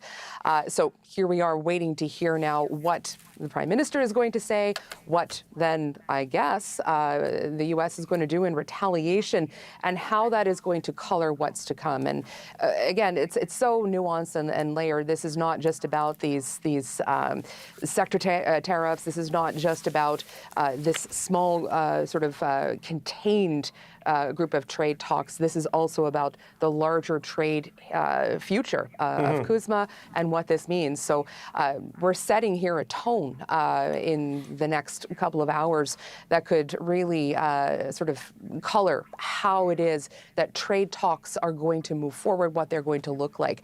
I've been reaching out to various representatives and senators, obviously the House and the Senate not in session right now, but I'm thinking of some rather spicy comments I've had in the past from Representative Shelley Pingree in Maine, and how this could actually also color how this issue is seen in the midterms. You know, a lot of Americans aren't paying attention necessarily necessarily to tariffs, but they are paying attention to affordability. We know that the tariffs have created these inflationary pressures here that Scott Bessent has been trying to get a hold of, that the Fed here has been trying to get a hold of, sort of a stranglehold on.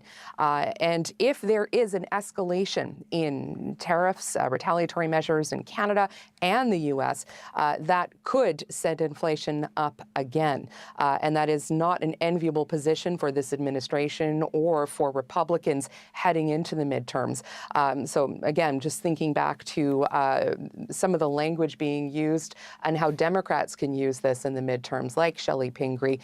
Maine, of course, a state that has so much cross-border trade with Canada.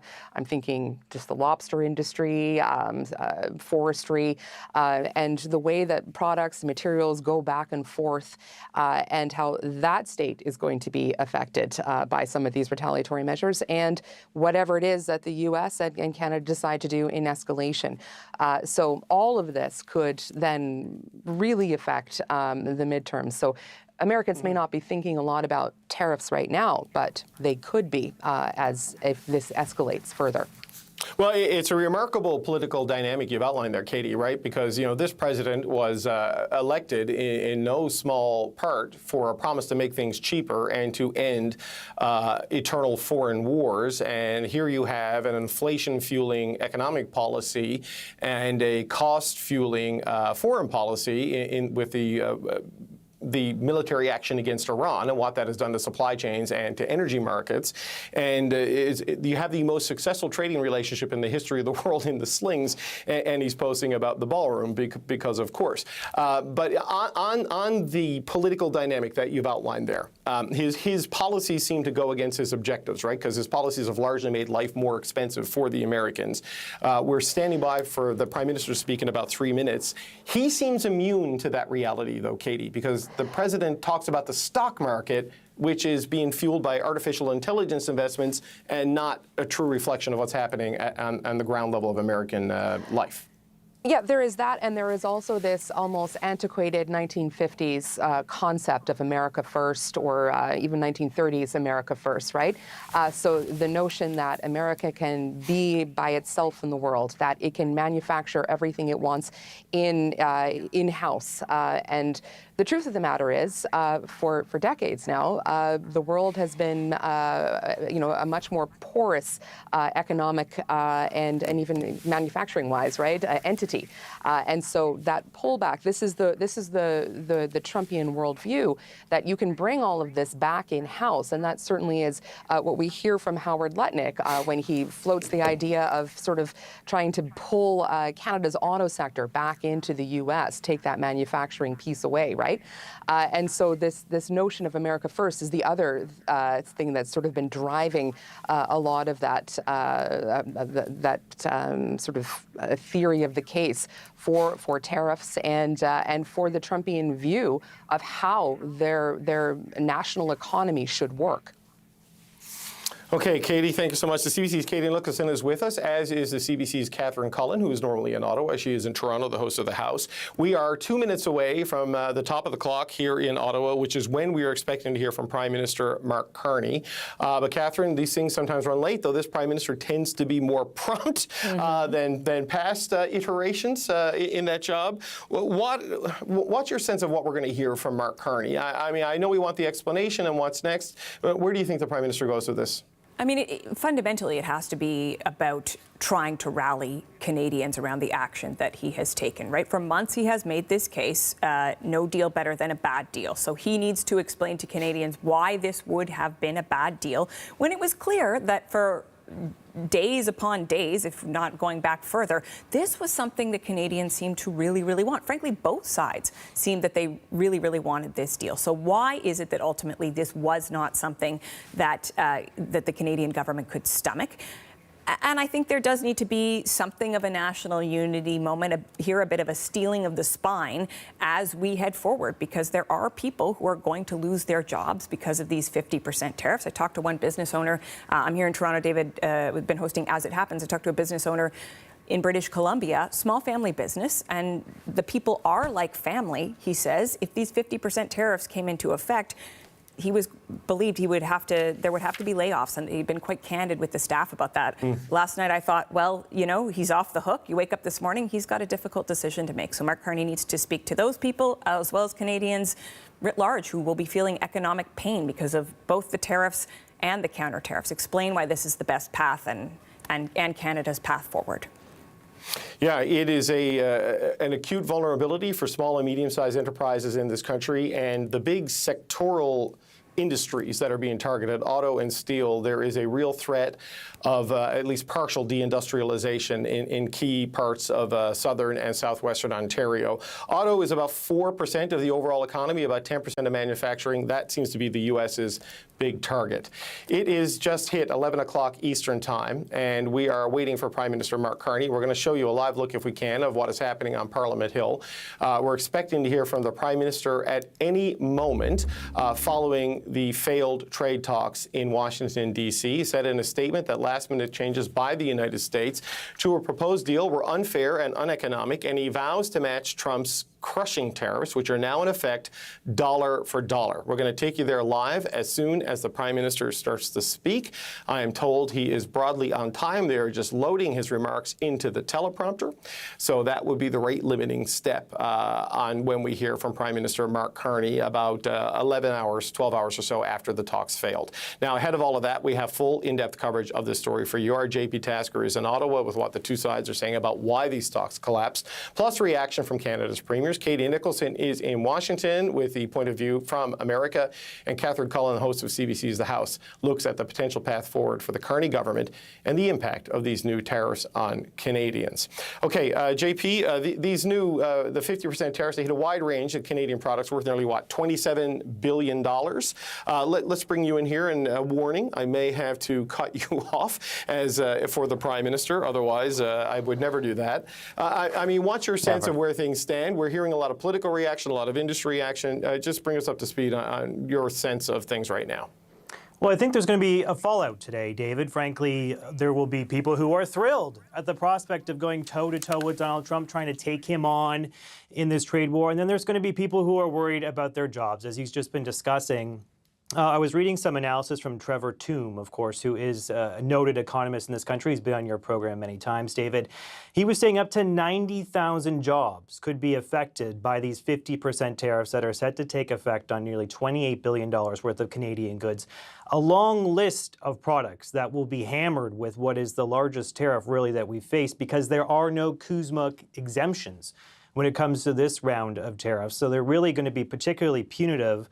Hockey stick manufacturers, a lot of folks in the lumber industry are worried because there's more wood products that are now potentially facing these 50% tariffs. So a lot of economic pain will follow this announcement from the United States last night that they're going to move ahead with these 50% tariffs. But then there are equally going to be people in this country who are spoiling for a fight. And so I think that the Prime Minister is going to have to, as Catherine says, address both of those concerns. People who want to take on the president, who want to impose those dollar for dollar tariffs that will really punish American interests, but also those who have to think about payroll tomorrow. How are people going to get up and look at, their products now facing huge tariffs that could be limiting?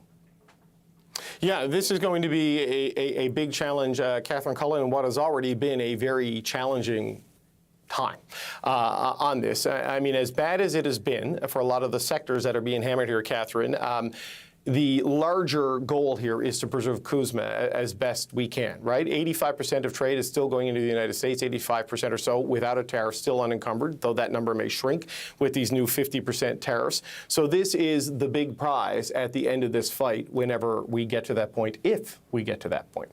Right, and then you go back to the Prime Minister's comments in the statement that he put out earlier, which questions essentially the ability of the two sides to have negotiations in good faith, given what happened over the course of the last 24 hours. It's also worth noting, David, this is it, right? This is the reason that Canadians, certainly not all Canadians, but many of the Canadians who voted for Mark Carney, the job they wanted him to do was to put Canada in a better position vis-a-vis the United States, to lead Canada through this time of trade uncertainty. I mean, this has to be the biggest test of that. Certainly, we've seen tests when he was in the White House the first time alongside Donald Trump, and they were the president was patting Mark Carney on the back. He's talked about him as a great guy. The Prime Minister says Canada is not for sale. We are definitely at a different inflection point here, but it is a crucial one. So Mark Carney has said, I'm good in a crisis. That's why you should make me Prime Minister. I'm good at moments like this.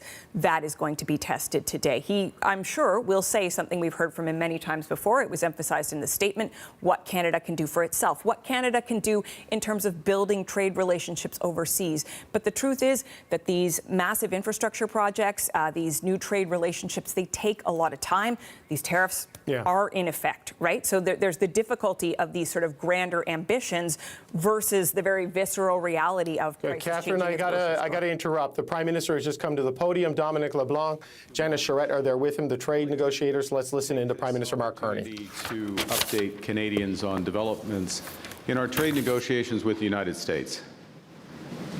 I'm going to go through why we're walking away from a bad deal and what comes next. Pendant une bonne partie de notre histoire, les Canadiens et les Canadiens ont pu compter sur des vents commerciaux favorables. Rely on favorable trade and a stable relationship with the United States, more and more open access to the U.S. market, and rules that both countries understood and abided by. But that did not just change direction. The climate also changed. We can't control the storm that blows in from Washington.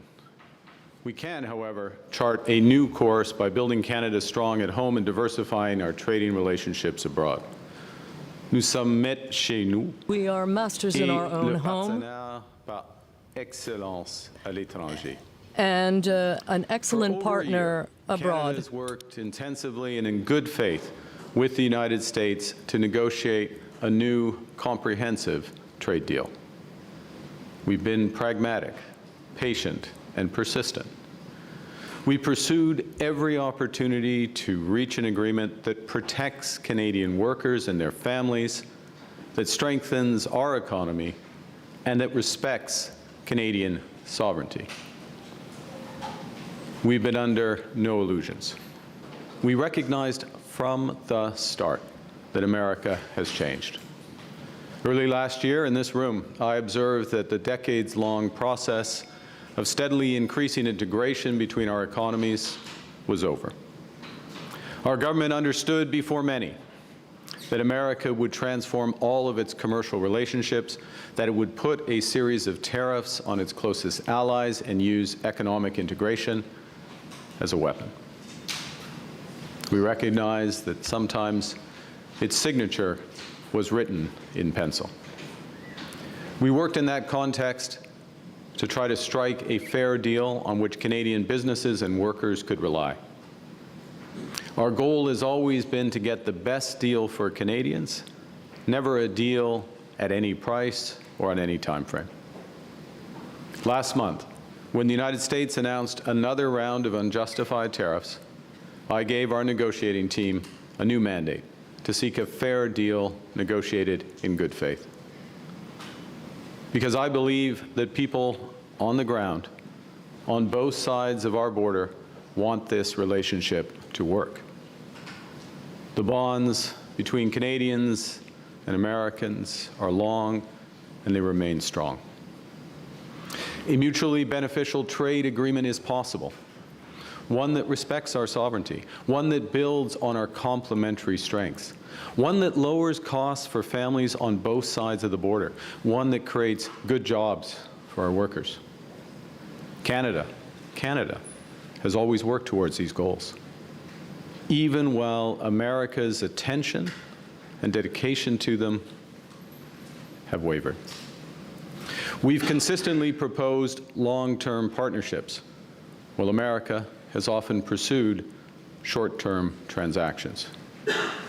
The gap between partnership and competitor, unfortunately, has remained too wide in recent days. So last evening, I instructed our negotiators to return to Ottawa. We cannot accept what they've offered and we will not give what they've asked.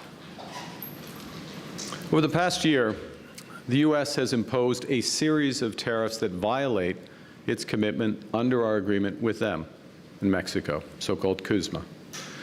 The United States has continually changed the rationale for these actions, from fentanyl to taxes on U.S. tech giants, to certification of U.S. aircraft, to the sharing of tolls of a bridge that Canada built and paid for, to our dairy policy, to provincial decisions not to sell American alcohol during the trade war, to a television advertisement that quoted Ronald Reagan, to smoke from wildfires while they threatened our communities. Another prominent justification for U.S. tariffs has been their claim that since the United States runs, quote, a trade deficit with Canada, we were ripping them off. Also a quote. But the U.S.'s narrow merchandise trade deficit only exists because the U.S. buys so much of its energy from Canada. Canada fuels American growth, supplying 99% of their natural gas imports, 85% of their electricity imports, 60% of their crude oil imports. I don't think they want us to stop sending any of that energy. And if you look more broadly at the comprehensive U.S.-Canada trade balance, which includes the many services from finance to entertainment that we buy from the United States, that shows a persistent American trade surplus. Most fundamentally, trade is about building mutual strength, creating a relationship that benefits both countries. For example, Canada is the largest customer for U.S. cars. In fact, we buy more American-built cars and trucks than the United Kingdom, Japan, and China combined. It's the same for American steel products. Canada is also the largest customer for 26 U.S. states and a top 3 customer for 45 U.S. states. Last year, Americans sold almost $600 billion in goods and services to Canadians. That's more than $1.6 billion every single day. On the other hand, Canadian exports to the United States lower costs for American families. In contrast, tariffs are taxes. Taxes which are ultimately paid by U.S. consumers. While the United States has imposed a seemingly endless stream of tariffs and threatened more, Canada has, by contrast, taken several steps in good faith to try to find compromise and secure a comprehensive deal in the best interests of both Canadians and Americans.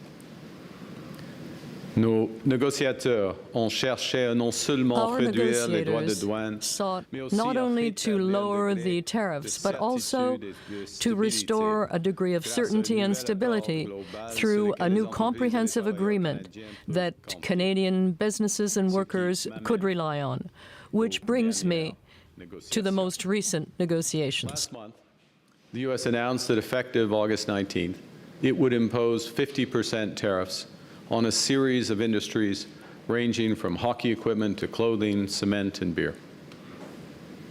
The only advantage of this latest threat was that it was a catalyst for more intensive negotiations. Our objectives in these latest talks have been to preserve tariff-free access to the U.S. for the vast majority of Canadian businesses. Secondly, to provide greater stability to our trade relationship. Thirdly, to significantly reduce U.S. tariffs on our key strategic industries so that Canadian businesses in these sectors would have the best access of any in the world. Fourth, protect our small and medium-sized businesses, including by removing the imminent threat of those new tariffs. And fifth, and fundamentally, maintain Canada's flexibility, independence, and sovereignty so we can keep building the country Canadians want. Canada has made offers to secure a fair, comprehensive deal that would be in the best interests of Canadians. We were willing to drop our remaining retaliatory tariffs on strategic sectors, particularly steel, aluminum, and autos, if the United States substantially lowered theirs to levels that made it economic for Canadian companies to export to the United States. In exchange for a fair deal, we would encourage our provinces to return U.S. alcohol to the shelves. And we would take administrative measures to protect supply management without changing the system itself, the U.S. quotas, or the tariffs that would apply. There were some things we wouldn't do. We were not prepared to compromise Canada's sovereignty or to undermine our key industries. We were not prepared to accept any compromise on our sovereignty, protection of the French language, and our culture. For our American colleagues, let's be clear. For my government and for Canada, these questions were never on the table, even if the United States tried to put them there up till the last minute. Now, in recent weeks, there had been important progress made towards a possible agreement, an agreement that would have reinforced Canada's position as having the best deal in the world with the United States, including by securing the best terms for each of our most important strategic sectors and by providing greater certainty about our future trading relationship. And while we believed earlier this week that we were moving towards a mutually beneficial agreement, in recent days the United States proposed new terms that were uneconomic, unfair, and undermined the net benefits for Canada and called into question the reliability of any deal. In short, they asked too much and they offered too little. More fundamentally, the cumulative effect of U.S. demands revealed the limits of their commitment to a true economic partnership. As I said earlier, as a result, last evening I suspended trade negotiations with the United States and directed our negotiators to return to Ottawa. I want to thank Minister LeBlanc and our chief negotiator, Janice Charette, their team.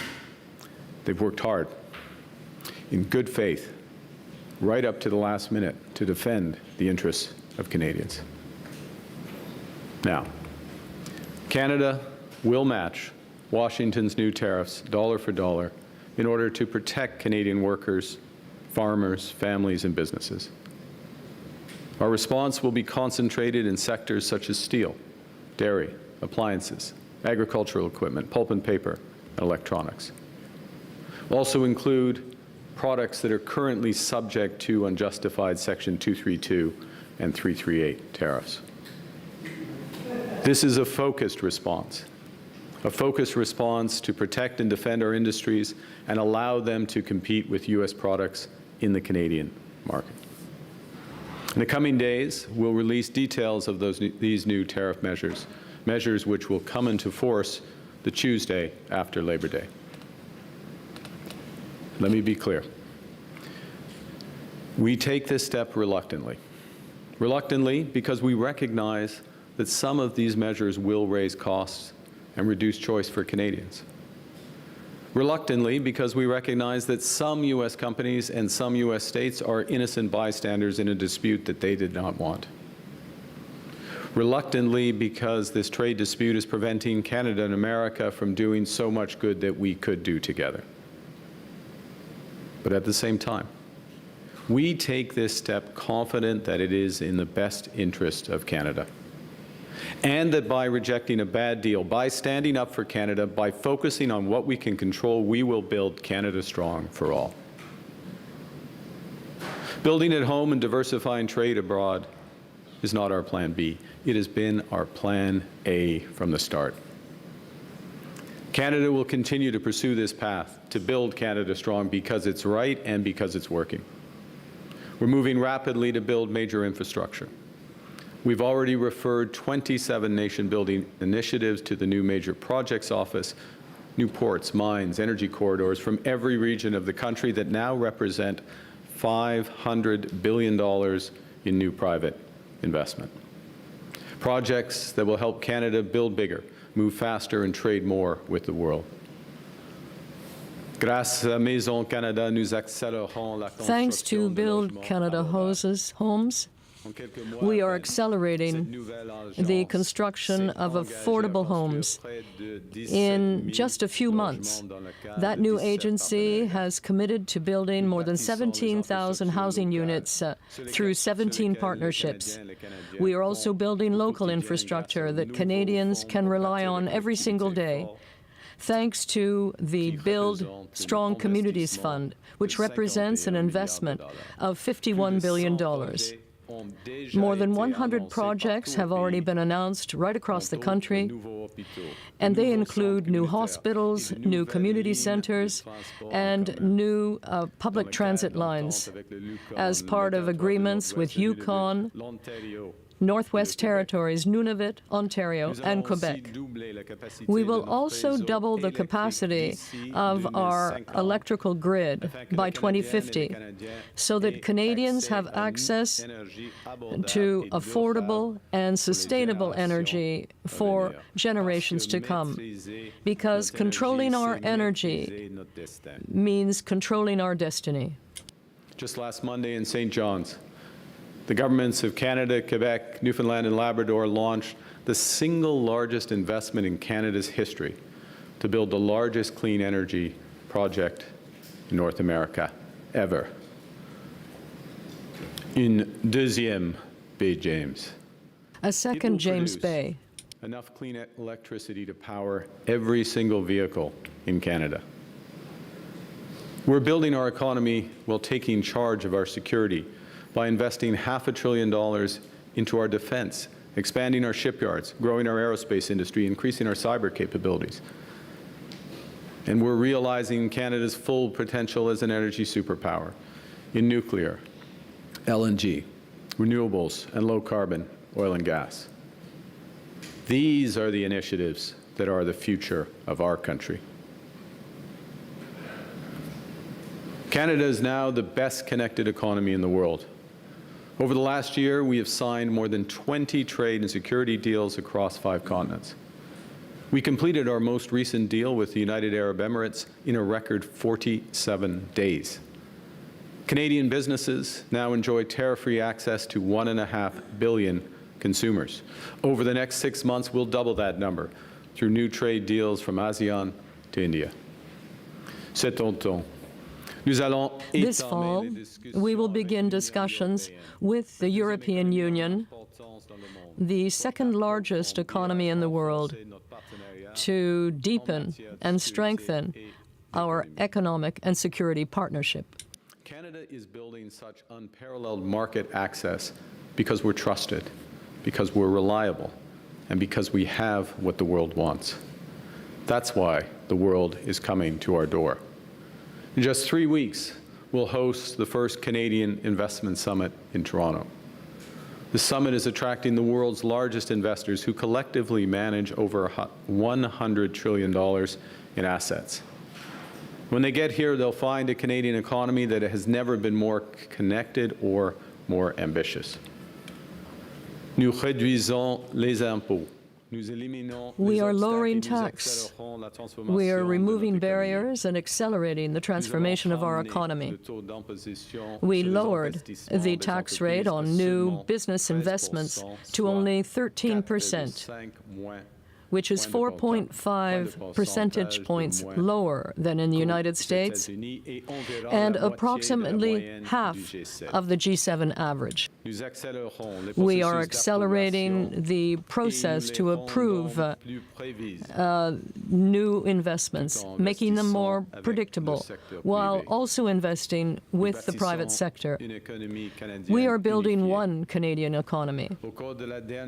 Over the last year, we eliminated all federal barriers to internal trade.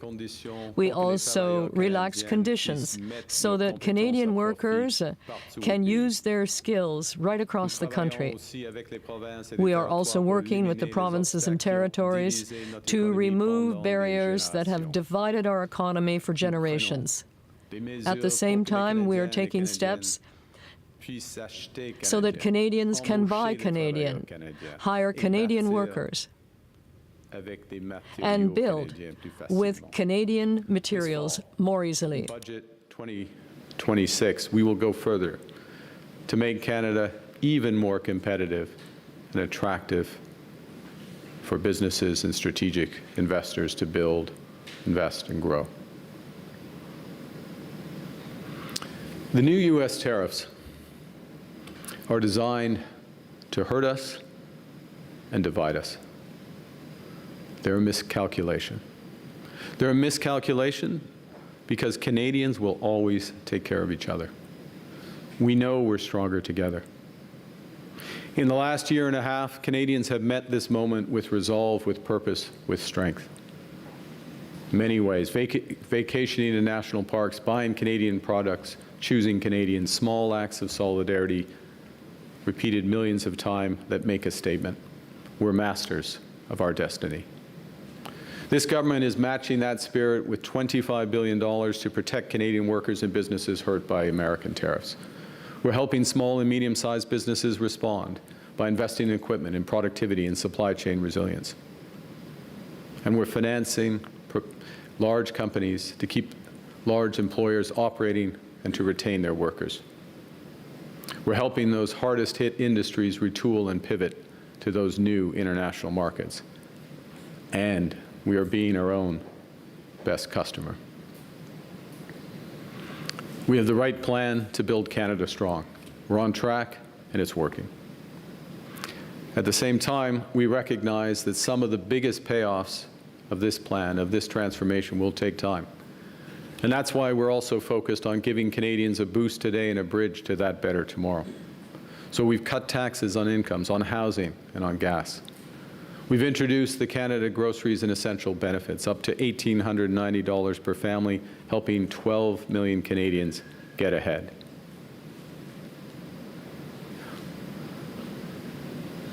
We're stronger now than when the United States started this trade war. More unified, more determined, more ambitious. With the strongest fiscal position in the G7 and a resilient economy, Canada has all the resources we need to pivot and to prosper. Growth is accelerating. We're projected to have the second fastest rate in the G7 this year and next. We are creating jobs in this economy at 4 times the rate of the United States. Our non-U.S. exports are up sharply. They're on track to double over the next decade. Foreign direct investment in Canada is at its highest level in 2 decades. It's running at twice the rate of our nearest G7 competitor. Canada now ranks as the most attractive country in the world for infrastructure investment.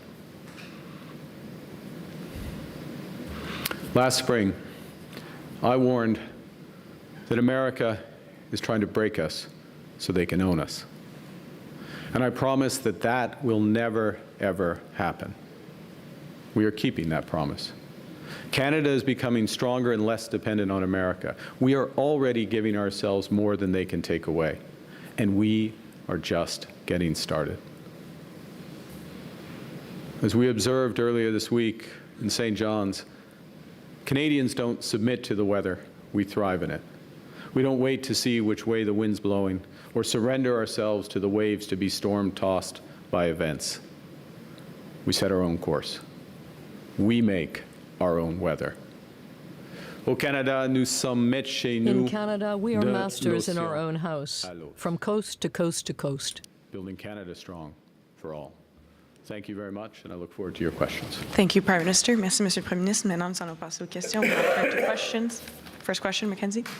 Hello, Prime Minister. Mackenzie Gray with Global News. I'm hoping you can tell us what the specific last-minute changes that the Americans proposed that made a deal in Tenenbaum. Thank you for the question. Look, I would say 2 things. One is there are some specifics, and I'll give you some examples, but it was also a cumulative aspect, as I mentioned in my remarks, about the willingness dans l'ensemble in total to enter into a true economic partnership. But in terms of specifics, I'll give you 3, and I know there's other questions. First, with respect to the auto industry, both in terms of the level of the tariffs, the treatment of Canadian content, so Canadian parts, Canadian steel, Canadian content in vehicles, the scope of the tariffs, The Americans wanted to limit it to autos only, not include medium and heavy autos and light trucks, to be more specific, not include medium and heavy-duty trucks, which is a big change, obviously. And with respect to Ford's new plant, for example, in Oakville, which is F-350s, 450s, 550s, they would have been excluded. GM's Silverado, same thing, would have been excluded from that. No rationale, just for exclusion. So effectively moving into a series of terms that would made the production more uneconomic over time. Okay, so that's a change. That restriction, that clarification, that precision was a change. The U.S. introduced in the last hours, efforts to restrict our ability to have other trade deals.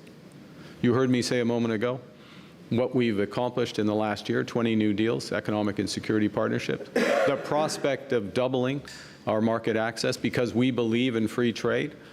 We're the partner of choice in many respects for countries around the world, and the Americans wanted to restrict that. They had language that they wanted to restrict that. Unacceptable. And I'll give you a third, et peut-être on peut discuter plus en français. And perhaps we can talk about this in French as well. Continual efforts, always resisted, as I said in my remarks, and always will be resisted.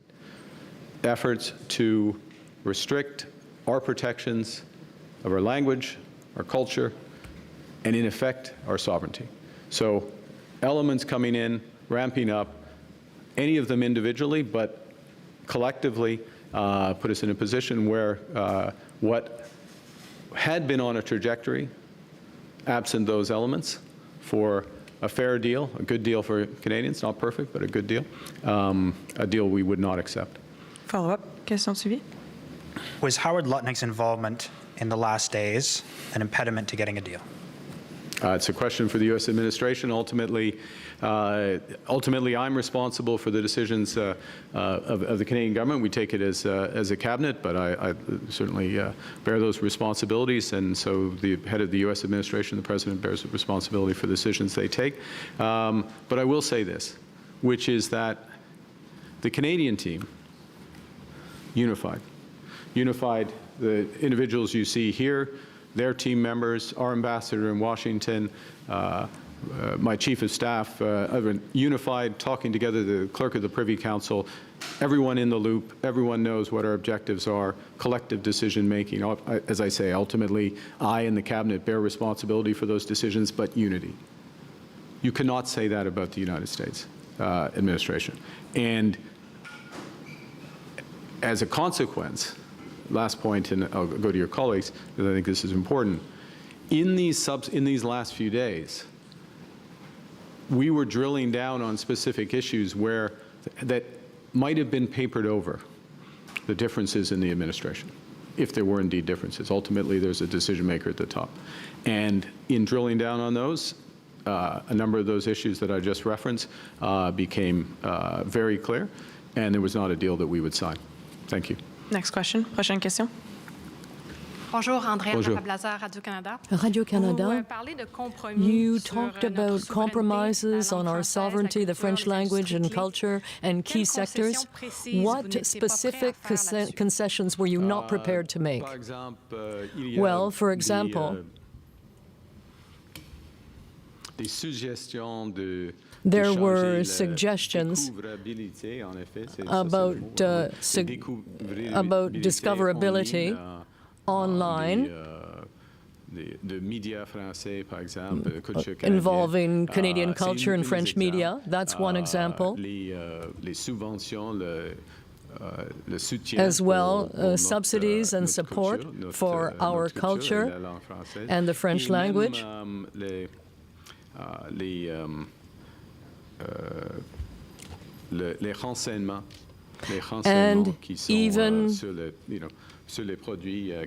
And even information provided on Canadian products. So there are a number of examples, and it was unacceptable right from the start, but the Americans kept trying and trying, and we said no. Ultimately, it's simple. That was never on the table for Canada. and it would not have been acceptable to Canadians. Now, what will this new escalation mean for renewing CUSMA? Well, it certainly isn't good news.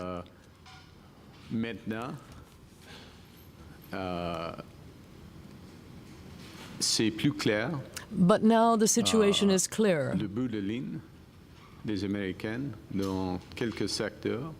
What the Americans ultimately want in certain sectors and their interest in Canada-U.S. integration. We have a new perspective on that because of these negotiations. Prochaine question. Next question. CP. Good morning, Prime Minister. Morning. David Baxter with the Canadian Press. There's a lot of people watching this right now who are rightfully worried about losing their jobs, losing their businesses in this trade war. Yep.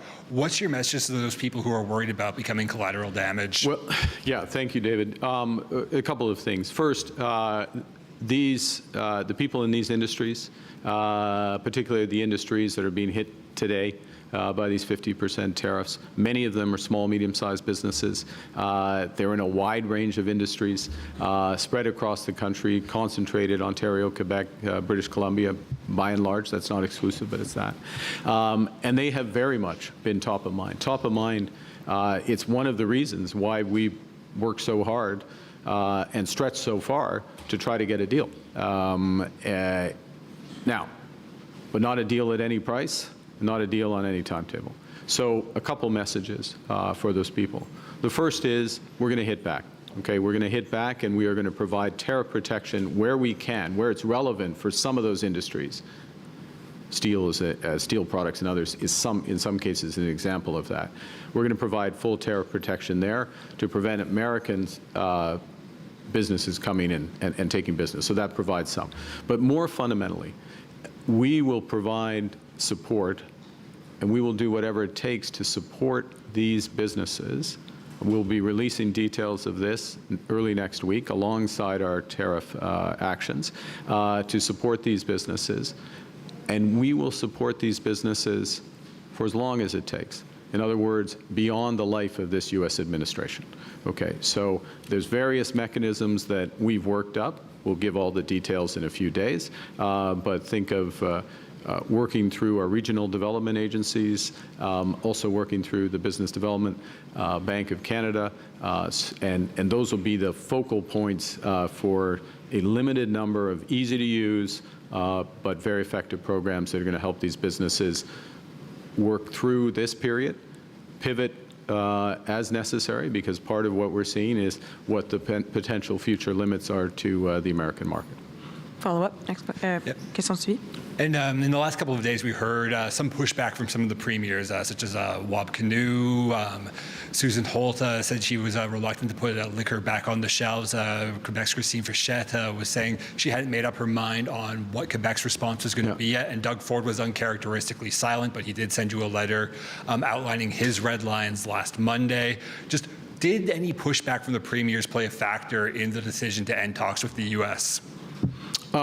Thanks for the question. First, let me say a couple of things. I mean, the short answer is no.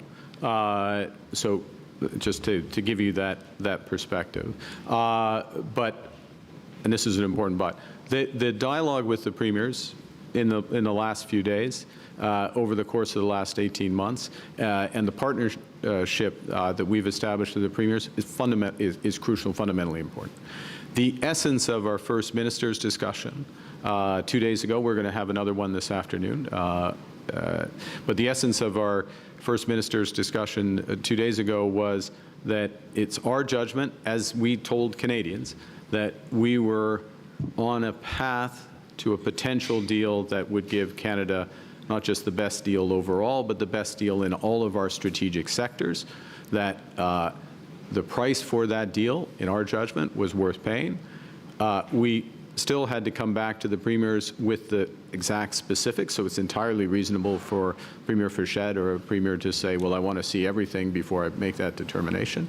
But that our judgment was going to be that it's going to be worth to take steps, a couple of steps that provinces needed to do in order to get the overall deal.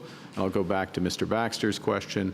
not least because of the potential impact that we will now be fighting against on these small, medium-sized businesses here. Okay, so that was the discussion. I would, as chair of that meeting, there was a consensus that that's what we would do, subject to finishing the negotiation. Now, they didn't have to make that determination Wednesday, I guess it was, when we spoke, yeah, because we hadn't finalized all the terms of the deal. We were still negotiating the deal. And as it turns out, as I've just described, that the Americans changed a number of those terms, introduced new elements, made it uneconomic, and so we're not asking the premiers to do anything today except work together to support our businesses and build the country strong. And I'll underscore that last point, which, and I said this on Monday in St. John's, for the future of the country, the Churchill Agreement, Quebec and Newfoundland and Labrador, supported by the federal government, that agreement and those initiatives are the most important initiatives for the future of our country. As important as trade is with the U.S. and as dramatic as the issues are and the response that we have to give in certain industries, what we're doing ourselves, premiers, the federal government, truly Canadians, is far, far more important. It dominates. Thank you. Next question. Prochaine question. Good morning, Prime Minister. Mike Blanchfield, Politico Canada. You've outlined a few things that the Americans asked for that were unacceptable to Canada. Did they ask about critical minerals, given that their importance, their requirement for it, and how did that play out and what happened at the last? Well, thank you for the question. Look, the critical minerals, other aspects of energy, but let's focus in on your question, critical minerals. There is a real opportunity for cooperation between Canada and the United States in critical minerals, just as there is cooperation between Canada and the other G7 countries, like-minded countries, on critical minerals. We are demonstrating that cooperation right now. Over the course of the last 12 months, we've signed 50 deals, or it's on the order of $50 billion worth of transactions in critical minerals, stockpiling, other forms. And having the U.S. as part of that process and merging some of the processes that the U.S. have, they have a tariff initiative that they've worked on. We have the G7 action plan, which we launched in Kananaskis. Bringing those together makes sense, good opportunity, kind of thing you do as part of a trade deal. One of the reasons to do a trade deal with Canada. So yes, makes sense. Now, in the context of the U.S. putting 50% tariffs on a bunch of our business, trying to influence our cultural support and language protections,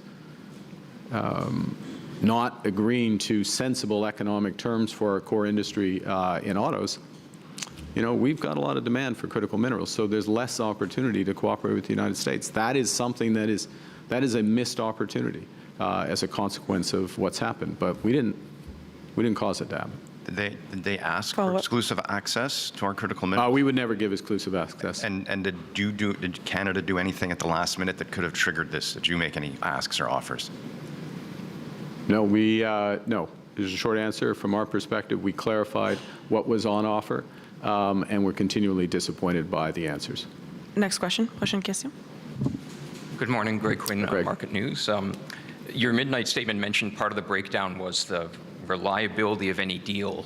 What do you say to other global business and what do you say to other business and government leaders around the world who can wonder if the U.S. can be trusted from here? If Donald Trump can't execute the art of the deal with friendly Canada, who can he do business with?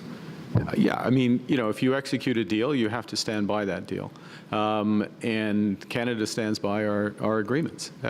We've stood by we're only responding in the context of a series of unjustified tariffs that have been put in place, unjustified under we have a deal with the Americans. That's the thing, we have a deal with the Americans. It's called CUSMA. We have side letters that clarify behavior in steel, in aluminum, in autos. All of those are being violated day in, day out. They act as if, we have a deal. Okay, what message does that send? On the other side of the ledger, you have a country, Canada, that has a series of trade deals around the world that's expanding rapidly, that will continue to expand because we're trusted, because we're reliable, because we have things like critical minerals, many other aspects that the world wants. And so we're going to continue to pursue that. And one thing that we certainly were not going to accept was any restriction on our ability to execute those deals. Follow up. Secondly, was part of your calculation around declining U.S. bargaining power? I'm thinking of President Trump's polling numbers versus yours. I'm thinking of already elevated inflation that American consumers are facing, and also, recent instability in the U.S. bond market. Well, let me say a couple things.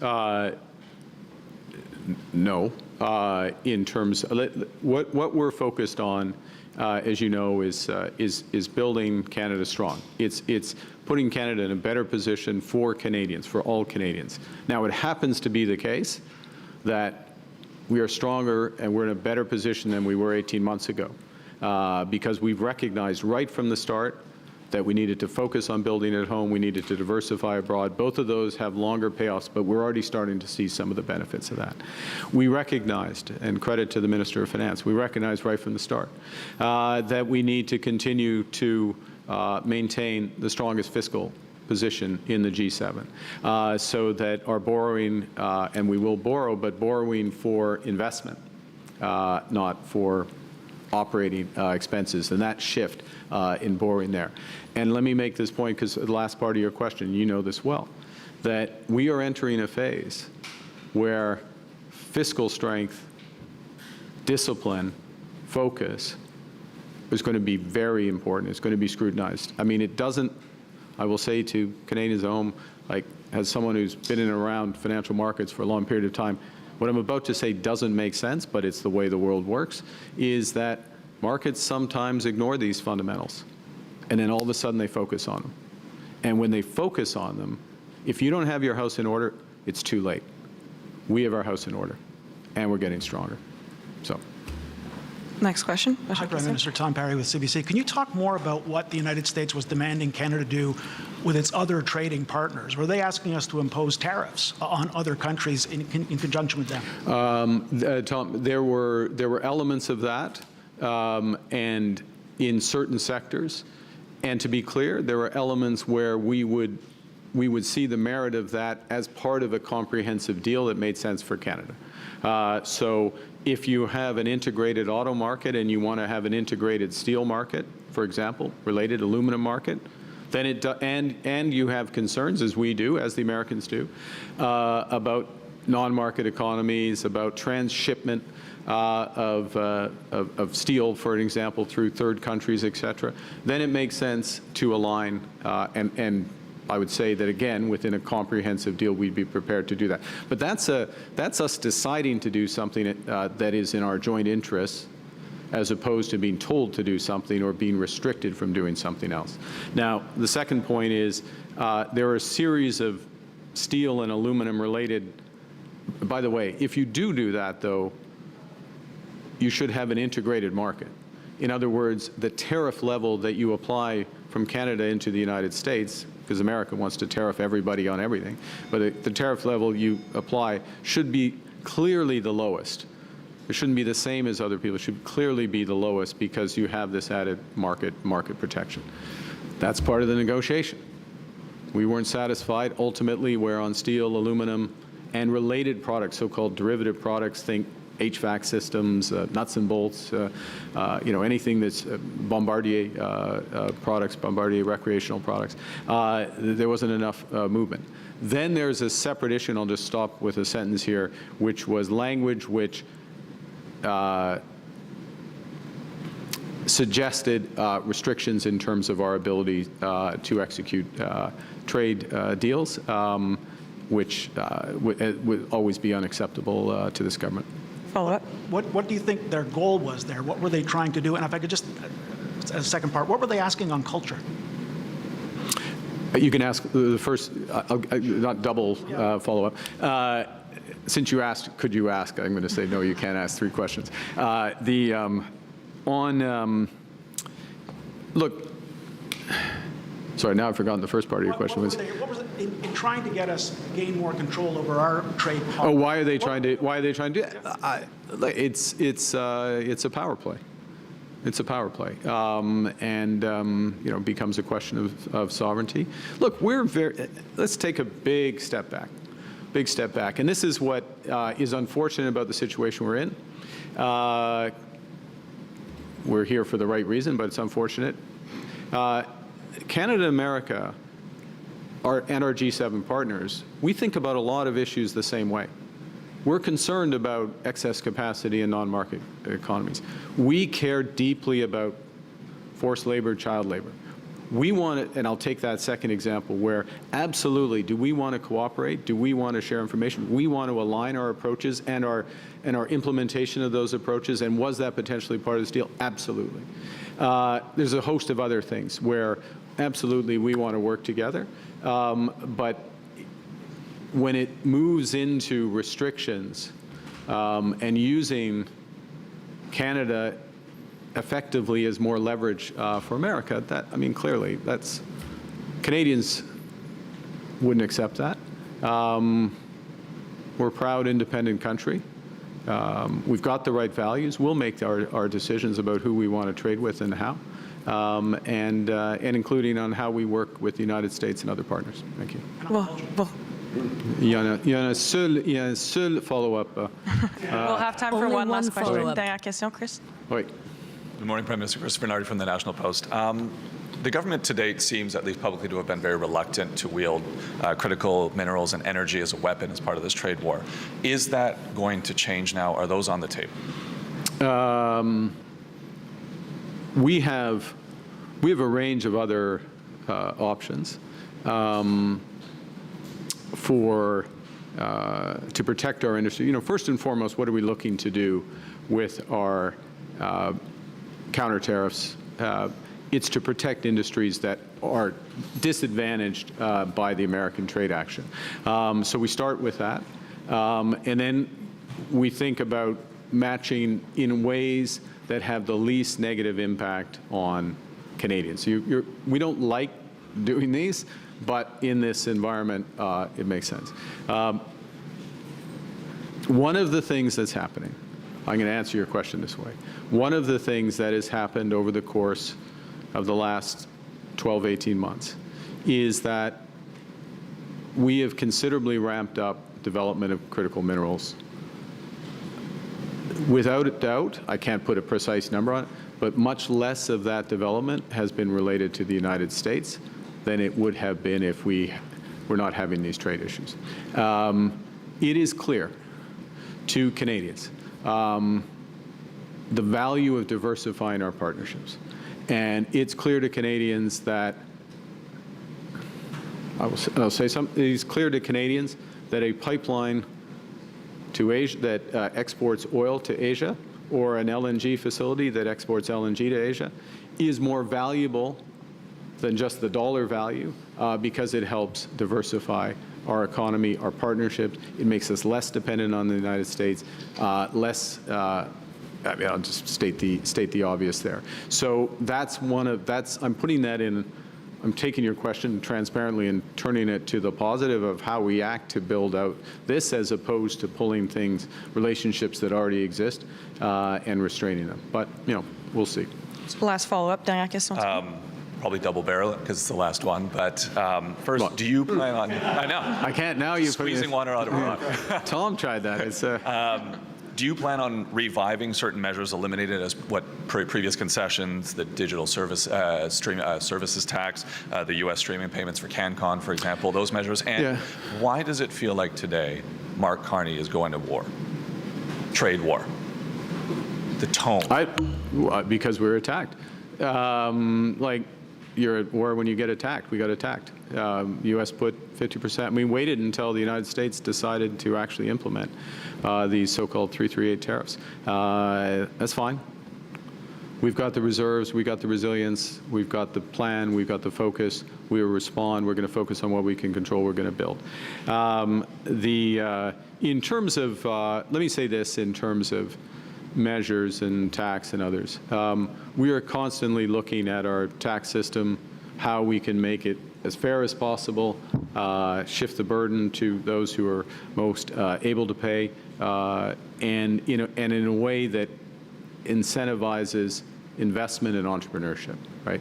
We are we are, all elements of the following: build Canada strong.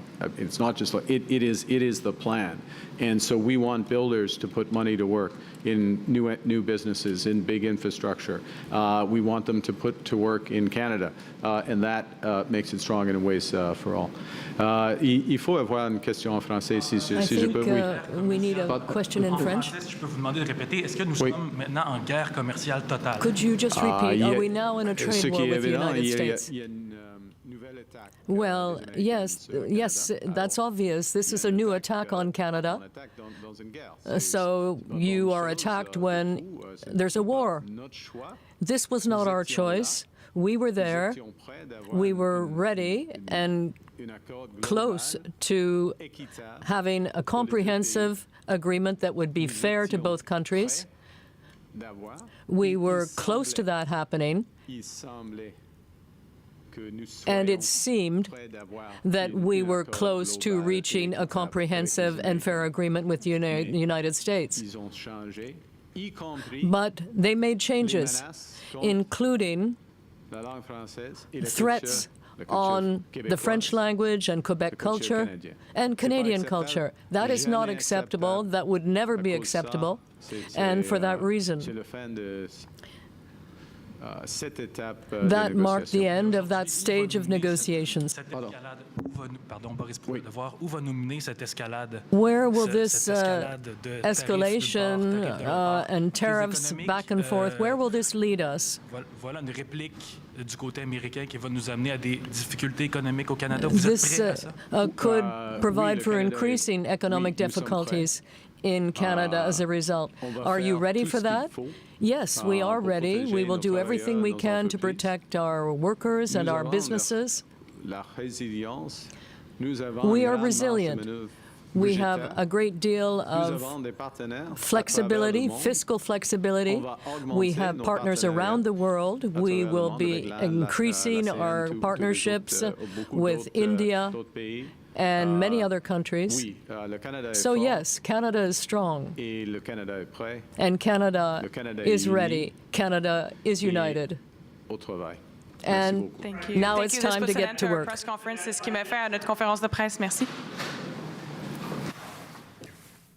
That was Prime Minister Mark Carney ending his press conference almost exactly 12 hours after ending trade talks with the United States of America in an attempt to resolve these long-standing issues over sectoral tariffs imposed by U.S. President Donald Trump and an escalatory set of tariffs from the United States in response to Canada's retaliation on those initial American trade moves.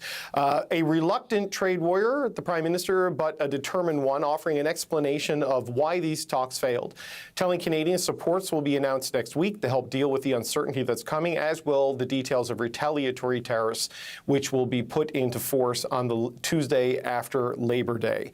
In short, what Mark Carney says is the United States wanted too much, offered too little. There is misalignment in the U.S. administration on what their actual end goals are in these trade negotiations, which became very clear as they drilled down into things such as auto tariff proposals. He spoke to the unreliability of the United States, saying they went into this under no illusions, knowing that the U.S.'s signature would be in pencil.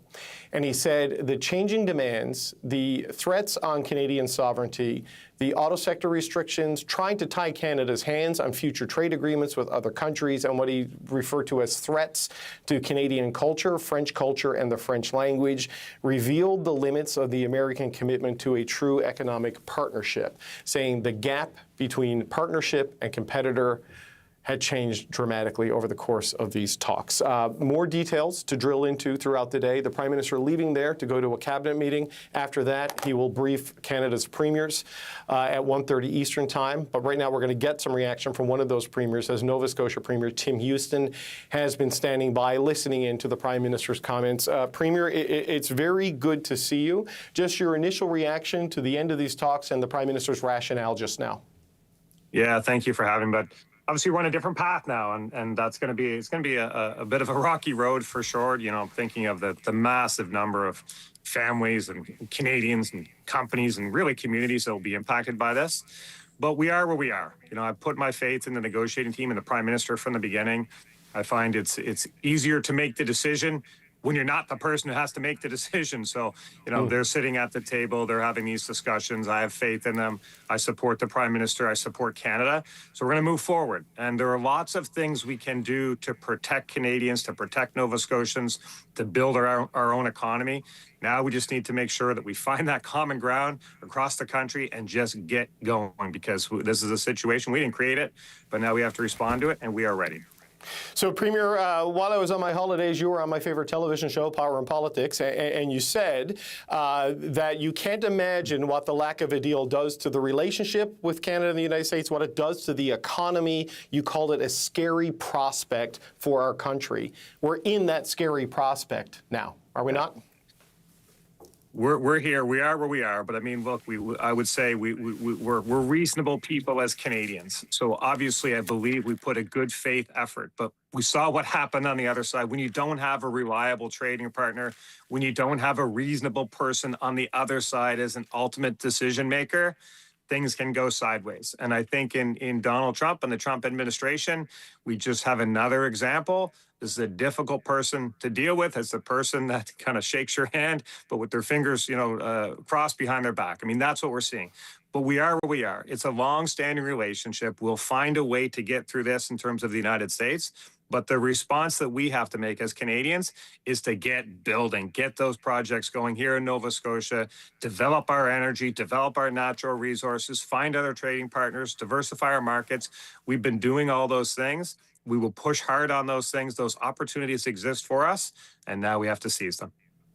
The Prime Minister gave a pretty expansive sense of how he views the situation right now, the dynamic right now, and a look at some of the specifics he says led to the collapse of these talks in that shifting demands from the U.S., what he said about auto, about tariff levels, how Canadian content will be measured, arbitrary exemptions for specific products and vehicles and not others, restrictions on Canada's ability to do trade deals with other countries, and then assaults on what he called Canadian culture and French language.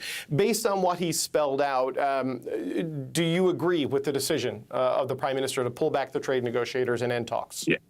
Yeah, I support the Prime Minister 100% on this. I support the negotiating team. Look, there's a lot of Canadians right now, Nova Scotians, that will be impacted. They're not down in the details on this. They're not in the nitty-gritty on this. They're just trying to survive. They're just trying to pay the bills, raise their kids, all those types of things. But for those of us that were watching really closely, I think once we saw the U.S. administration change up their team this week, obviously, we saw Howard Lutnick back on the scene. It just sent a message. What I was worried about when I saw that is they're not on the same page on their own team. Our team has been on the same page. We're Canada strong. We're pushing forward. But when I saw that they couldn't get their own act together, if I put it that way, I just thought, oh boy, this is going to be difficult. But we are where we are. I support the Prime Minister. I support Canadians. I support Nova Scotians. And I think my message to Nova Scotians and to Canadians today is, look, let's find that common ground to get these projects going. For us, that's energy, developing our energy, our natural gas. It's our critical minerals. It's finding other trade partners. Let's find that common ground to work together to move these things forward. So the division that we have on what is possible inside our own provinces, inside our own country, we got to narrow that gap and get on the same page, because this is too important for families. It's too important. People are impacted today. There are many, many people watching this show, watching TV right now, and are just wondering, what does it mean for my family business that we built up over generations? What does it mean for me? Do I have a place to go to work? So this is a very, very serious moment. So let's get serious in our response. And I think that's what the Prime Minister is doing. And I'm with him 100%. I think Canadians are too. But, Premier, just as a final point, as significant as these sectors are and these tariffs are, it is overall a small share of the Canadian economy and a small share of Canada-U.S. trade, right? There is still a lot of the economy and a lot of the trade that is still exempt from the trade action of the United States. The Prime Minister said in French, this is obviously not good for the broader CUSMA negotiations, which is where the rest of those issues come to the table. He talked last night in a statement about questioning the reliability of any deal and said in his remarks today that the U.S. signature was written in pencil. There's clearly a trust problem here. So what are your thoughts on the chances of getting a broader deal going forward and then counting on them to live up to it? I think the pushing back, the walking away and saying this is like enough is enough. We're not going to do that. I support that decision. But I think those also send messages to these tariffs hurt Americans. They hurt Americans, and more Americans are starting to see that. The president has his own political calculations to do. I can't get too worked up in what happens there and how his calculus looks at that. But there is an impact on Americans. There's an impact on Canadians, but there is an impact on Americans, and I don't think that will be lost on the American people when this starts to unfold in front of us. So I think walking away when you're dealing with somebody like we are and an administration like we are, if you just keep letting them push and push and push, it's never going to be better.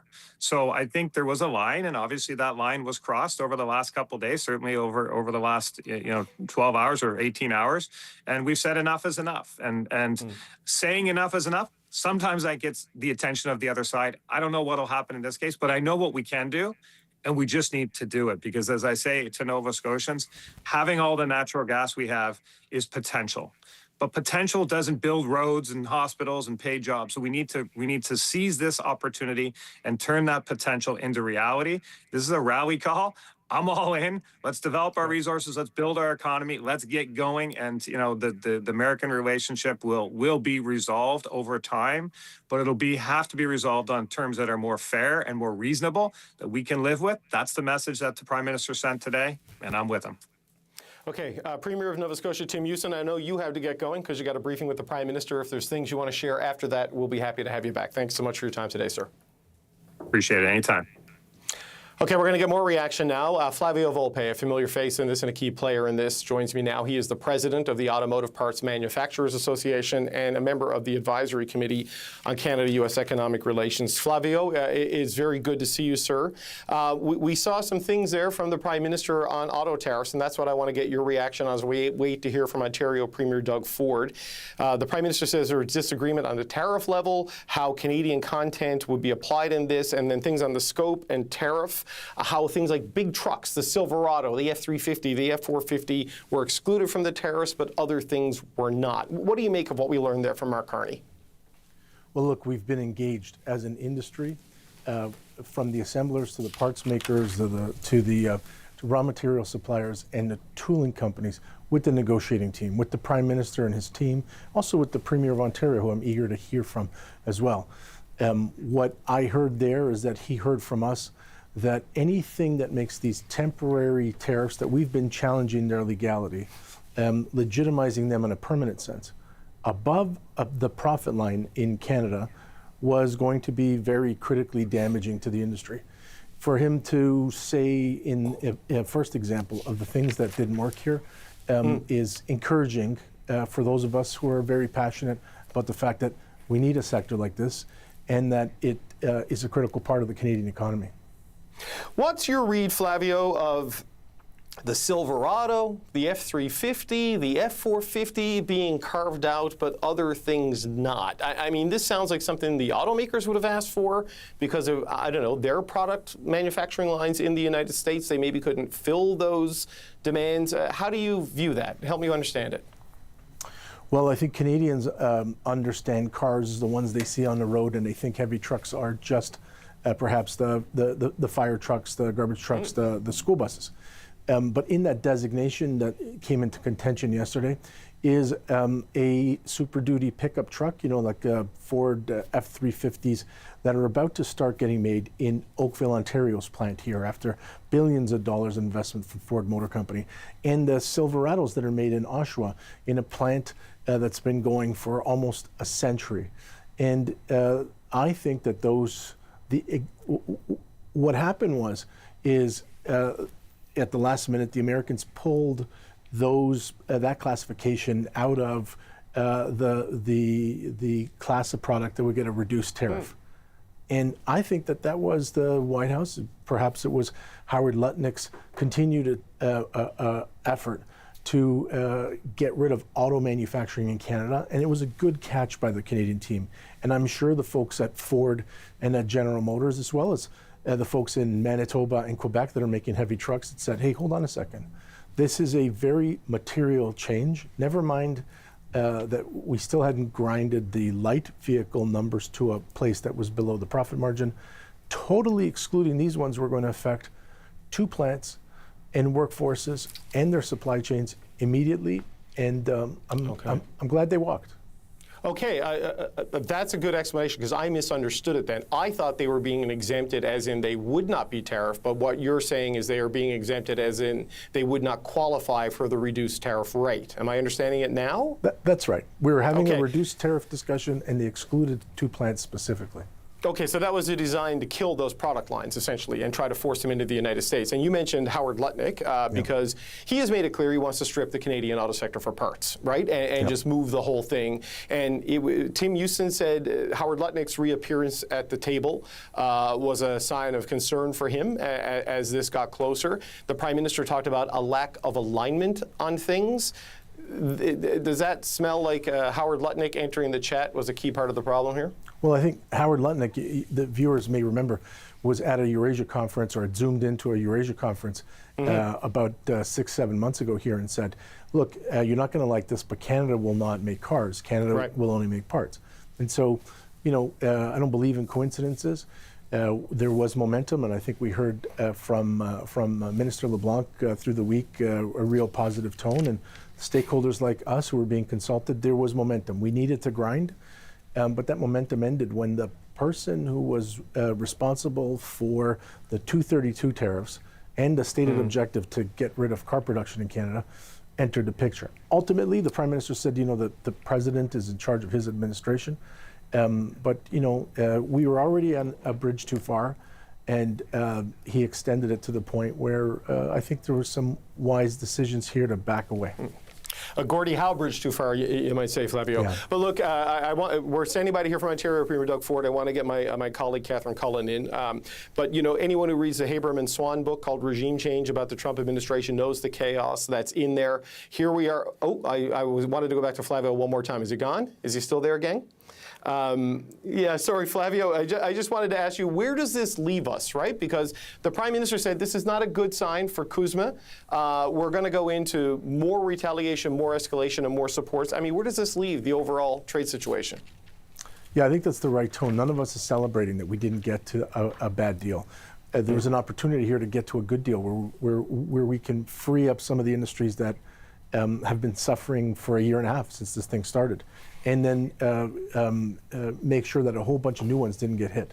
So I think we're going to have to see how this lands in Washington, get a sense of when we might be able to re-engage. I know that they're speaking to the Mexicans next week, and I think Canadians know that they're going to have to steel themselves for a bit. I am really impressed with the way the Canadian premiers and other stakeholders have said, okay, we're going to go in this together. We're going to come out of this together. There's always a voice or two, a premier here, a provincial official there, industry stakeholder here, that anxiety might get the best of them. But this is I'm proud of Canadians, and I'm really proud of the leadership that the Prime Minister has shown last night.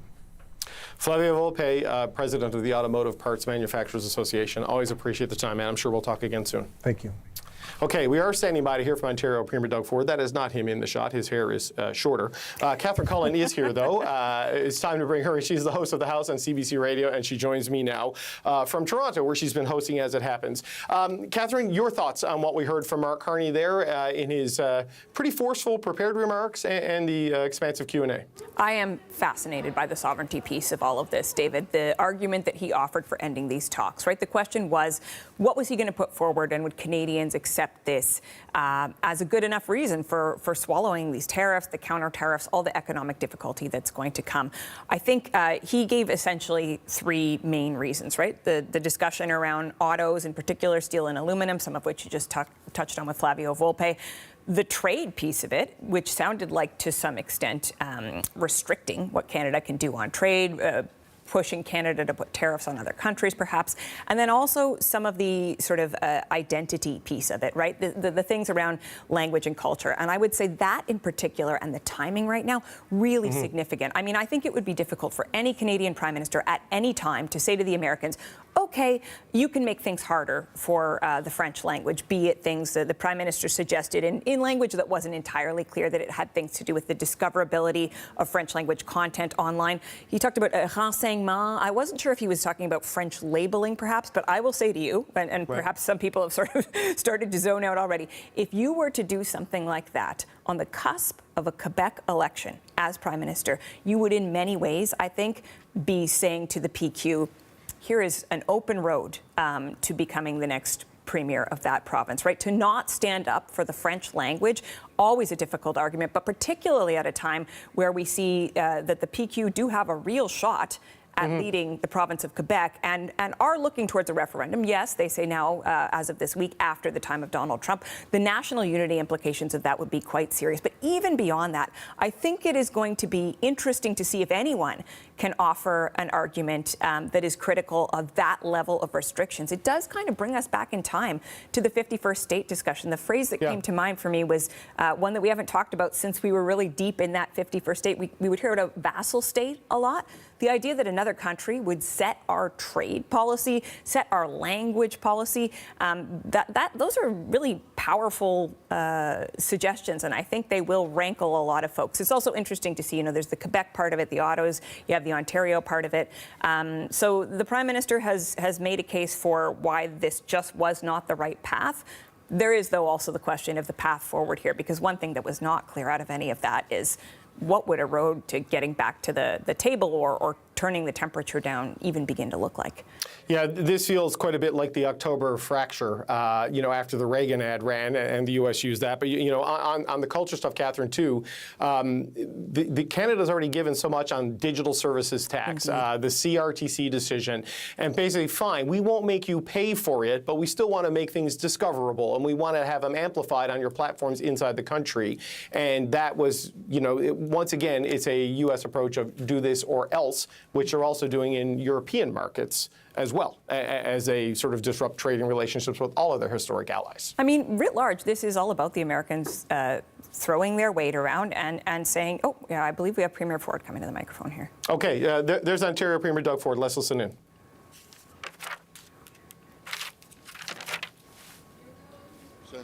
Tariffs. We had a conversation with the Prime Minister all day yesterday, right up to probably quarter to 12, 11:45 when he called me to tell me the news. And I've always said we need to fight these tariffs, tariff to tariff, dollar to dollar.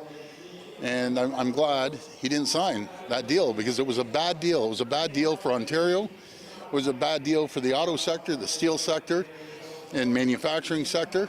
And we never started this fight, but I can assure you, we're going to win this fight. We're going to be a United Team Canada. We're going to use every single tool we have here in Ontario, and hopefully the rest of the premiers feel the same way. We have to use every tool in our toolbox to make sure, as Donald Trump is trying to inflict pain on every Canadian, that we inflict pain right back until he realizes that we're his #1 customer in the world. And yes, they're our #1 customer. But we have to make sure that we look at every single asset that we have, no matter if it's the critical minerals or if it's the steel or if it's the nickel, anything that we have here in Ontario, everything's on the table. How much pain do you think Ontario is willing to take? Because it will be painful, as you said. Yeah, it will be painful, but we have a strong, vibrant, diversified economy. We're diversifying around the world. And I think the job numbers speak for itself. Last month, the federal government put out the job numbers. 70,000 jobs, 52,000 were here in Ontario over 4 months. Over 120,000 jobs. These are during uncertain times. You can't get these jobs even in certain times. Our plan is working. When I say our plan is working working with the federal government, with the 444 municipalities. We've seen over $236 billion of investment, and every single day, new investment is coming to Ontario. It's coming to Ontario because we created the climate with reducing taxes by $12 billion each and every year. We've cut red tape by $1.3 billion. And our #1 selling feature, we have the brightest, smartest people anywhere in the entire world. We will compete against anyone, but I can assure you, we're going to continue creating more jobs. We're going to continue putting money into pockets of hardworking people and businesses. We've cut taxes by 32% on small businesses, but we're going to be there to support every community, every job right across our province. Canada, you said Canada is going to have to use every I'm sorry, you're next. toolbox, right? Yes. What tools specifically will you be? Well, I will, yeah, so I will be in the meeting this afternoon. I think it's shortly after 1 o'clock to be able to speak to the other premiers along with the Prime Minister. But my message to all the premiers, we need to stick together. We need to take a Team Canada approach, and everyone has to be in this fight. We can't have an outlier. We need a group of all premiers across the country to fight like they've never fought before. Premier, there are thousands of people in this province who are waking up this morning and are worried about losing their jobs imminently. What do you say to those auto workers, the steel workers, and the lumber, people who don't know where their next paycheck's going to come from? Well, I can assure those workers we're going to be there for them. We're going to be there to support our steel workers and our auto sectors, and that was the conversation all day yesterday and late last night with the Prime Minister. We need to support these sectors. We have to make sure that they're viable, not for the short term, but for the long term. And I am confident after speaking to CEOs of the auto sector, auto part manufacturers, Unifor, the unions, and the steel CEOs. And I just want to give a shout out, it's been incredible, Ron Bedard from the CEO of Dofasco, the largest steel manufacturer in the country, that he's there. We're going to be there on Monday with other steel CEOs to tell them that we have their backs. We're going to support the workers. They're going to continue having great paying jobs. We are in a strong position, and we're going to continue bringing more jobs. We're going to have investors from around the world in 3 weeks here with $100 trillion of assets. Why are they picking Ontario? Because this is the greatest area, greatest jurisdiction anywhere in the entire world. They know they can invest. They're going to have a great return on their investment, and we've created the climate so more jobs are going to come. And we give people certainty and stability that they know they have a government that's going to continue creating more opportunities. If the Prime Minister tells you to not put the American moves back to the LCBO, or like if he tells you something that you're not ready to do or you wouldn't do it yourself, would you comply with him or would you disagree on that? Not unless we had a good deal that protects our manufacturing and our steel and our auto sector. That was my hang-up about this. I thought it was a terrible deal. And I was very clear with the Prime Minister. And once you make these deals, they could last for years and years and go into decades. And I wasn't prepared to put, steel workers and auto workers and looking at them in the eye and give them uncertainty. I want to give them certainty that when we work together and we put political stripes aside, we cannot be stopped anywhere in the world. Just on that point, Drew, can you explain a bit what in the deal you objected to so strongly? What precisely was Well, really, it was the steel and the auto. So the 25%. Yes, and they weren't budging on that. Yeah. I want to give credit to the Prime Minister. He was in a very difficult position, like we all are, but he stood up and he's protecting Canada. We're looking forward to the Prime Minister supporting these sectors that employ hundreds of thousands of people, not just here in Ontario, but across the country. And on that, did you get any assurances from the Prime Minister about the things in your letter that was released this morning about the industrial carbon tax or the tailpipe emissions? Did you get any assurances that they're going to drop those in order to soften the blow? Yeah, thank you for that. We're going to have further discussions on that. But you can't have rules in Ontario that don't apply in the U.S., and we're competing against the U.S. in those sectors. When it comes to clean energy, we are leading the world in clean energy, up over 90% clean. Our goal is to ultimately hit 100%. We're leading the world in nuclear, our small modular reactors. We lead the world when it comes to critical minerals. We have everything here in Ontario to continue thriving and prospering. We're going to be investing over $200 billion in building out our nuclear and the energy that the U.S. needs, but not just the U.S. When it comes to small modular reactors, everyone's in line for us to build a small modular reactor for them. So we have a strong economy. We're going to keep going. Premier, was it a bad deal all the way through, or were there points during the negotiations as you were getting updates from the Prime Minister where you thought maybe Canada could get a good deal? Well, I was getting updates from the Prime Minister, but I was also getting updates from all the CEOs of the auto sector saying it's a bad deal. as getting information from Lana Payne, the president of Unifor, bad deal. Auto part manufacturers, bad deal. Steel CEOs, bad deal. And when I listen to the experts in the sectors, it's a bad deal. And I'm glad that the Prime Minister listened, and we're going to be united. We're a Team Canada approach, and we're going to fight with everything we have. We're going to win this economic war, and hopefully we'll get this finished as quickly as possible. Last question. Interprovincial trade. I apologize. Interprovincial trade with Premier. Do you have any MOUs? Are you eyeing any other MOUs with any other provinces before the ones you are already forward? Yeah, so we've signed MOUs with 10 provinces and territories. That will apply to about $200 billion to our GDP in economic development. It's going to increase our GDP anywhere from 4 to 6%. Folks, we have everything we need to make sure that we thrive and we prosper. So I'm very confident we're going to come out on top. There's going to be a few bumps in the road, but when we stick together, no one can stop us. I just want to thank you. I got to run. Yes, we'll be talking to all the provinces. One more, sorry. Beatrice's question there. So you were of the opinion that the deal was bad on Wednesday. The Prime Minister said that the deal got worse in the last minutes, and it did get worse. Yeah, but you were opposed on Wednesday as well? Yeah, I was opposed. It just wasn't a good deal. But you were ready to not lift the LCBO ban, for example, on Wednesday? No, I wasn't, but I'm glad. This is very complicated. And again, I'm going to give the Prime Minister credit one more time. It's very complicated, folks. And, you know, President Trump, he can't be trusted. Simple as that. He changes the deal. He keeps moving the goalpost. You know, let me tell you about President Trump. President Trump is the type of person that would steal your lunch money the first day. He'd steal the toque off your head the second day, and the third day he'd steal your running shoes. He is not to be trusted whatsoever. We need to stay united. But folks, I have to run to the meeting. Have you heard from any of the governors? I'm sorry? Have you heard from any of the governors that you've been working with Yes. over the last year and a half? How are they Yeah, reacting? and you know, that's what I feel bad, because there's a lot of governors, a lot of American people that are going to get hurt that actually support Canada, and they don't support attacking their closest ally and friends. But if you look at the numbers, folks, President Trump numbers are down. He ran on creating jobs.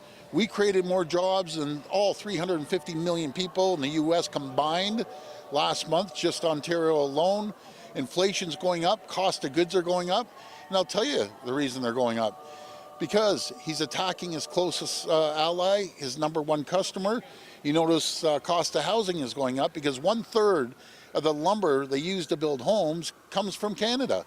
So if you want to keep attacking and tariffing Canada, a tariff on Canada is nothing more than a tax on the great American people. And the American people are great. Not so much for the president, but we'll keep going. Folks, I got to get online with the Prime Minister. I want to thank you. Stay strong, and we'll win this battle. Thank you. Thanks, everyone. Thank you. Thanks, Premier. Okay, that is Ontario Premier Doug Ford breaking what has been days of silence as he contemplated what his next steps would be as these trade negotiations went down to the wire, revealing that he had been speaking quite frequently with Prime Minister Mark Carney, certainly yesterday in the run-up to the deal, relieved that there is not a deal here, calling for the premiers to stick together, saying we can't have an outlier, suggesting that everybody should sort of be on the same page when the First Ministers get their briefing in about an hour from now from Prime Minister Mark Carney, and says he didn't like the deal even on Wednesday, doesn't like it now. He said auto CEOs called it a bad deal. Lana Payne from Unifor called it a bad deal. Flavio Volpe, who we just heard from, bad deal. Steel CEOs called it a bad deal. So, Catherine Cullen, we will not put Doug Ford down as undecided. He has very clearly spelled out how he feels about what the U.S. is trying to do, saying Donald Trump would steal your lunch money on the first day, your toque on day 2, and your running shoes on day 3. Makes me wonder about the school Doug Ford went to. What are your thoughts on what we heard from the Premier of Ontario there? When he said we should we should inflict pain on the Americans until we realize that we're their best customer. It's not a method of customer management I've known about, but he is leaning in. I don't think that's a big surprise, David. This is the kind of tone that we've heard from Doug Ford for months now. It's part of, I think, what brought him back to the premiership in the last Ontario election.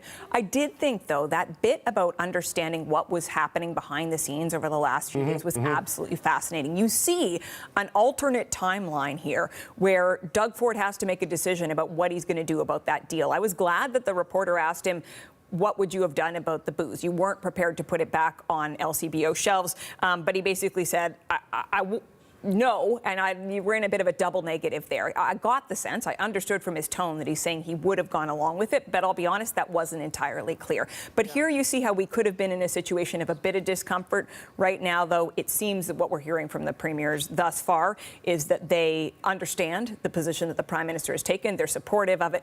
Again, though, we come back to this question of where things go from here. So Canada is going to put forward these series of counter tariffs.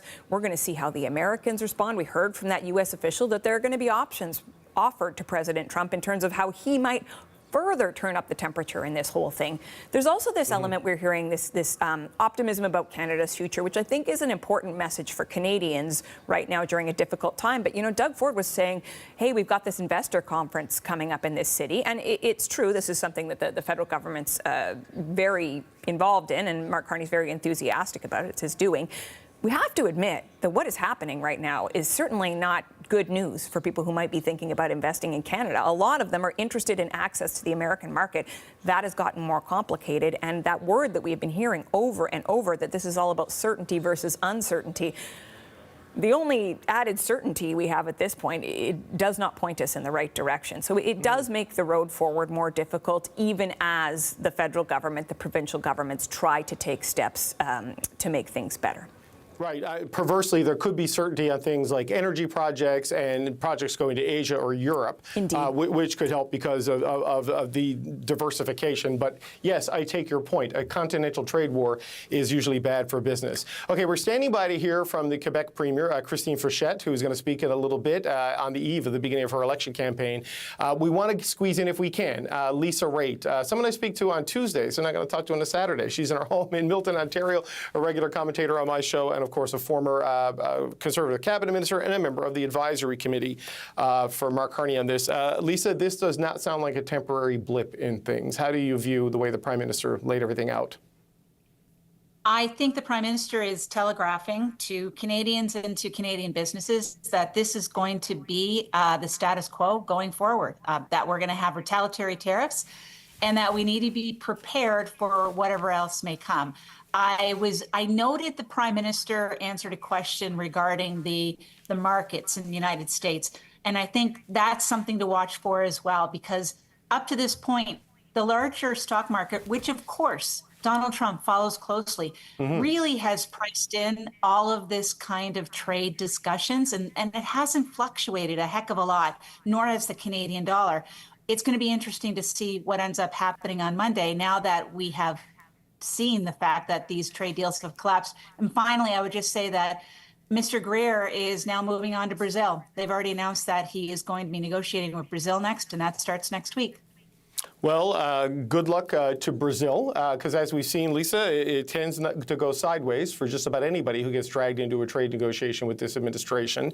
The market point is interesting because a lot of the analysis, when you strip away the growth in the stock markets caused by the artificial intelligence investments from Silicon Valley, it doesn't quite show the robust picture that Donald Trump is clinging to as justification for his tariff agenda, right? So what do you think Canada needs to target in the retaliatory tariffs as it looks to inflict sort of a maximal pain to shorten this standoff as best that it can?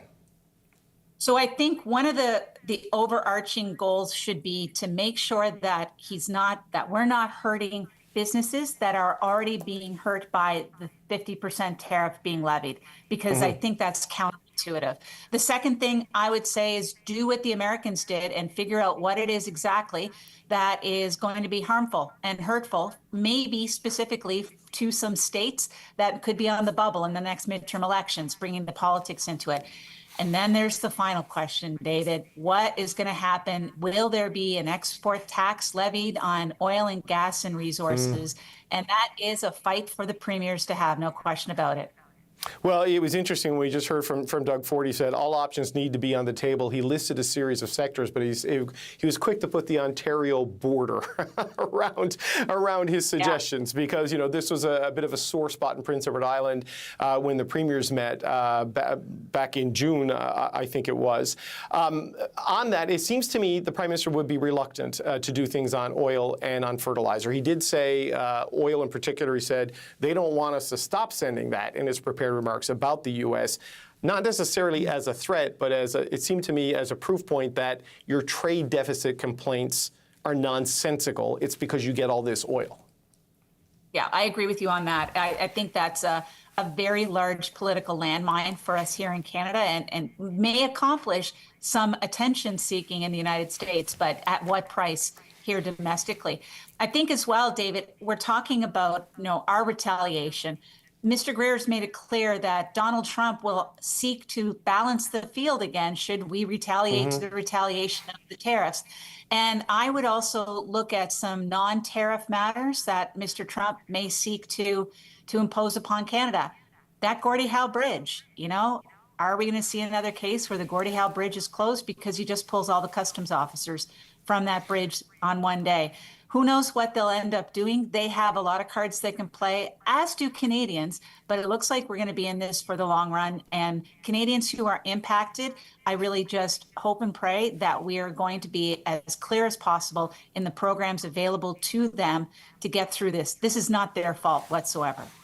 Well, it is remarkable that we're about to see the circular firing squad nature of a tariff war on manifest display between the two countries as things escalate from here. And we're, 20 days away from the 25th anniversary of 9/11, and Donald Trump has imposed a 50% tariff on the country that gave refuge to thousands of its citizens on the day of the worst terrorist attack in American history.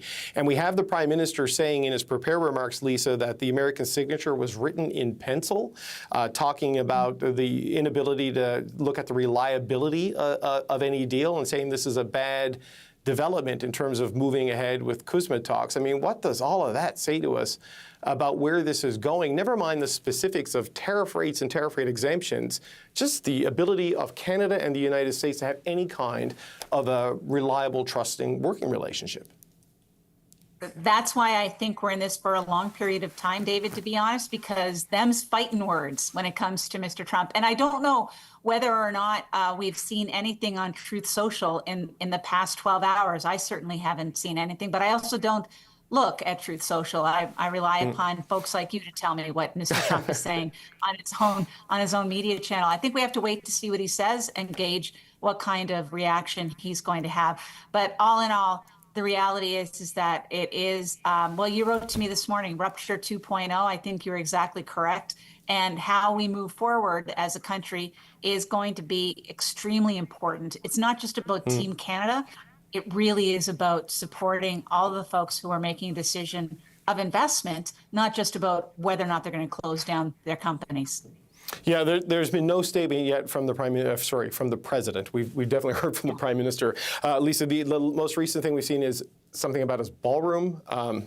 And the in-town pool report from Washington, D.C. tells us that President Trump is at a golf course right now.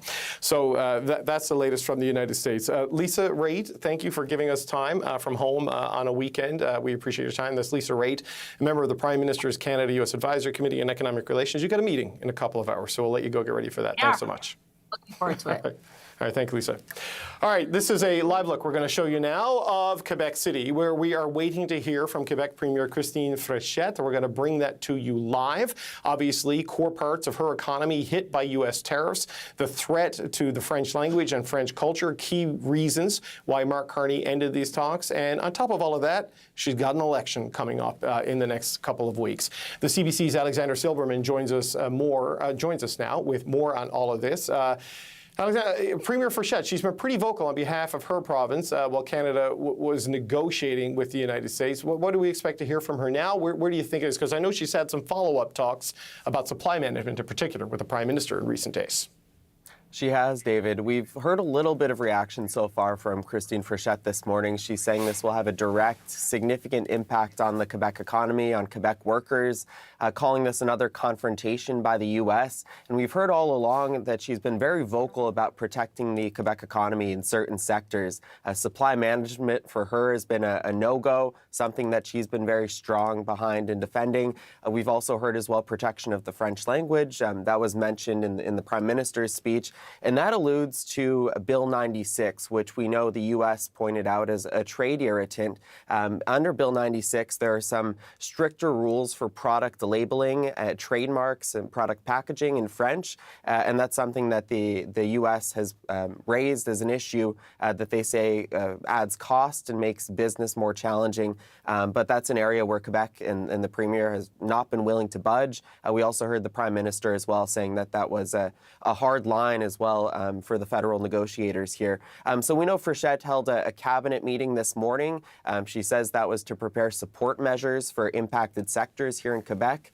We're also hearing as well from our colleagues at Radio-Canada that she's invited all of the opposition party leaders here in Quebec to come together, meet this afternoon, discuss these possible impacts and possible supports that could be put in place for the different sectors that are hard hit by these tariffs. So we're going to hear some more from the Premier shortly, but she did put out a statement this morning. We can put that up here, where in part she said, Quebec will not stand idly by while our businesses face a direct hit. She mentioned she's convening her cabinet this morning to implement necessary measures to support affected businesses and workers.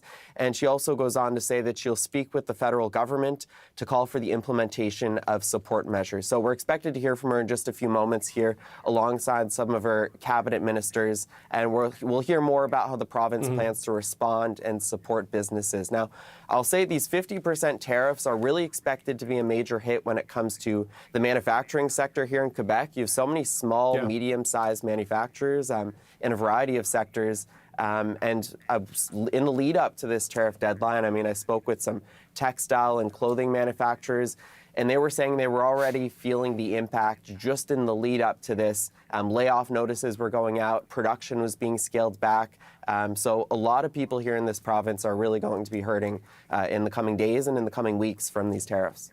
No, there's no question. This is costing people wealth, costing them mental health, and costing them economic opportunity and jobs, and governments billions. Alexander Silberman with the CBC. Thank you so much. We'll maybe speak with you later after we hear from the Premier of Quebec. We're going to talk now to Ralph Goodale, of course, a former Liberal cabinet minister, member of the Advisory Committee on Canada-U.S. Economic Relations, and he is in his home province in Regina, Saskatchewan. Mr. Goodale, I was going to call you High Commissioner or Minister. It's just out of habit. But we appreciate you taking the time, sir. What do you make of the picture the Prime Minister painted in his explanation and reasoning for ending the trade talks with the United States and where things stand now? Well, I think he presented a very compelling case. The Prime Minister is obviously dealing with the single most crucial factor in his prime ministership so far. And his speech this morning was calm. It was authoritative. It was thoughtful. It was filled with facts and hard information. And I think he made an excellent case for the position in which the government and the country now find ourselves, a position that we don't want to be in, but that's the hand we've been dealt. Those are the facts. Those are the circumstances. We've got this, and we're going to deal with it as a very united Team Canada. And it's very good to hear the level of cohesion and support coming in from across the country in response to this situation. You know, Minister, I was reflecting earlier on my conversation with Lisa Ray that, and I was in Newfoundland at the time, born and raised there, but when 9/11 happened, you were in the federal cabinet and the government of Jean Chrétien, and you led part of the response in closing down the airports and the airspace and bringing people to safety and security, and just the chaos that existed there, and coming to the aid of the United States there and then later in Afghanistan. when you look at where we are now, 20 days away from the 25th anniversary of that, going to be commemorated, the ambassador, the U.S. ambassador, as I understand it, will likely be going to Gander, which was the heart of the Canadian story on this. Where is the Canada-U.S. relationship now as we approach that anniversary and find ourselves in this absolute mess that is going to cost people jobs, governments treasure, and people wealth? Is facing a very serious crisis. I think all Canadians would want a different set of circumstances, and we will strive to get there, partly by building out the Canadian economy to make ourselves stronger and more resilient and less dependent upon the United States, more diversified in our economic and security arrangements with the rest of the world. Working all the time to keep Canadians together, because unity is essential for the Canadian response to anything to be effective. But at the same time, we have a big neighbor right next door. Geography isn't going to change. We have to think very carefully about the pathway back to finding solutions. But in the meantime, and indeed all the time, we will defend Canadian sovereignty. Okay, Mr. Goodale, I got to cut it off there. Thank you so much. The Premier of Quebec, Christine Frechette, is speaking in Quebec City. Thank you, Mr. Goodale. Let's listen in to the Premier and her ministers in Quebec. Plus réjouissante, plus positive. We would like to meet you under more positive circumstances, but that is not the situation in which we find ourselves. So thank you for being here. Everyone who is listening, you know, the trade war triggered by Donald Trump has just gone to the next level. Trump is attacking directly our economic security. 50% tariffs are on a long list of products, and this will have significant consequences on Quebec. We're talking about food products, lumber, clothing, construction material, electronics, and many other products, and often, consumer products that we use every day. These new tariffs impact $7.7 billion of Quebec exports. That is more than 9% of our exports that go to the U.S. It's colossal. To that, we can add the tariffs that are already in place on aluminum, on steel, lumber, softwood, copper. And Quebec actually is the most impacted by these tariffs since the beginning of this trade war. In all of our regions, businesses may lose contracts, and it's already begun. Businesses have told us that they've started to lose contracts since these new threats in July. Some will have to slow down their production. There are workers who may see their hours reduced. Others may lose their jobs. These are significant numbers that I'm sharing with you this morning, but we have to remember that behind these numbers are humans, and there are people that we need to support. And on this, I want to speak directly to Quebecers. I know that the current situation is stressful. I know that many of you will be concerned by the idea of perhaps losing your job, or because of Donald Trump. But I'm telling you that our government will act to protect you, to protect Quebecers. We will be there. Now, the situation is very serious. We have to recognize this.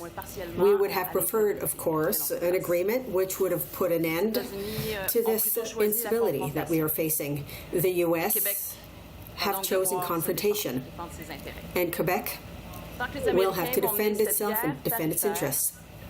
As long as the Americans are leading this trade war against our businesses and workers, I will not put U.S. alcohol back on the shelves at the SAQ. We will also continue to penalize U.S. businesses in our calls for tenders. My responsibility, our responsibility does not stop there. We must support businesses and workers who are living with the consequences of this trade war. Today, with Bernard Drinville, our Minister of the Economy, Innovation, Energy, and as well as Investissement Québec, we're putting in place two assistance programs. The first one is a FORCE program for businesses in the manufacturing sector and also primary sector businesses with a volume of sales of $2 million who are strongly impacted by U.S. tariffs of 25% or more. This program will give them access to the necessary liquidity to maintain their activities, protect jobs, and if the trade war lasts, get through the next few months. Businesses will be able to benefit from a moratorium on the reimbursement going up to 24 months. And they will also benefit from interest-free loans for the first year of that program. We're also putting in place an emergency assistance program for SMEs. For SMEs whose business volume is between $1 and $2 million, these businesses will be able to get from their MRC a loan going up to $150,000 without interest and with the 12-month moratorium on reimbursements. Suppliers and subcontractors for these businesses will also be eligible for this program because there are collateral victims. We will also act to keep communication channels open.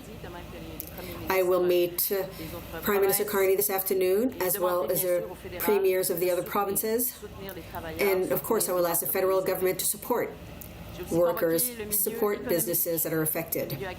I will also gather economic players, the agricultural sector, and unions and financial institutions. All together, we must be on the same page in order to protect our economy. Finally, I've asked to meet the heads of political parties because we have to work together. We must give oxygen to our economy, to our businesses, allow them to continue to produce, allow them to keep their teams. I want to be clear, we won't be able to eliminate all the consequences of this trade war alone, but Quebecers will not carry the weight of Donald Trump's decisions alone. I will be present. The government will be present. We will also continue to defend the interests of Quebec at the federal level. Ottawa is responsible for trade negotiations with the U.S., and they must now take these responsibilities. The federal government must be there to support workers and companies. On our end, we will follow the situation very closely, business by business, sector by sector, region by region. And we will adjust if necessary. Before closing, I will invite Quebecers to get mobilized together, and when it's possible, to buy Quebec products. That's important. To buy Quebec products is not an economic action. It is a nationalistic action. It's an action of solidarity. When we buy Quebec products, we support our workers, our businesses, our regions. And if each family buys $25 of Quebec products instead of imported products every week, well, we will inject $3 billion in economic spin-offs in Quebec. So small actions can have a big positive impact. Quebec, as we know, has gone through difficult economic periods in the past. I was Minister of the Economy when the first waves of tariffs came in following the arrival of Donald Trump, and every time, we held strong. We held strong because we acted together in a serious manner and with determination. And that is what we will do once again. The priority is clear. That is to protect our economy, protect our businesses and our workers.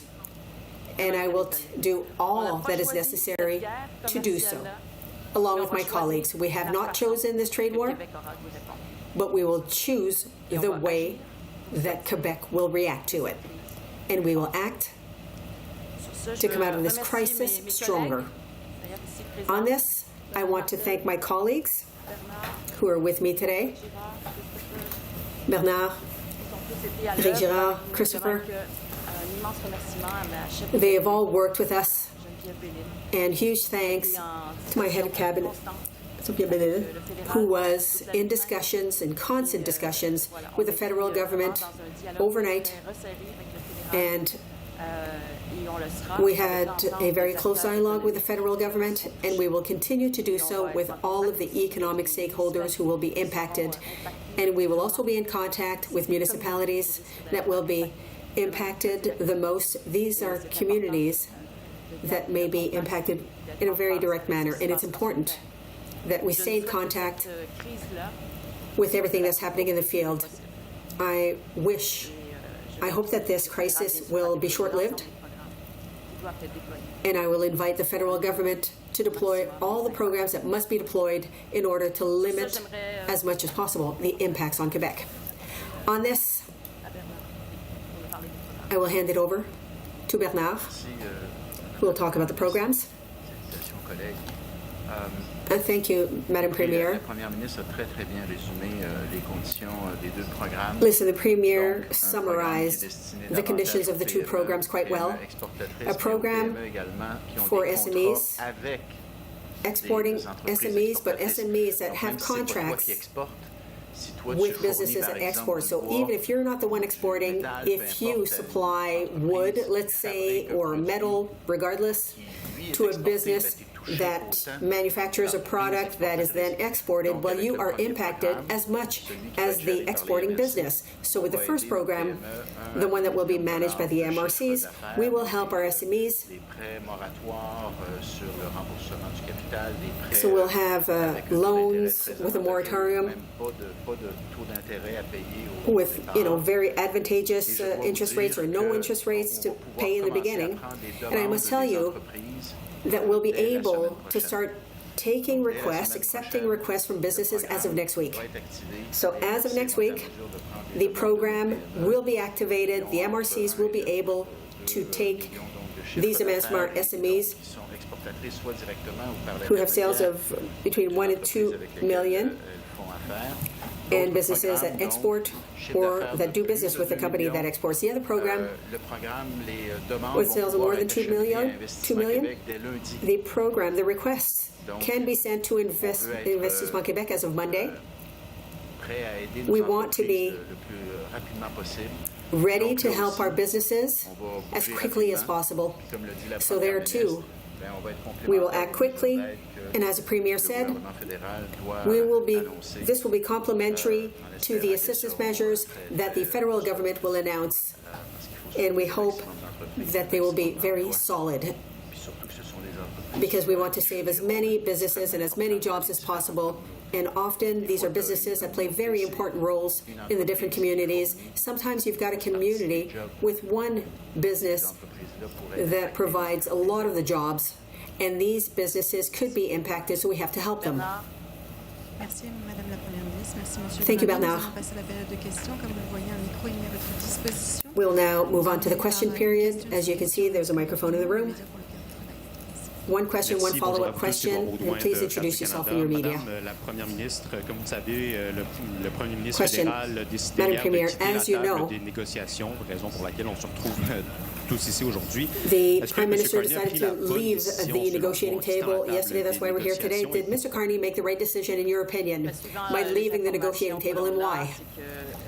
Well, following the information, according to the information that we've got, the sovereignty of Canada was subject to negotiations. So the U.S. wanted to negotiate on issues that affect the sovereignty of Canada. I can think about the definition of our policies when it comes to tariffs, and there were some red lines that were not to be crossed. They weren't, but there was a willingness to negotiate on even more elements in the last moments of this discussion. And I think that it was the right thing to do. As you know, this happens a few days from the triggering of the electoral campaign. Would it be possible, in your opinion, that you suspend your campaign while we manage this crisis? Listen, I'm not going to speak to this today because we will see what will be the next steps. Will the discussions between Canada and the U.S., for example, will they start up again quickly? If that's the case, I think that will reduce the intensity of the issues, the intensity of the crisis. So it will depend on what happens. Next question. You certainly listened to Mark Carney. You said that there were problems with the question of sovereignty, but also of the discoverability of products, of French language products. Do you know what he was referring to? Is it your bill on discoverability? CET, do you have any details on this? Well, it seems to be the law that was adopted on discoverability and also some elements related to the French language charter. For example, the presence of French on consumption goods, on electronics, for example, appliances, or the availability of manuals in French. All of this, apparently, were elements that were proposed during the negotiations by the U.S. counterparts. And there was a red line that was not to be crossed, and it wasn't. You talked about possible loss of jobs. Do you have an estimate of the number of jobs that could be impacted? Is it, when we hear what you're saying, could you draw a parallel with COVID? Could it be comparable to that number of jobs? It's too soon to say how many jobs are at risk. Obviously, there's a lot at risk. Everything, of course, everything will depend on the duration of the application of these tariffs. That will determine the scope of the impacts. But the Minister of Finance can share his read of the situation. We have to be conscious of the fact that the trade war started in February 2025. So we've already seen some significant impacts. And now it's just this new escalation. And it's lasting over time, but there are effects on production, on exports, on jobs. You know, we have tabled the pre-electoral report this week, at the beginning of this week. It was a long week at the beginning of this week, and we are somewhere between the base case and the alternative scenario. So clearly, new tariffs will have marginal impacts. It's too soon to quantify them, but we do have some estimates. Is it comparable to the pandemic? No. No. No, the pandemic, we shut down 60% of the economy for 6 weeks, so no. When it comes to what's impacted, we're really talking about what's impacted by exports. I've got a question. Next question. Mr. Carney, in his remarks earlier, Okay, that is a briefing from the Premier of Quebec, Christine Frechette, and two of her senior cabinet ministers, Bernard Drinville, who is the economy minister in Quebec, and that last person you heard speaking there, Éric Girard, the finance minister for the CAQ government, which has got an election coming up in the next 6 to 8 weeks. Alexander Silberman for the CBC has been listening in on this. So let's start there. Alexander, what did you make of what we heard from the government of Quebec, laying out sort of the impact on the economy in Quebec, promising a series of measures and urging Quebecers to rally? What's your takeaway of what we just heard? Well, we heard a strong message from the Premier there, David, acknowledging the gravity of the situation, that there will be a substantial impact on Quebec businesses. The Premier mentioning that some people have their hours reduced. Many Quebecers could lose their jobs as a result of these tariffs. But at the same time, a message that the province is acting. We heard the announcement of 2 programs that will be in place to support manufacturers, small and medium-sized businesses in the province, including interest-free loans, and a message message there that the province is behind Quebecers, Quebec businesses, and workers in this province, and will help them get through this very difficult economic time. There was also a message there as well, a kind of solidarity to everyday Quebecers and consumers, urging them to take some of the actions we've seen right across the country during this trade war and these tensions with tariffs, urging Quebecers to buy Quebec products, support local businesses. We also heard as well that the province will keep U.S. booze off the shelves. They'll continue to do so as a way to fight back. They'll also continue their procurement policy to exclude U.S. vendors, as well as another measure to push back.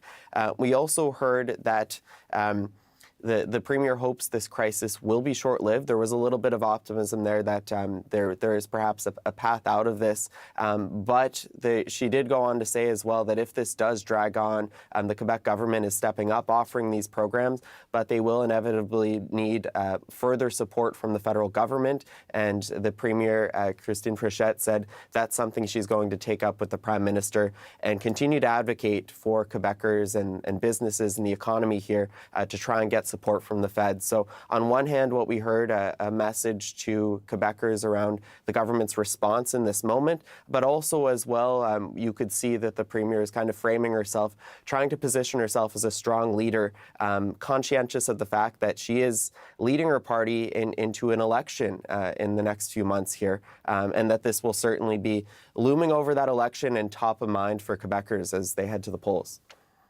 For that, the CBC's Alexander Silberman. You will all note that I am not David Cochrane. Catherine Cullen sitting here in Toronto. We're having some technical difficulties. David will be back with us in a minute, but we are going to keep on this story, the important story today, this question of the end of the trade deal between Canada and the United States and the U.S. tariffs now being implemented, Canada going ahead with counter tariffs. We are going to take a closer look at what is happening. We have another guest with us in just a moment here, I believe, folks. Yes, we have Barry Appleton. Oh, but before we get to Barry Appleton, we are also going to bring David Cochrane back into the mix. David, can you hear me? Yeah, I'm back, Catherine. This is what happens when a continental trade war disrupts everybody's Saturday. Here we are. Well, as Catherine said, and as we just showed you, joining us now is Barry Appleton. He is an international trade lawyer and policy strategist and has been working on the NAFTA file for quite some time. Barry Appleton, you may not remember this, but we met a lifetime ago in Newfoundland and Labrador when you were warning about bulk water exports from Gisborne Lake, and I was a local reporter covering politics there. Wow. So it's good to see you a quarter of a century later. You, of course, were a former advisor to BC and Ontario on NAFTA. I just wonder, Barry Appleton, what do you make of this? 50% tariff, $27 billion worth of Canadian goods now in effect. There is an absolute trust fracture in this relationship. What are the sort of options available to Canada here? What's your initial assessment of the situation? Okay, look, first of all Canadians feel today is like the day after Pearl Harbor. So none of us are happy, and this is a foundational shift. But we have to think about being smart, not just dealing with our emotions. And so part of the problem we have is this. Dollar for dollar retaliation is math. It's actually not strategy. The Bank of Canada did a major report, came out in June of this year, talking about the impact of the last time we did retaliation. What they found was that the impact of retaliation cost Canadians when that came in and didn't have any impact on the Americans because we're too small. So while it feels good and sounds good, it causes a problem. But here's the other problem. Inside, and the devil here is in the details, inside Section 338, the proclamations that put this into account, there's a provision that says that the president has the authority to block American goods if there's retaliation. So there's already a clause, we call that a snapback. There's a clause in there with a punishment to warn anybody to not do this. So the Prime Minister's smart. He's put this out. He said, look, I'm going to give you a warning. It's not going to be effective until September the 8th. So he's telling everybody what the cost will be. But actually, the cost of retaliation could be a lot worse than we expect because the president alone, not going to Congress, has special powers that we've never had exposed to us before. So that's the first really important point we need to understand.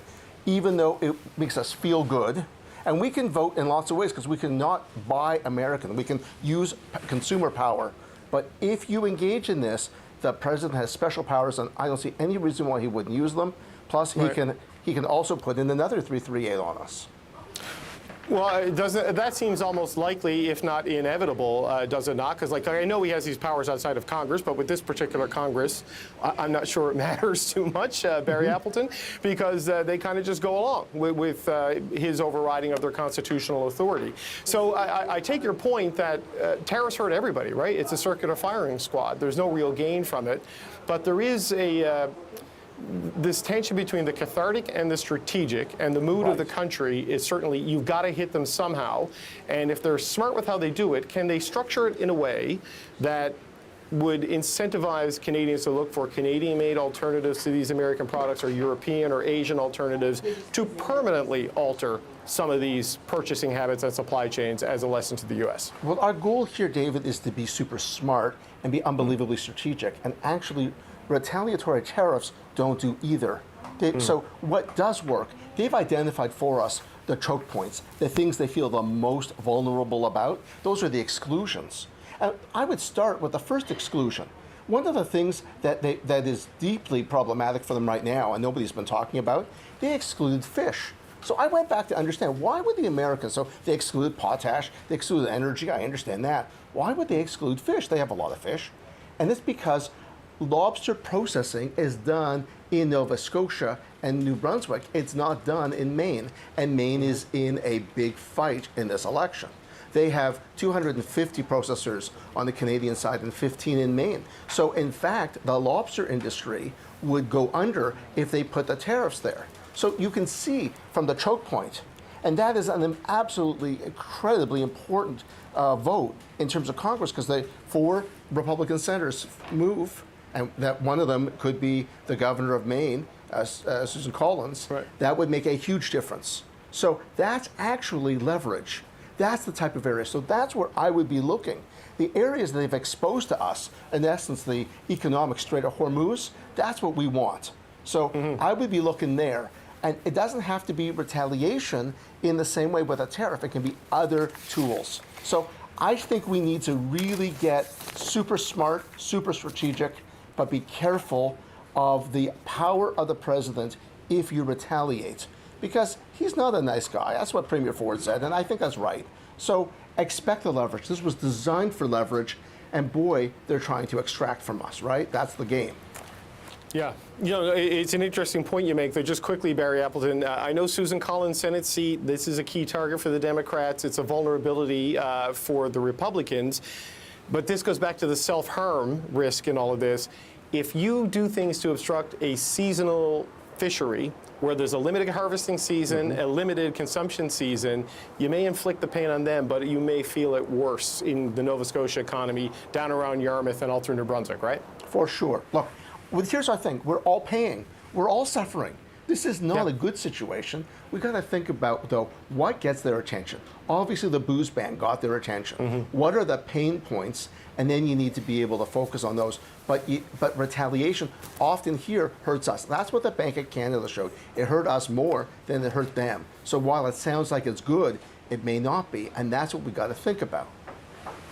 No, it's a good point. There are a few good options here, and it's almost like a Hippocratic oath approach needs to be taken. First, do no harm. Barry Appleton, thank you for being here. Thank you for being patient, because I know we're kind of flying on the seat of our pants a bit today, but that's Barry Appleton, international trade lawyer and policy strategist. Good to see you, sir. Thank you so much. Thanks for having me. Okay, we're going to hear now from Lana Payne. She is the national president of Unifor, Canada's largest private sector union, more than 300,000 members, and of course a member of the Advisory Committee on Canada-U.S. Economic Relations. And Lana, some deals didn't get done in the last 24 hours. Some deals did. I know you've been at a bargaining table nonstop this week as well. You're going to meet with the Prime Minister in with Dominic LeBlanc and Janice Charette in a little over 2 hours. What more do you need to hear from them after the explanation we got from Mark Carney a little while ago? We got a lot from the Prime Minister just a little while ago. I listened intently, and clearly what we thought was happening at that bargaining table was happening. The goalposts were changing on the Canadian negotiators. The concessions that the U.S. was demanding continued to mount. In the end, it just became untenable for our country to sign what would have been a a very, very bad deal with the United States that would have had disastrous implications for key parts of our industrial economy. I have a question, a negotiating question, as you have been at more bargaining tables than certainly I have in my lifetime. But we heard from the Prime Minister today, and this jumped out at me, that he said the Canadian team is broadly united, right, on what the objectives and what the goals are. But he said you cannot say there is unity in the U.S. administration. And this seems to have been, certainly in the auto sector, which I know matters to your members quite profoundly, this seems to be one of the points where that is true in the United States. How difficult is it to negotiate with a partner across the table when there is misalignment on the goals and the outcomes from their perspective and you're trying to get to a deal?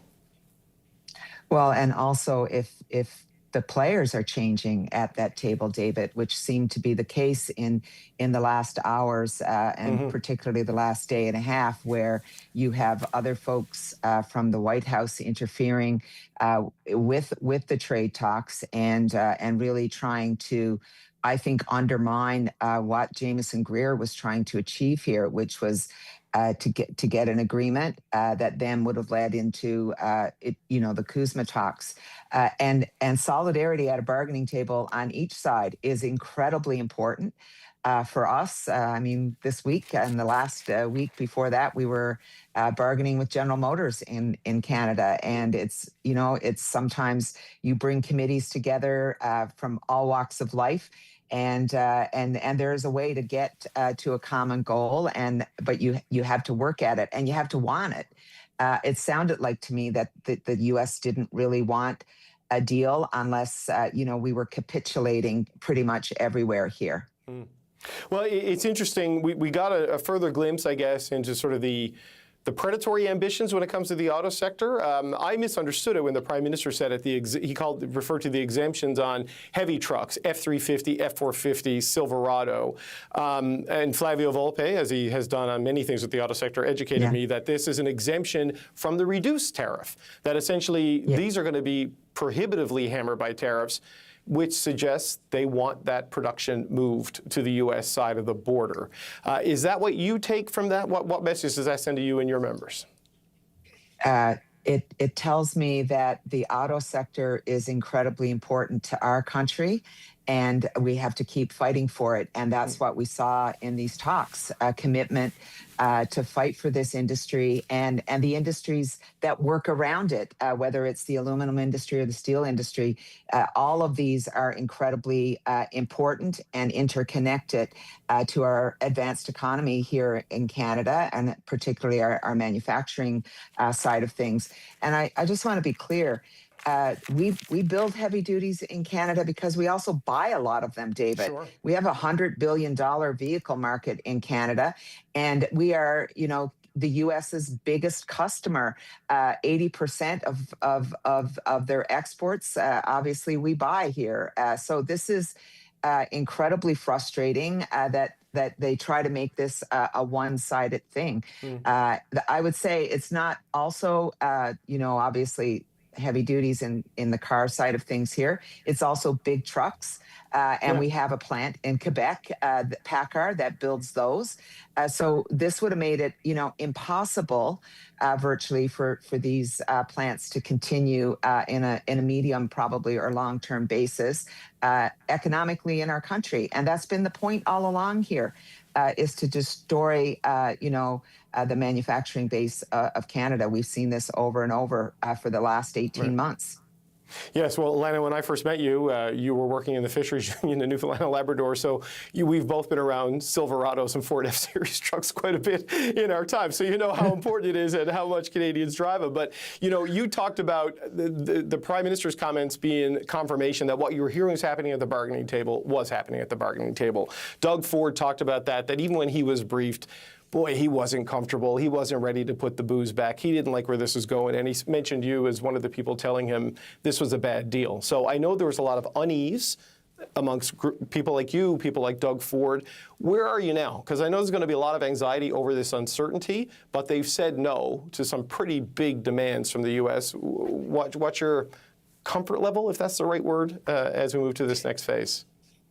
I think that there's a lot of learning in this, and a lot of it is probably things that we already knew. I mean, I have to say a massive thank you, David, to our Canadian negotiators. I mean, they were up against it. They were up against it because we are trying to negotiate with a player who, basically felt it was okay to continue demanding concession after concession after concession. And as we would give a little, they would want more. And this has been a pattern that we've seen played out by the U.S. administration for the last 18 months. The more you give, the more they take, the more they want.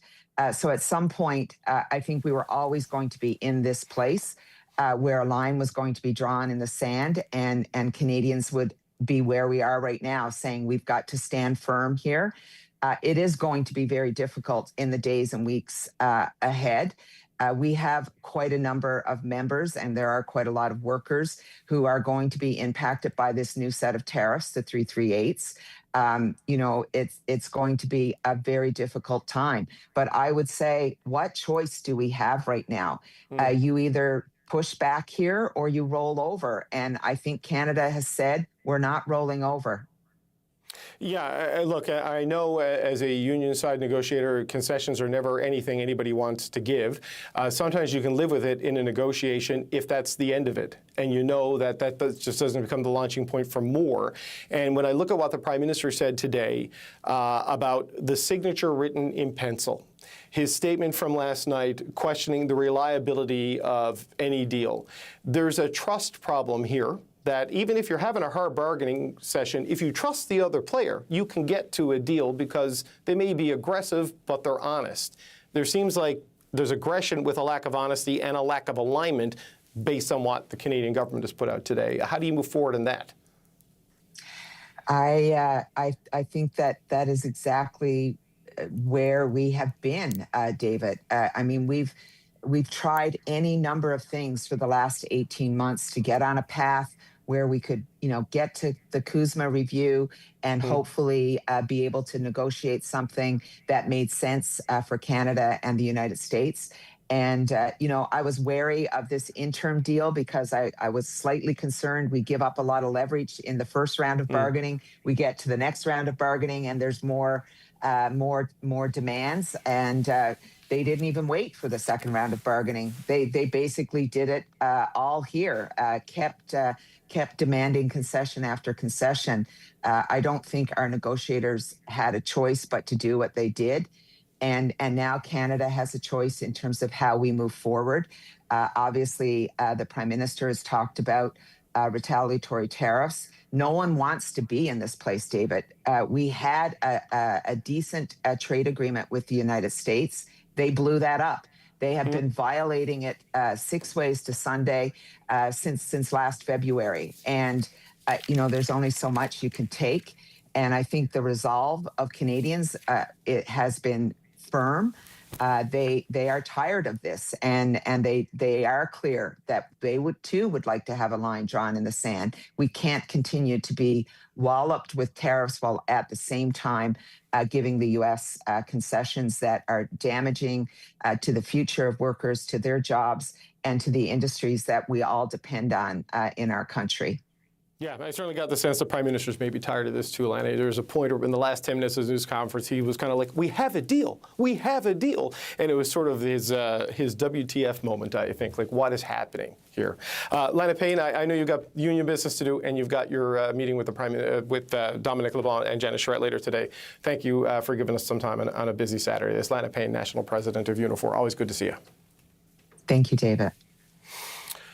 Okay, we have been whipping across Canada for reaction. We're going to go south of the border now to the CBC's Katie Nicholson, who is in Washington. Katie, some movement, some comment from the U.S. side. What are we hearing from people like Jameson Greer and others? Yeah, so Jameson Greer was on Fox News this morning, kind of doubling down on essentially what he said last night, talking about why it is that this deal collapsed. And again, sort of heaping blame on Canada a bit, talking about how there were only 2 countries that initially retaliated to the first round of tariffs at the beginning of this administration, China and Canada. Here's a little bit of what he said to Fox News earlier today. We don't have new talks planned with the Canadians. We're moving forward with measures that respond to Canadian retaliation. Remember, as President Trump has introduced a trade policy to reshore American production and protect American jobs, 2 countries have retaliated against the United States, the People's Republic of China and Canada. And they continue to retaliate, and after a year of that retaliation, we've said enough, and so we've taken countermeasures. Our interest is in protecting American workers and protecting American supply chains. We've been offering to bring the Canadians along on that path, really to cut the tariffs on them, on steel, on tariff autos, even lumber, things that are sensitive for them. And they've always had the best deal, and they still would have an even better deal, but they didn't want that. Obviously, the Canadians disagreed. So Greer teased, and the American officials have teased, that there are a slew of other retaliatory measures that will be put before the U.S. president. He is, according to the travel pool, at a golf course in Virginia. We've been keeping an eye out for any kind of comment. We've reached out to the White House. So far, nothing. The only thing he's posted on today is about his ballroom project. But after Carney, in his speech, sort of addressed what the Canadian retaliation might entail, particularly looking at steel, dairy, appliances, agriculture, pulp and paper. I started to go through all of and reach out to governors that have been are sort of the heads of states that do a fair bit of exports in those sectors to Canada. Some of them already taking to acts. I'll just walk you through a little bit. I mean, where are you going to do this? If you're going to do it and be strategic, where would you do it? Would you target Republican states like, say, Ohio, where nearly $700 million in steel exports to Canada have gone out over the last year? Canada is Ohio's largest trading partner. Thinking about Pennsylvania, right? So $14 billion in exports to Canada from Pennsylvania. I haven't broken down how much of that is steel or appliances, but obviously we know Pennsylvania, a major steel sort of industrial center, and nothing yet from Governor Josh Shapiro. But in Michigan, where, of course, we have all of these ties connected to steel and the auto industry. Governor Gretchen Whitmer already out posting about this, saying Michiganders are uniquely impacted by D.C. Republicans' ongoing chaotic tariff wars with Canada. These tariffs act as a tax hike on Michigan families and businesses by raising prices at the grocery store. She goes on to say companies, especially our auto manufacturers, face the difficult decision of laying off workers or passing costs on to their customers who are already suffering because of the GOP's gamesmanship. This must end. We also hear criticism from New York Governor Kathy Hochul on this. A real threat of politicizing this. This is something that obviously Democrats are going to jump on ahead of the midterms because of the way in which Trump's tariffs have been tied to some of the inflationary pressures the U.S. economy has had. And that, of course, ties back to the affordability that Americans, the crisis that they're confronted with, again, as they head into this new voting period and decide the balance of power in the House and the Senate. So also just, not the biggest trading partner, but California, always a thorn in Trump's side. Gavin Newsom saying, our closest ally, our critical trading partner. Careful, family show, Katie. Family show. I read this tweet, so you have to censor a word. I will leave the last word out. So go ahead. Yeah. Don't worry. No. Trust me, David. Our closest ally, our critical trading partner, and Trump is hitting Canada with 50% tariffs. What the actual are we doing? And so there have been many more, again, largely from the Democrats. I have reached out to the governor of Indiana, again, a red state, but one that does a fair bit. Canada is actually Indiana's largest international trading partner. So a lot of stuff here could happen depending on how strategic the Carney government is in implementing these retaliatory measures and whether or not they really zoom in on Republican states putting the pressure there on the GOP. Yeah, Ohio is a good one to mention, just to close the loop on that, because that is an incumbent Republican Senator, John Husted, running against a well-known political figure there, Sherrod Brown, a Democrat. And at the start of the year, it was all Republican leads. And since basically Canada Day, 4th of July, pick your holiday, +4 Democrat, +8 Democrat in the polling. So, an extra economic hit because of the ballroom-focused president's tariffs, that could be fatal there, right? And this is the sort of thing that the Republicans are desperate to avoid in November. Yeah, and those Rust Belt states are potentially now in play because of this and because of numbers like that. Okay. Katie Nicholson, thank you so much, and thank you for censoring the potty mouth, the governor of California. Catherine Cullen joins me now from Toronto, hopefully not having to censor anything.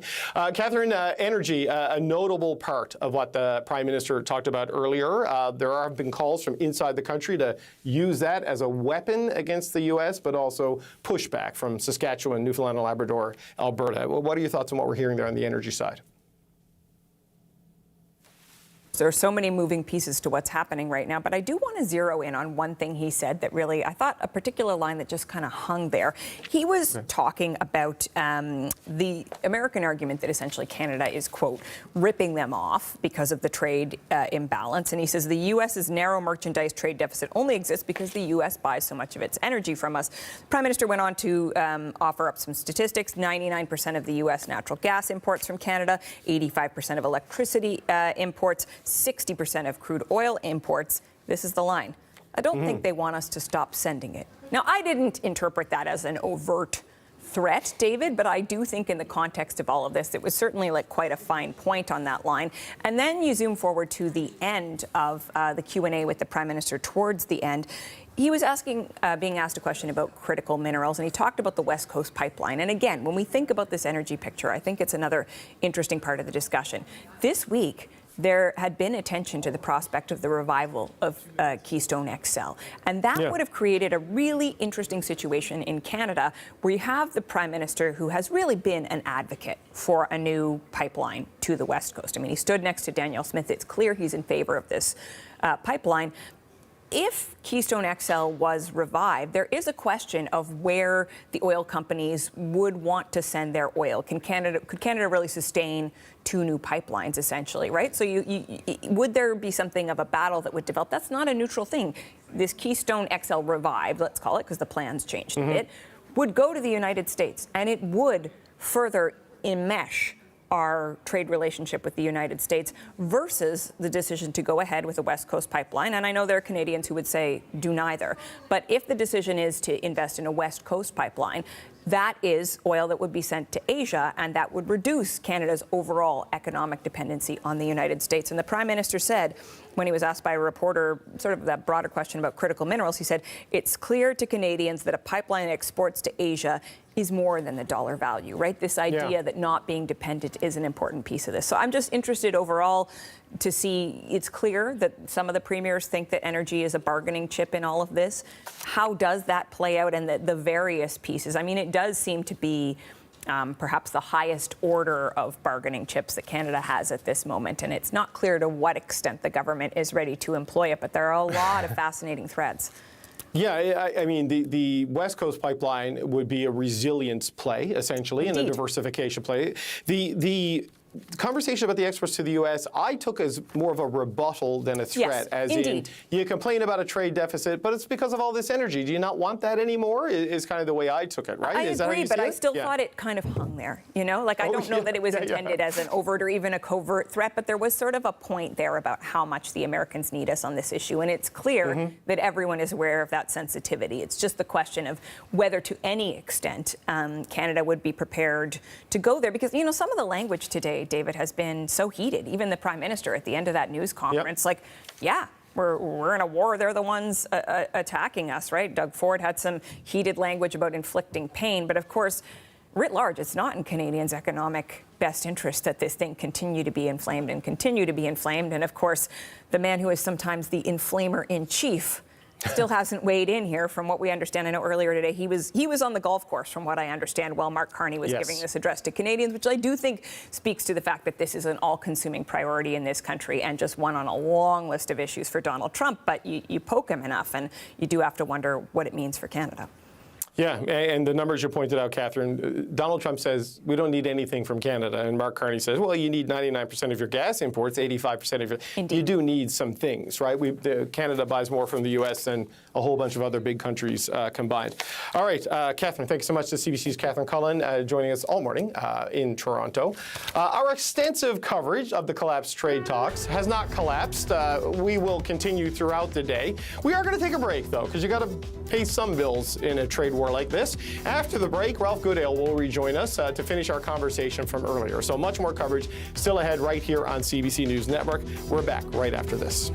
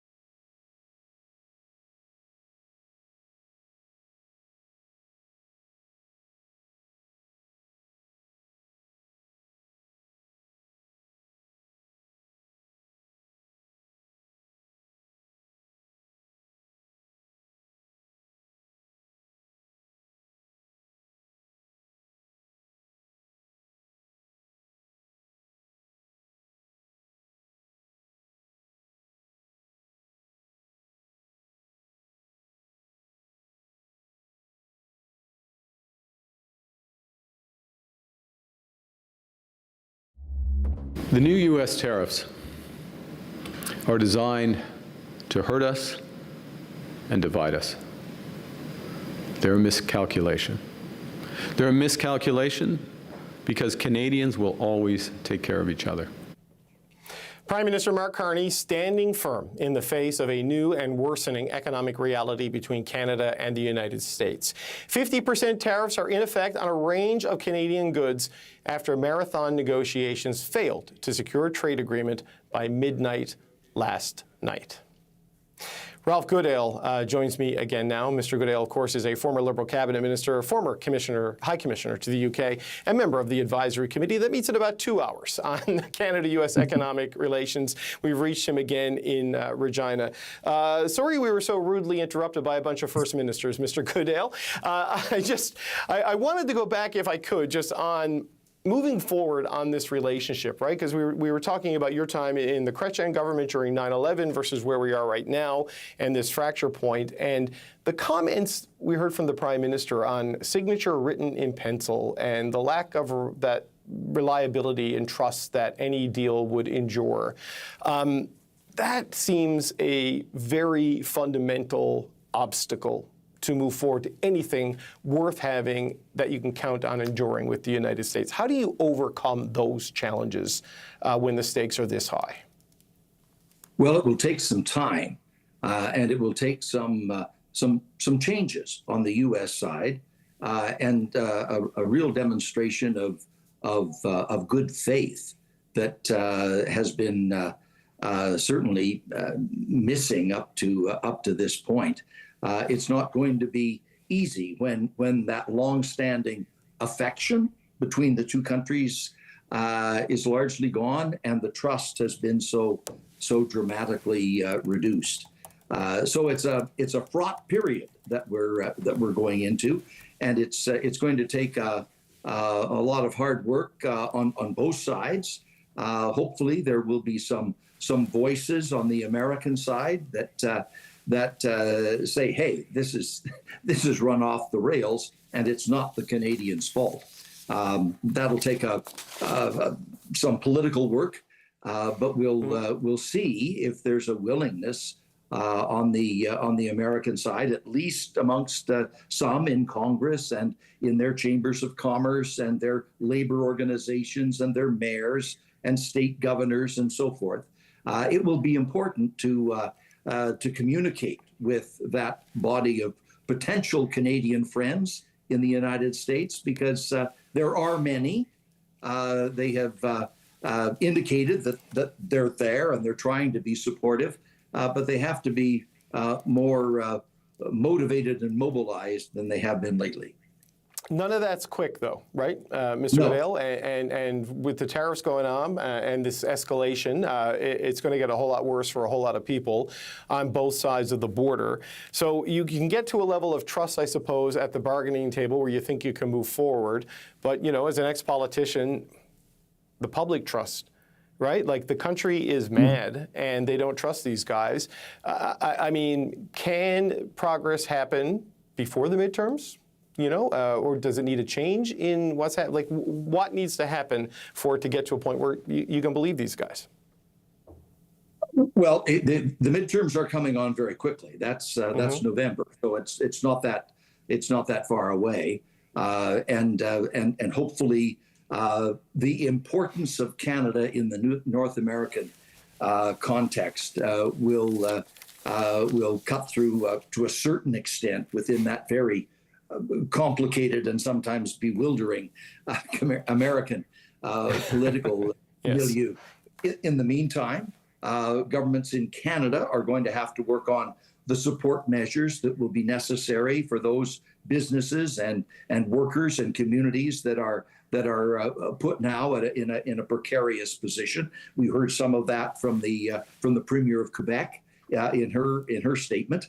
And obviously, the provinces and the federal government will be working together to put into place those support mechanisms. The retaliation measures will need to be smartly designed and strategically designed to have the biggest impact in the U.S. with the least blowback in Canada. That's difficult to do, but again, that will need to be done in a smart way.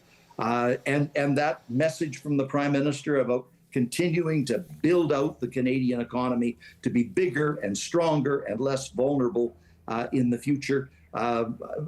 There's nothing to build enthusiasm behind that effort that works as well as just what the Americans have done, because that feeling in Canada will be, let's do it. Let's do it on our own. And let's be united and coherent in the way we do it all across the country. So Mr. Goodale, I've only got 30 seconds, but I want to touch on one point you said about the retaliatory tariffs that Canada is going to unleash. There's going to be blowback. That's just the way these things work. It's going to hurt things on this side of the border. You need to calibrate that. They've outlined sectors: steel, dairy, appliances, agricultural equipment, pulp and paper, and electronics. In addition to being smart about protecting Canadians and hitting these, do you just look at the map of the midterms and hit every vulnerable Republican swing seat that you can in the House and in Senate with these tariffs that you're hitting back with? That has to factor into the decision making, and if there are choices to be made about here or there, depending on the local politics across the border, that will be obviously something that would be factored in, and to make the impact strategic. And smart, so that it gets the very best result for Canada. Ralph Goodale, a conversation in two parts. We appreciate your willingness and your flexibility. Former Liberal Cabinet Minister, current member of the Advisory Committee on Canada-U.S. Economic Relations. Thank you, sir. Thank you. Okay, we're going to go from the western provinces to the very west coast. We're expecting to hear from BC Premier David Eby later today. He should be right now in a briefing of Canada's First Ministers that was due to start about 11 minutes ago. Before that, to better understand the economic impact that this trade talk suspension has on British Columbia, we've reached Jen Riley in North Vancouver, BC, where she is the president of the BC Chamber of Commerce. Jen Riley, it's good to see you. Thank you so much for joining us. Thank you for having me today, David. Your access to the Pacific as a province means you're a little bit less vulnerable to the whims of the United States than, say, Ontario or New Brunswick or Quebec. But what is your sense of what this impasse and this escalation means for your province, your members, and the broader Canadian economy? Honestly, I think Candice Lang, the CEO of the Canadian Chamber, said it best when she said this is a body blow to the North American competitiveness. And we're certainly feeling that in British Columbia today. I said yesterday that I could count 15 changes we've had over the last 21 months. We're at 16, 17, 18. And at the end of the day, I think my bingo card, the word I want is uncertainty. And you can't plan as a business in uncertainty. So it is a difficult time for any business across the country, and certainly here in British Columbia. What do you make of what the Prime Minister spelled out in terms of why they felt the need to call back the trade team and suspend the talks? I know the First Minister's meeting has started right now. The issues that the U.S. seems to have gone back on and demanded changes on were steel and steel derivatives and, of course, the auto sector writ large. But there were a whole lot of other questions just about sovereignty, the ability to do further trade negotiations. What did you make of the rationale for ending the talks? I think the two things that really stood out for me was the word sovereignty. At the end of the day, Team Canada in this country matters most. And I think the reliability of a trading partner, you've been saying it all morning, him saying it, it was a deal written in pencil. So if we're continuing to have pencil as how we make that great relationship with our biggest trading partner, perhaps it's a moment to step back from the table.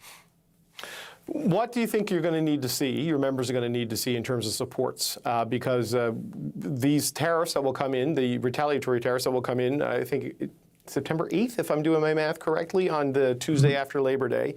That's when that's going to happen. There's going to be some blowback on that. And now there is, of course, the 50% tariff on $27 billion worth of Canadian goods.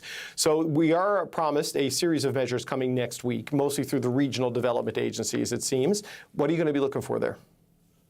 Honestly, I think we're all trying to read the news and get a degree in trying to understand what's going on before we can understand what supports we really need. And I believe that's where the administration is feeling this too.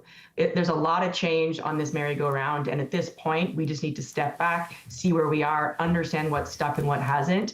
And then I think we need to do some listening. And certainly the Chambers of Commerce and Boards of Trade across Canada will be doing that with our members. And I would encourage that to be an open line of communication with the government as we can bring that information to them to support some of these measures that they're bringing back to us. Well, that's one of the real big challenges here, right? I mean, there's a specific targets that of individual tariffs, what they do to individual products and individual companies. But then there is this just churn of chaos, right? That how do you make a business expansion decision? How do you decide where you're going to deploy your capital to broaden out production, counting on a market that may or may not exist? I mean, is that in some ways as bad or worse than the specific tariffs if you're not in one of the key sectors like steel and aluminum and auto?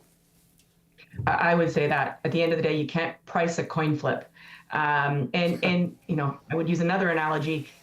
Waves, whether they hit the shore or not, are still rippling. And I think that's the environment that we're trying to run our businesses on. And that's just not good for Canada. But honestly, it's also not good for the United States. And I think this is really, again, hurting our ability to be an investable continent.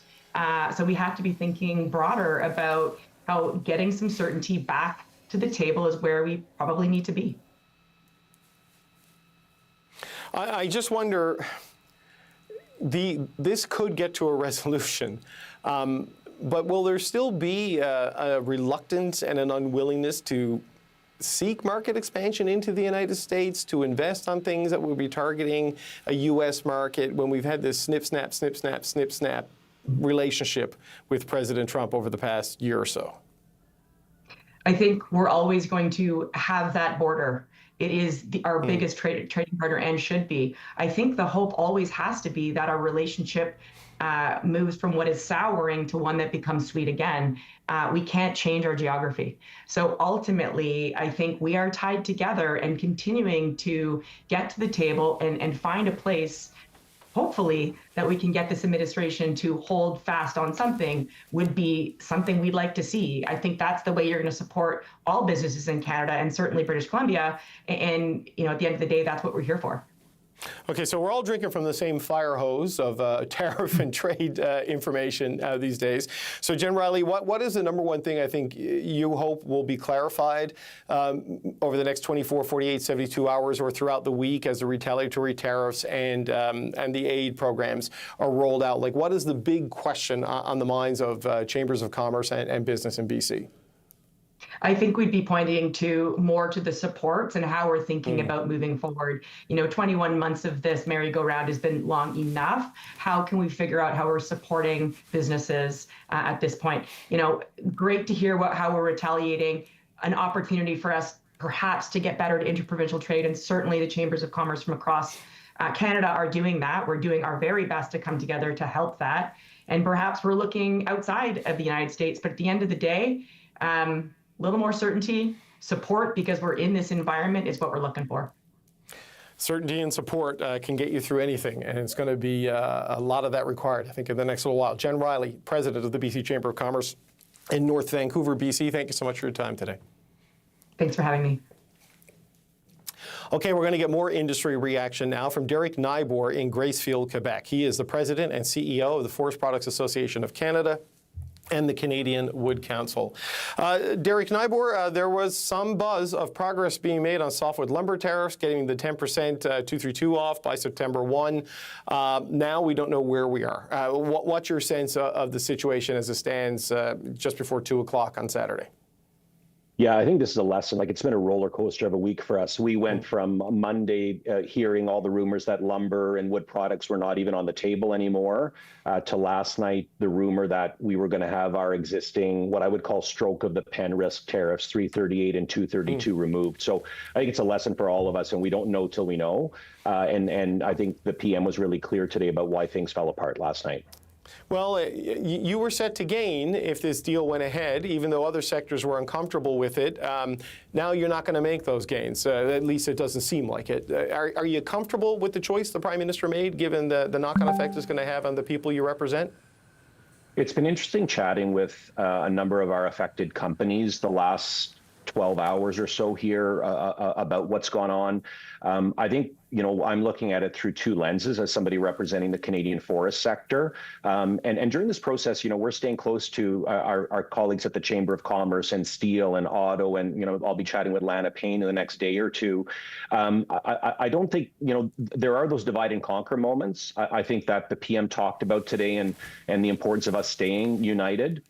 But I think in forestry, there's no doubt we're either among or the most affected by this, in that we've already had softwood lumber at 45% combined tariff and duty, which is higher than what Russia and China have access to the U.S. market to. I might remind you.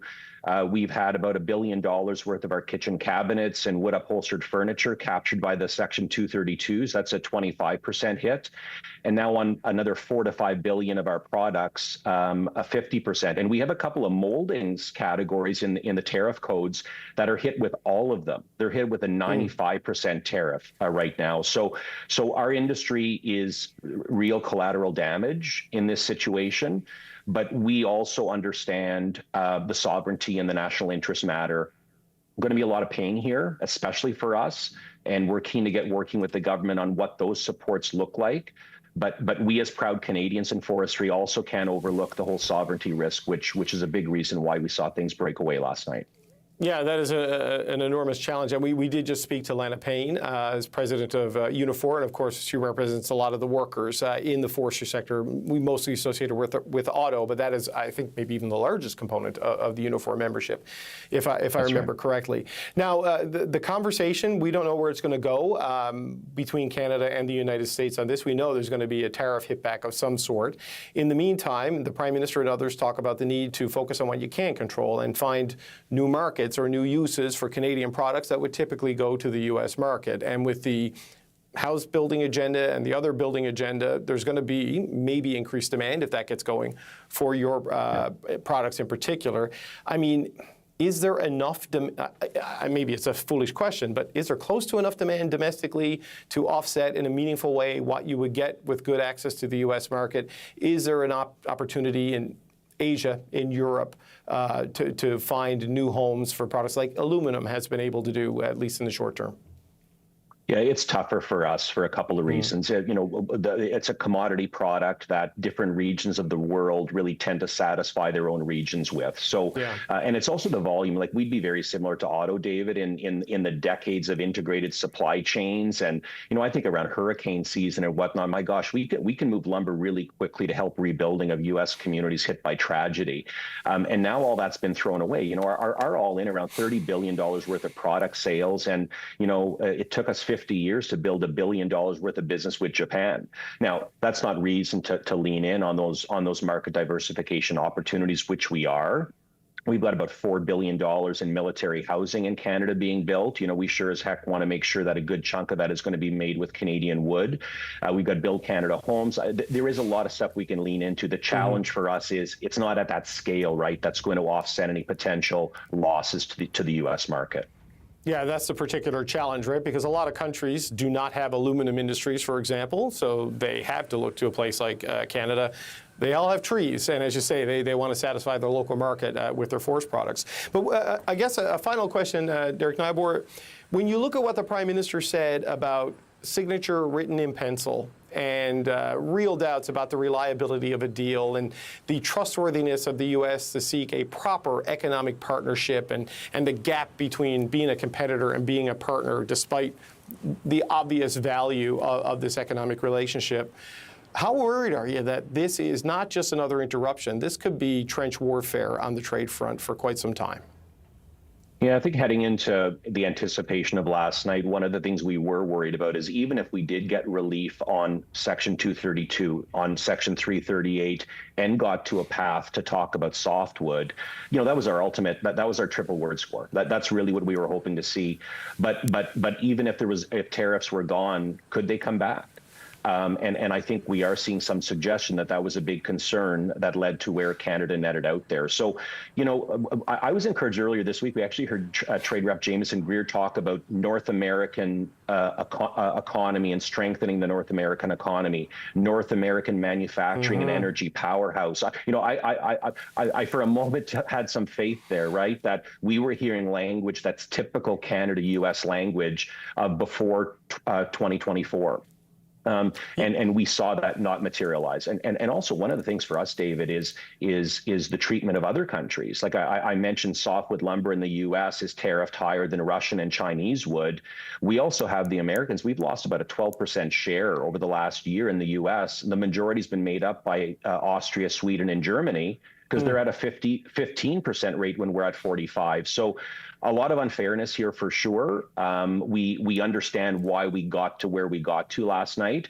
Our move now is how do we protect our businesses and our employees in partnership with the federal and provincial governments. Yeah, your point on Jamieson Greer is a good one, I think, Derek Nybor. I think if they were just negotiated with Jamieson Greer, they might be able to get a deal. But as we all know, there's a far more complex and rotating cast of characters that can wander into that bargaining room when the United States is talking to you. Derek Nybor of the Canadian Wood Council, thank you so much for your time. Good luck in the days ahead. We'll check in when we get more clarity on things as they go on. Thanks so much, man. Appreciate that. Thanks, David. Okay, quickly recapping our breaking news that we've been covering all morning. Prime Minister Mark Carney is promising a swift and strong response to the new 50% tariffs the U.S. has now imposed on a range of Canadian goods. Carney is also pledging robust support for the sectors of the Canadian economy that will bear the brunt of those tariffs. We have more coverage just ahead, but first, here's some of what the Prime Minister told the country earlier today.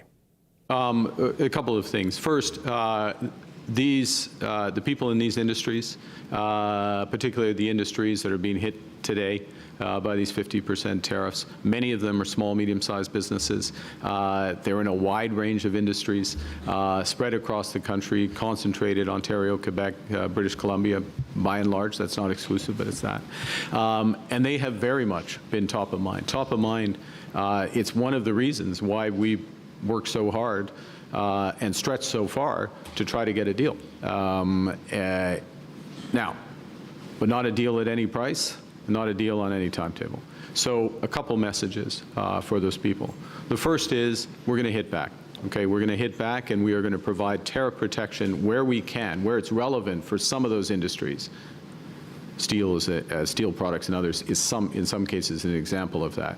We're going to provide full tariff protection there to prevent Americans businesses coming in and taking business. So that provides some. But more fundamentally, we will provide support, and we will do whatever it takes to support these businesses. We'll be releasing details of this early next week alongside our tariff actions to support these businesses. And we will support these businesses for as long as it takes. In other words, beyond the life of this U.S. administration. Okay, so there's various mechanisms that we've worked up. We'll give all the details in a few days, but think of working through our regional development agencies, also working through the Business Development Bank of Canada, and those will be the focal points for a limited number of easy-to-use but very effective programs that are going to help these businesses work through this period, pivot as necessary, because part of what we're seeing is what the potential future limits are to the American market.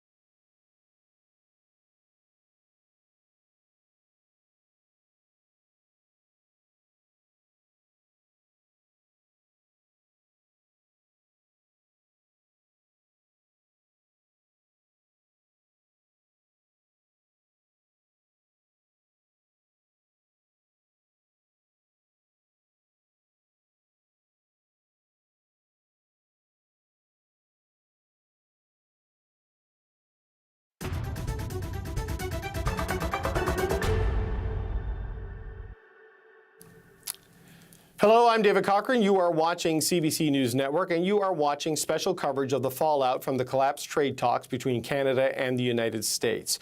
Prime Minister Mark Carney spoke earlier today, blaming Washington for the breakdown in negotiations and confirming that his government will implement retaliatory tariffs in response to new 50% levies introduced by the United States at midnight. In recent days, the United States proposed new terms that were uneconomic, unfair, and undermined the net benefits for Canada and called into question the reliability of any deal. In short, they asked too much and they offered too little. More fundamentally, the cumulative effect of U.S. demands revealed the limits of their commitment to a true economic partnership. The Prime Minister said Canada's counter tariffs will match those of the United States dollar for dollar and will take effect the day after Labor Day, which is Tuesday, September the 8th. The Prime Minister says his government will also be offering specific industry supports. More details on those next week. CBC's Catherine Cullen has been with me all day on this. She joins me once again from Toronto. So, Catherine, another slow news day on a Saturday in August in Canada. Catch us up on just what we've heard and learned today. Exactly. I think it's time to take stock, David, because it does feel like so much has happened. So many Canadians would have woken up to or found out just last night as they were heading to bed that conversations that had been going on somewhat in the public eye for days and days. We saw Dominic LeBlanc, Canada's chief negotiator, coming in and out of meetings with the U.S. trade representative. A deal seemed all but certain. In fact, Donald Trump said there was a deal in a post on social media. Perhaps an effort to employ additional pressure on Canada, but in the end, at the 11th hour, things seem to have collapsed. And the Prime Minister today drew some pretty clear lines in the sand in terms of why, suggesting that some of what the Americans were asking Canada to accept didn't jive, essentially, with Canadian sovereignty, be it some of the pressures they were putting around specific industries, what he described as limitations on Canada's ability to do trade. And then there were also questions a bit more on the cultural side about things like the rules for that would protect the French language, to summarize. And so now we find ourselves in this remarkable set of circumstances where one of the questions the Prime Minister was asked earlier today, why does it feel like Mark Carney is at war? He said, well, when you're attacked, you're at war, right? He's quite pointed that things are in a new phase right now, it seems, and so we're waiting to see what Canada's retaliation looks like. It is not just going to be for this new set of 50% tariff levies. It's also going to go back and include those 232 tariffs. All Canadians have sort of enhanced their trade lexicon, I guess you could say. Those sectoral tariffs, all of this to be covered by these new measures. And you mentioned the question of sectoral supports, too. There are businesses today that are going to be making decisions about whether this means that they're going to have to lay off workers. The Prime Minister promises help is coming, but those details are going to be coming in the following days. Yes, and as we're speaking, Catherine, the Prime Minister is about 20 minutes or so into briefing the First Ministers on things. I know Canada is deeply concerned that small and medium-sized businesses in particular will be targeted or affected by what the U.S. does next, and that's why the aid he talked about coming next week, it's going to be through the regional development agencies. They're best suited to deal with the small ones, while Cabinet will deal with the large sectors like auto parts, and steel and aluminum. I was speaking to a small business owner as part of the CBC coverage this week, who was saying that he really feels that the little guys do get forgotten. He runs a business with 4 employees, family-run business, and was saying one of the key things at this moment is going to be offering supports that can reach them and just greater consideration, because when you add it all up, yes, they're small or medium-sized businesses, but of course, when you add them all up, they're such an important part of the Canadian economy. Yes, the vast majority of businesses in this country fit into that category. All right, Catherine, thank you. Yet again, that's the CBC's Catherine Cullen joining me. We're going to go south of the border now to Washington, D.C., where the CBC's Katie Nicholson is keeping an eye on all the things the U.S. is doing. So, Katie, what more do we know from the U.S. side since sort of the reaction started flowing out after the talks collapsed last night? Yeah, so we still don't know what the U.S. president is making of Prime Minister Carney's remarks today. He's still golfing? Do we know that, Katie? Is he still on the golf course or I just haven't silent? gotten a press pool update yet. He was there in Virginia. That's where the motorcade went earlier today. While this F-150, the race cars are going around Washington right now. So far, we don't know what his reaction is to this. We do know from Jamieson Greer last night and from just U.S. Officials also speaking on this, that they do have planned retaliatory measures that they were going to lay out in front of the president should this trade war escalate, which of course we heard today from the Prime Minister it is. And we also heard again from Jamieson Greer this morning on Fox News, really repeating some of the same stuff he told reporters last night, really talking about how it was Canadian officials who walked back some previous commitments. That's the allegation allegation from the American side. Obviously, the Canadians don't agree with that. And also, again, invoking this notion of there were only 2 countries that ever retaliated against the U.S., which really seems to be a sticking point for them. It was, of course, China and Canada. So here's a little bit more of what Jamieson Greer said today on Fox News. We don't have new talks planned with the Canadians. We're moving forward with measures that respond to Canadian retaliation. Remember, as President Trump has introduced a trade policy to reshore American production and protect American jobs, 2 countries have retaliated against the United States, the People's Republic of China and Canada. And they continue to retaliate, and after a year of that retaliation, we've said enough, and so we've taken countermeasures. Our interest is in protecting American workers and protecting American supply chains. We've been offering to bring the Canadians along on that path, really to cut the tariffs on them, on steel, on tariff autos, even lumber, things that are sensitive for them. And they've always had the best deal, and they still would have an even better deal, but they didn't want that. And David, I'm just thinking about what Catherine said, highlighting that moment from Prime Minister Carney's speech about, when you're attacked, you are at war. I think about the sort of chummy relationship that Carney has up to this point displayed with Trump, the FIFA draw earlier this year, really almost playful, winning him over. We've heard Trump say very positive things about Carney. And what will the tone of today, how might that change that relationship going forward?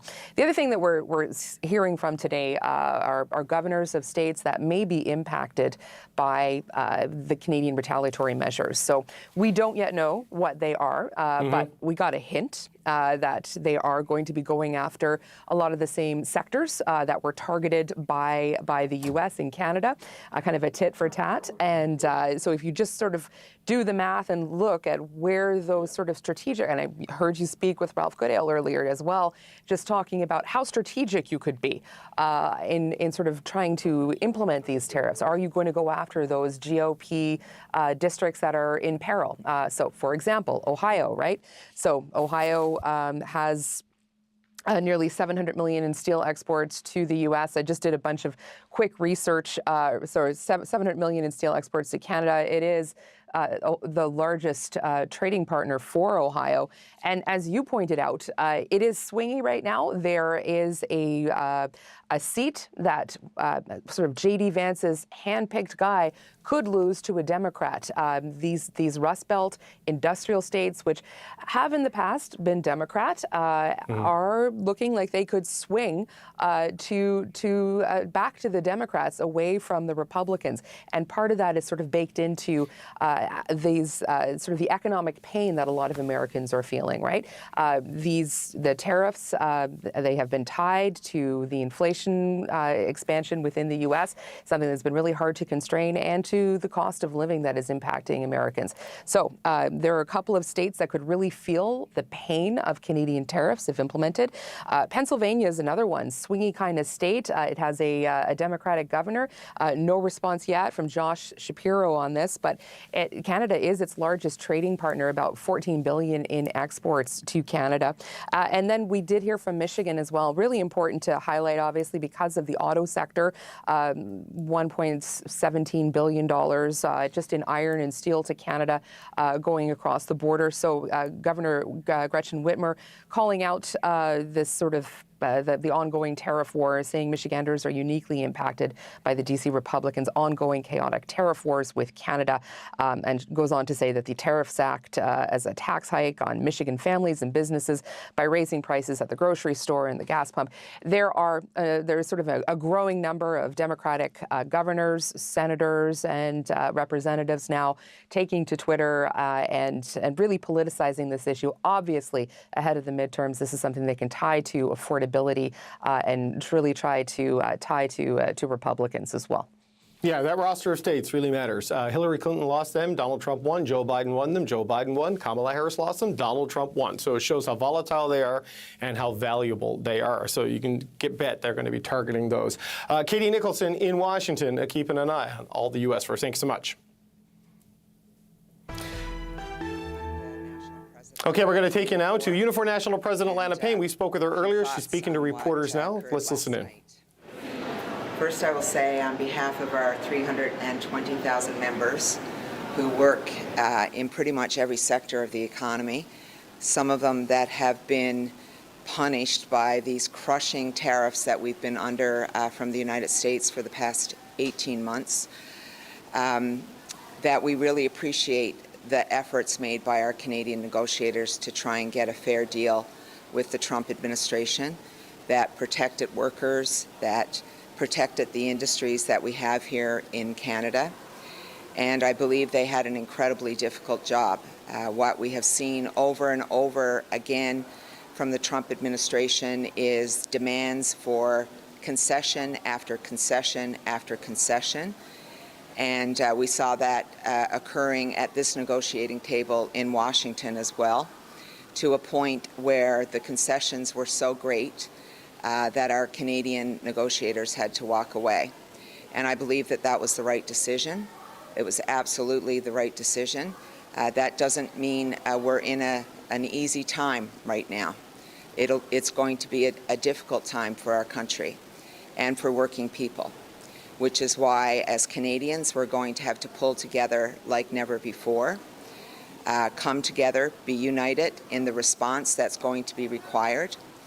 And I believe we were always going to end up in this place. And I say that because what we have seen from the U.S. administration under Donald Trump is this consistent attempt to try and destroy the industrial economy of Canada with tariffs that have been strategically designed to attack the auto industry, to attack the aluminum industry, to attack the forest sector and the forestry industry from BC to the Atlantic, and many other sectors.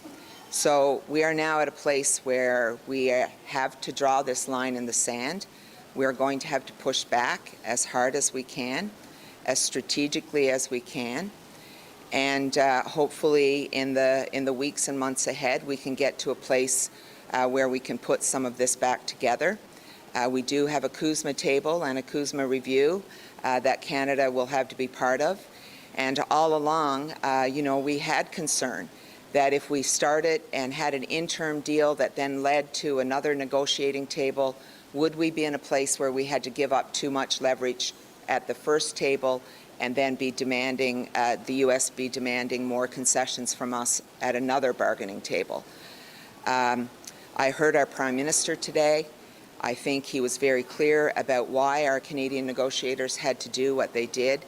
And for working people, I would say to you, embedding or locking in unsustainable job-killing tariffs on the critical sectors of our country would have been very, very problematic for the medium and long-term jobs in those sectors and for the workers who depend on them.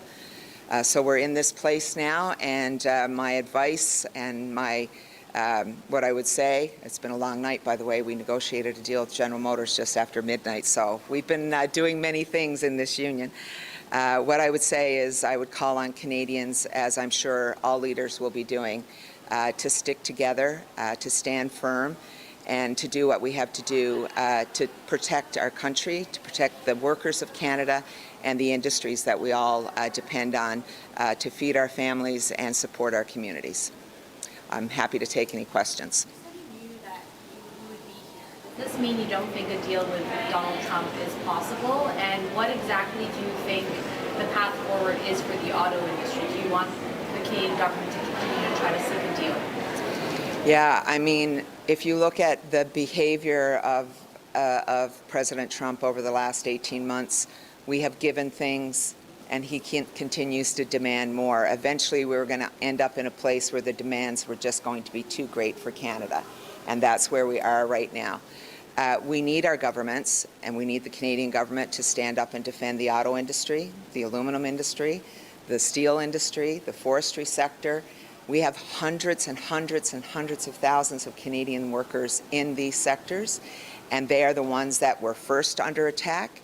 But now we are facing a second round of tariffs, which were being used to extort more concessions out of us. That's why they started with the threats on the 338s.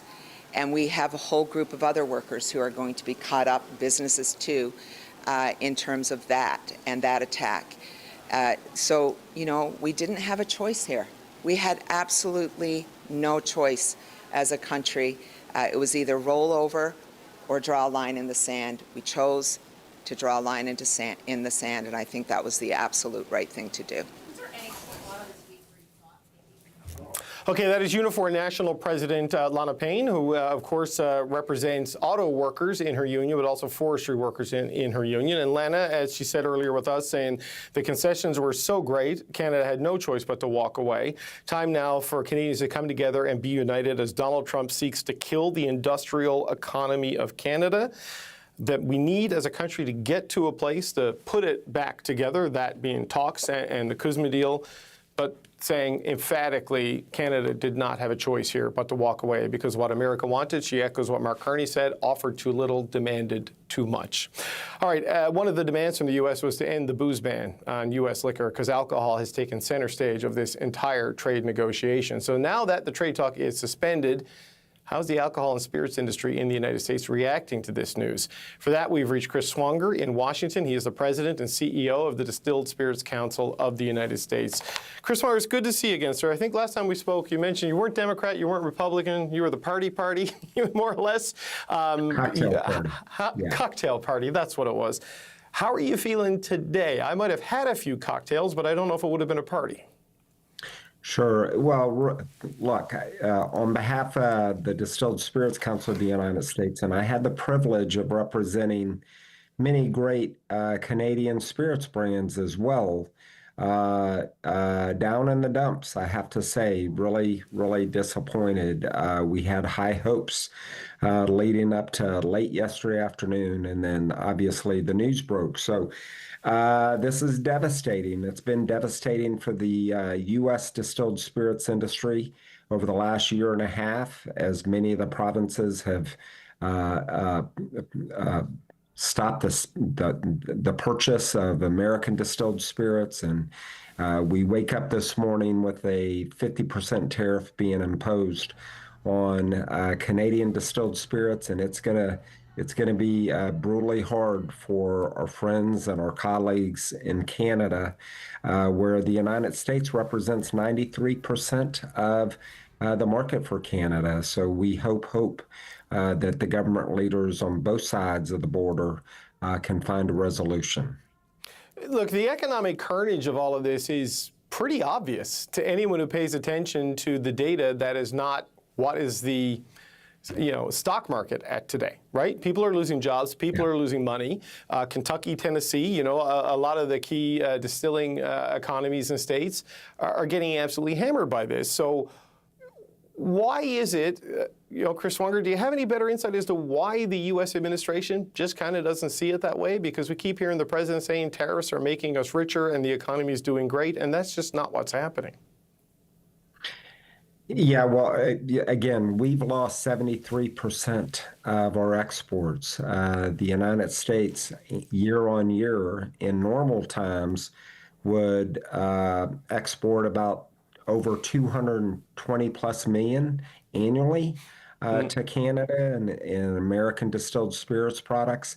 And in return, Canada exports over 500 million in Canadian distilled spirits products. American consumers and American citizens love our friends in Canada, and American consumers appreciate and love Canadian distilled spirits products. So when you apply a 50% tariff on that 500 plus million in revenue coming into the United States, it's going to be pretty devastating. And, we have felt the brunt of that pain, certainly on the U.S. side. And I think economic carnage is a good way to put it. And, unfortunately, our industry should have never been involved. Obviously, there are high-octane politics at play, and this administration, the U.S. administration, has a different view in bringing more American manufacturing back to the United States and so forth. But, under NAFTA, under USMCA, the hospitality economy in Canada and in the United States thrived. And it has suffered mightily over the last year and a half here in the United States. great states like Tennessee and Kentucky, but even craft distillers all around the country have been hurting as a result of the provincial ban. And unfortunately, as a result of what happened yesterday, the significant pain, I worry is gonna be imposed on Canadian distilled spirits industry. And we're unique. We're intertwined. We're an industry of one. So we hope cooler heads will prevail, get us back on the store shelves in Canada ultimately, and of course thwart that 50% tariff on Canadian spirits products as well. So just on that, it's obviously the provincial governments and territorial governments that have made the decision because they control the purchase of alcohol and the sale of alcohol under our Constitution in Canada. Even if you get the market access back, because that was seeming like a possibility at the middle of this week, right? Which is where your optimism came from. Do you get the brand loyalty back? Because people are mad, even if this goes away. They've found other options, they've made decisions, and Canadians are seized with this on a level I don't think your day-to-day American necessarily is, right? I mean, do you think they'll start buying again, even if you get back? It's going to take a while. There is no denying that. And even, having the privilege of participating in Canadian media, I've been the brunt of some of those emotions. And again, I'm not, I represent the distilled spirits industry on both sides of the border. I started my career having the privilege of representing Canadian Club out of Windsor, Canada. And so, it's unfortunate, but I recognize the emotions in Canada are very, very high, and I've received some of those strong emotions directly from Canadians, where I'm just kind of caught up on behalf of our industry. Our industry is caught up. Unfortunately, what has transpired over the last 24 hours is going to be pretty significant to the Canadian distilled spirits economy as well. Well, look, I remember some of that blowback, Chris Swanger, because I think one of the last times we had you on my show during the weekday, the coverage of it, you're really keen to get back on the shelves because you're advocating for the economic interests of your members, and we can understand that because, and the Prime Minister talked about this today. He goes, we're taking this step reluctantly on the counter tariffs that they're going to unveil next week because we recognize it will raise costs for Canadians, but because we recognize that some U.S. companies and U.S. states are innocent bystanders in a dispute they did not want. And you would be in that category, right? It's not like the Distilled Spirits Council of the United States was going to the White House and saying, you know what would be a good idea? Start a trade war with our biggest market. You're collateral damage in this just like ordinary Canadians are. Absolutely. Absolutely. And look, we recognize when and if we ever get back on the shelves in Canada on behalf of the U.S. distilled spirits industry, it's going to be an incumbent on those great brands to work hard to try to earn the trust and respect back. And at some point, we may never be able to do that, but and let Canadian consumers choose. But we are, and our industry, and I talk about our industry, the Canadian and American spirits industry, thrives with no trade barriers, no tariffs, and open markets. So we have a saying, we want to compete on sip and taste. And the industry is great and has been great for both countries over the last 30 plus years because of no trade barriers and NAFTA and USMCA. And unfortunately, our industry got kind of swallowed up in some of the broader issues, and we recognize, I got to stay in my lane, but recognize there's big issues related to dairy and autos and steel and aluminum. But our industry collectively is an unfortunate victim, and the pain's only going to get greater.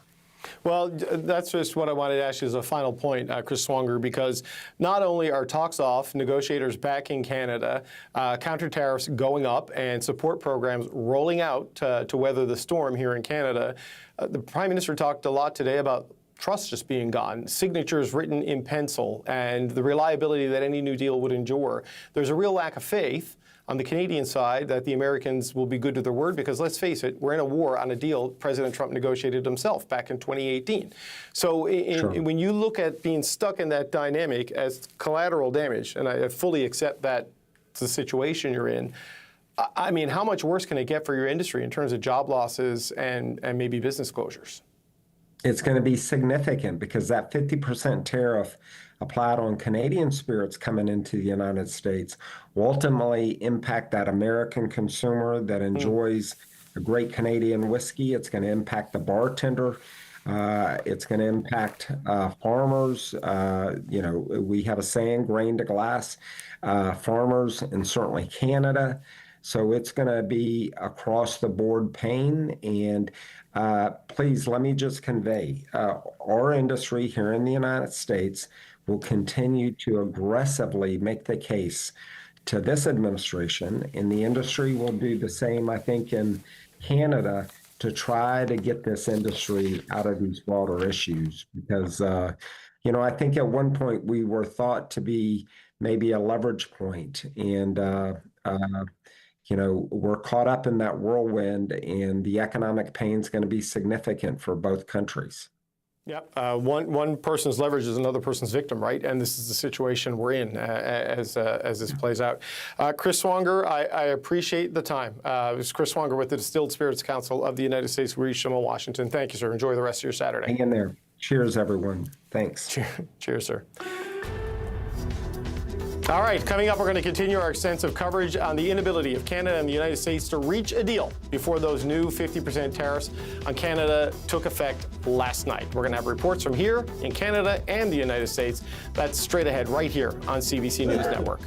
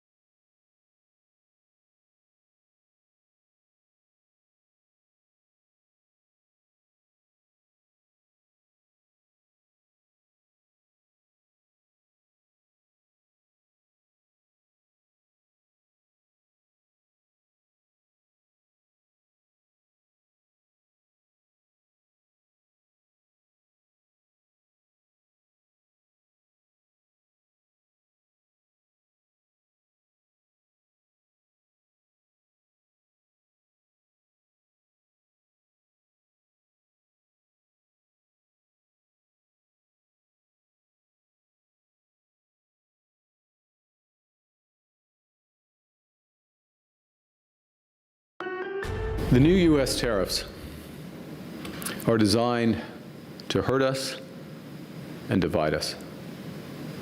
They're a miscalculation. They're a miscalculation because Canadians will always take care of each other. Prime Minister Mark Carney standing firm in the face of a new economic reality between Canada and the United States. 50% tariffs now in effect on a range of Canadian goods, some $27 billion worth, after those marathon negotiations failed to secure a trade agreement by midnight last night.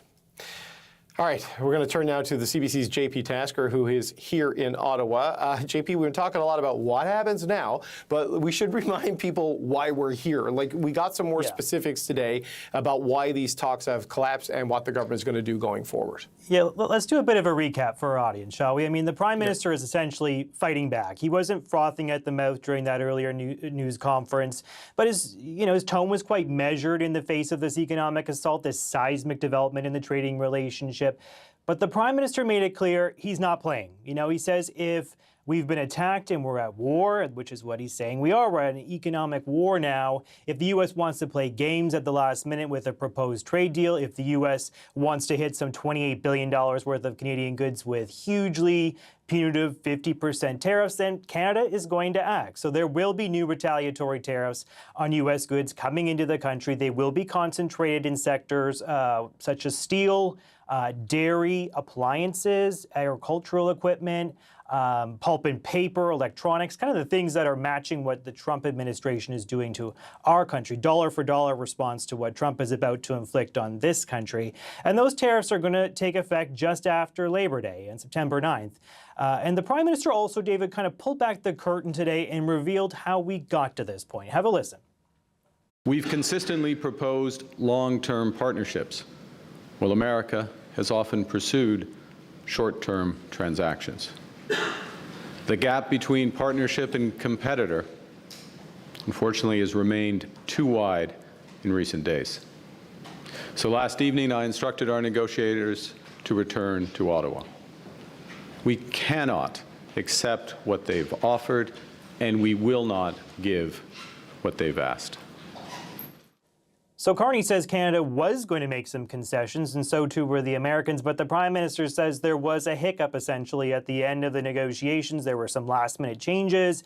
Medium and heavy-duty trucks were suddenly excluded from the tariff deal, for example. A major problem for Ford's Oakville plant, which is being retooled to make pickup trucks. Of course, General Motors, their operations in Oshawa, in Ontario, are also heavily focused on pickup trucks now. So there was an effort essentially there to close the gap with the autos, and they weren't happy about it. And Canada was also pushing back against some of these attempts to limit our ability to cut trade deals with other countries.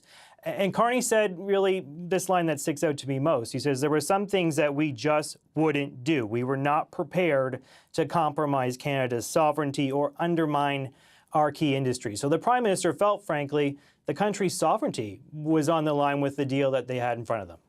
Yeah, it's almost like a measure of economic control that is the 51st state in all but name in some ways, right? The limiting of Canada's ability to do trade deals with other countries, for example. Right. When you're an export country and a trading country, that is a non-starter. So look, JP, last hour, the Prime Minister started his meeting with the First Ministers. It's still going, is what I am told. But what reaction have we been hearing from premiers about the collapse in trade talks since, midnight last night or so? Well, obviously, some of the premiers have been spoiling for a fight, right, with Donald Trump, but they're also now having to deal with the fallout of, tariffs on nearly $30 billion worth of products. As of today, which is essentially 5% of all Canadian trade with the U.S. Everything from hockey sticks to alcohol to honey to wood products. I know you spoke to the forestry sector. They're very much concerned about how a punishing 50% tariff will affect them. And unlike some other Trump tariffs, of course, there are no CUSMA exemptions. So having said that, there is some relief among provincial leaders. We heard from Ontario Premier Doug Ford. He says that what was being considered was a bad deal for Ontario, especially the auto, steel, and aluminum sectors. Have a listen. We need to fight these tariffs, tariff to tariff, dollar to dollar, and I'm glad he didn't sign that deal because it was a bad deal. It was a bad deal for Ontario. It was a bad deal for the auto sector, the steel sector, and manufacturing sector. And we never started this fight, but I can assure you, we're going to win this fight. You also spoke to Nova Scotia Premier Tim Houston just a short while ago. Let's play some of that tape. believe we put a good faith effort, but we saw what happened on the other side. When you don't have a reliable trading partner, when you don't have a reasonable person on the other side as an ultimate decision maker, things can go sideways. And I think in Donald Trump and the Trump administration, we just have another example. This is a difficult person to deal with. It's the person that kind of shakes your hand, but with their fingers, crossed behind their back. I mean, that's what we're seeing. So we're seeing a remarkable degree of unity, frankly, today, David. Even Conservative leader Pierre Poilievre saying that they're disappointed. They, essentially stand behind the Prime Minister as he takes on the United States while calling for urgent economic reforms. And those reforms are probably necessary because CUSMA is now in doubt. The larger Canada-U.S. trading relationship is now in doubt. Now that we're, as the Prime Minister says, an economic war with the United States. David? Okay. JP, thank you so much. The CBC's JP Tasker in Ottawa. And just update on that Premier's briefing, the First Minister's briefing. It has just ended, I've been told, and for the control room and the Chase team, Premier Tim Houston is willing to come back on. That's how I know it ended. So whenever we're ready, the Premier of Nova Scotia is willing to come on the show. We're going to turn to the province of Quebec, though. It is one of the hardest hit by U.S. tariffs, and that's perhaps why their Premier is one of the most vocal during negotiations. The CBC's Alexander Silberman joins us now with more from Montreal. So Alexander, Christine Frechette, she spoke with reporters earlier. She outlined some assistance program to help industries who are particularly hard hit. Walk us through what exactly we heard from the Premier. Yeah, we heard some deep concern, David. You mentioned Quebec being one of the hardest hit provinces. The Premier spoke to the fact that industries here are already feeling the pressure of those existing tariffs. So this round of 50% tariffs is going to have a devastating impact on so many small, medium, and large businesses across the province, particularly in the manufacturing sector. You look at softwood lumber as well. Exports of softwood lumber from Quebec to the U.S. down 27% year over year. That industry really struggling. You also have manufacturing of furniture, plywood, a range of industries that are going to be under a lot of pressure. So the Quebec Premier was very honest about that, acknowledging that this will have a significant impact and it's going to be a difficult path ahead. She outlined two programs that the province will be rolling out to support businesses. One of those available as early as Monday, offering interest-free loans to help businesses weather the storm. The Premier going on to say that this will require substantial assistance from the federal government, and she's going to be taking that up with the Prime Minister, calling for additional support in the months ahead. We also heard as well acknowledgement that there was a red line here during these negotiations. We know a sticking point was supply management. That was a no-go for Quebec for any sort of movement there, as well as protection of French language and culture, which was mentioned by the Prime Minister. Premier Frechette spoke to that as well. A trade irritant in these talks was Bill 96, which included regulations around labeling of products, including electronics, appliances in French. That was something the U.S. was pushing to change, including we heard in the final few hours of the talks. And the Premier of Quebec says that was a red line for her, and she was glad to see that that was ultimately a red line for the federal government, somewhere they were not willing to cross in these trade talks. So from the Premier, the message here to Quebecers is that there will be support, but nonetheless, the months ahead will be very difficult for the economy in this province. David? Alexander Silberman, appreciate the time. That's Alexander Silberman in Quebec. Well, Matthew Holmes is the Executive Vice President with the Canadian Chamber of Commerce, and he joins me now for his take on all of this. Matthew, good to see you. I think was it yesterday I ran into you in the hallway here? Yeah, how's your holiday going? It's going better. Well, it's going just as well as yesterday. Look, what do you make of this? We've heard the competing explanations. Essentially, the United States saying we offered them a better deal than anyone else and they wouldn't take it, even though it's a worse deal than it is in existence. And Mark Carney essentially saying they wanted too much and would give too little. Do you think they were justified in walking away? Well, from what the Prime Minister shared this morning, and I have to say, if I was choosing who to trust between those two voices, it would be what I heard from Mark Carney this morning. It is a unpleasant series of options that the Americans put on the table, right? The inconsistent approach to auto, the ever-changing demands on auto, the seeming targeting of specific plants in major Canadian cities that employ a lot of people, and then the demands on not being able to necessarily do certain future trade deals and all of these things. I mean, what would that have done to a country like Canada with an economy like ours and the export kind of mandate to it all if they'd given into the American demands? Yeah, I mean, Canada is a trading nation, David, and to just unpack that a bit, it's import and export, it's goods, but it's also services. It's the work of people and finance and all of those things. And we have 66% of our GDP, so 2/3 of every dollar in this country is dependent in one way or another on import-export trade. So for us, import and export and free trade agreements and the sorts of deals that we can negotiate with other countries are fundamental to what we do and who we are. In America, their import-export is maybe 15% of their GDP. Their internal economy is so big there. They do so much trade internally that it's not the same thing for them. A case can be made here that we need to do some work too on our internal economy. And you've heard me say this before around internal trade barriers. We can do so much more here if we actually just take control and do it.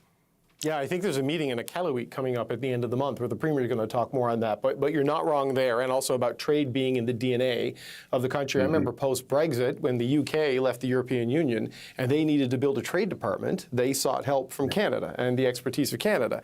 But here we are in it's a full-blown trade war now. It's been more kind of a skirmish and a border skirmish thing for a while, but we're into it, and the language suggests it could be a while because there's a lot of doubt about trust. I mean, where do you think this leaves workers? Where do you think this leaves companies? And where do you think it leaves governments in the coming weeks and months?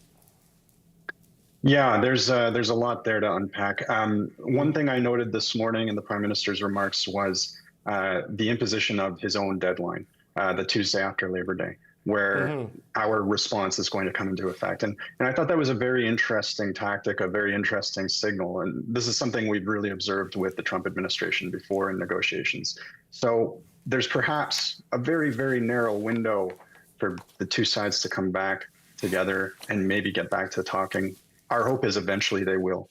But after mid-September, in my view, the midterm elections take over, American Thanksgiving, there's no runway for really constructive talks after mid-September, in my view. So I think we're in this for a while. I think the Canadian public is upset. I think the premiers have not been supportive of what they were seeing and hearing up until this point in time. And that's okay. But if we're going to do this, we have to stiffen our spine. We have to be ready for a few bruises. It's going to cost every Canadian household.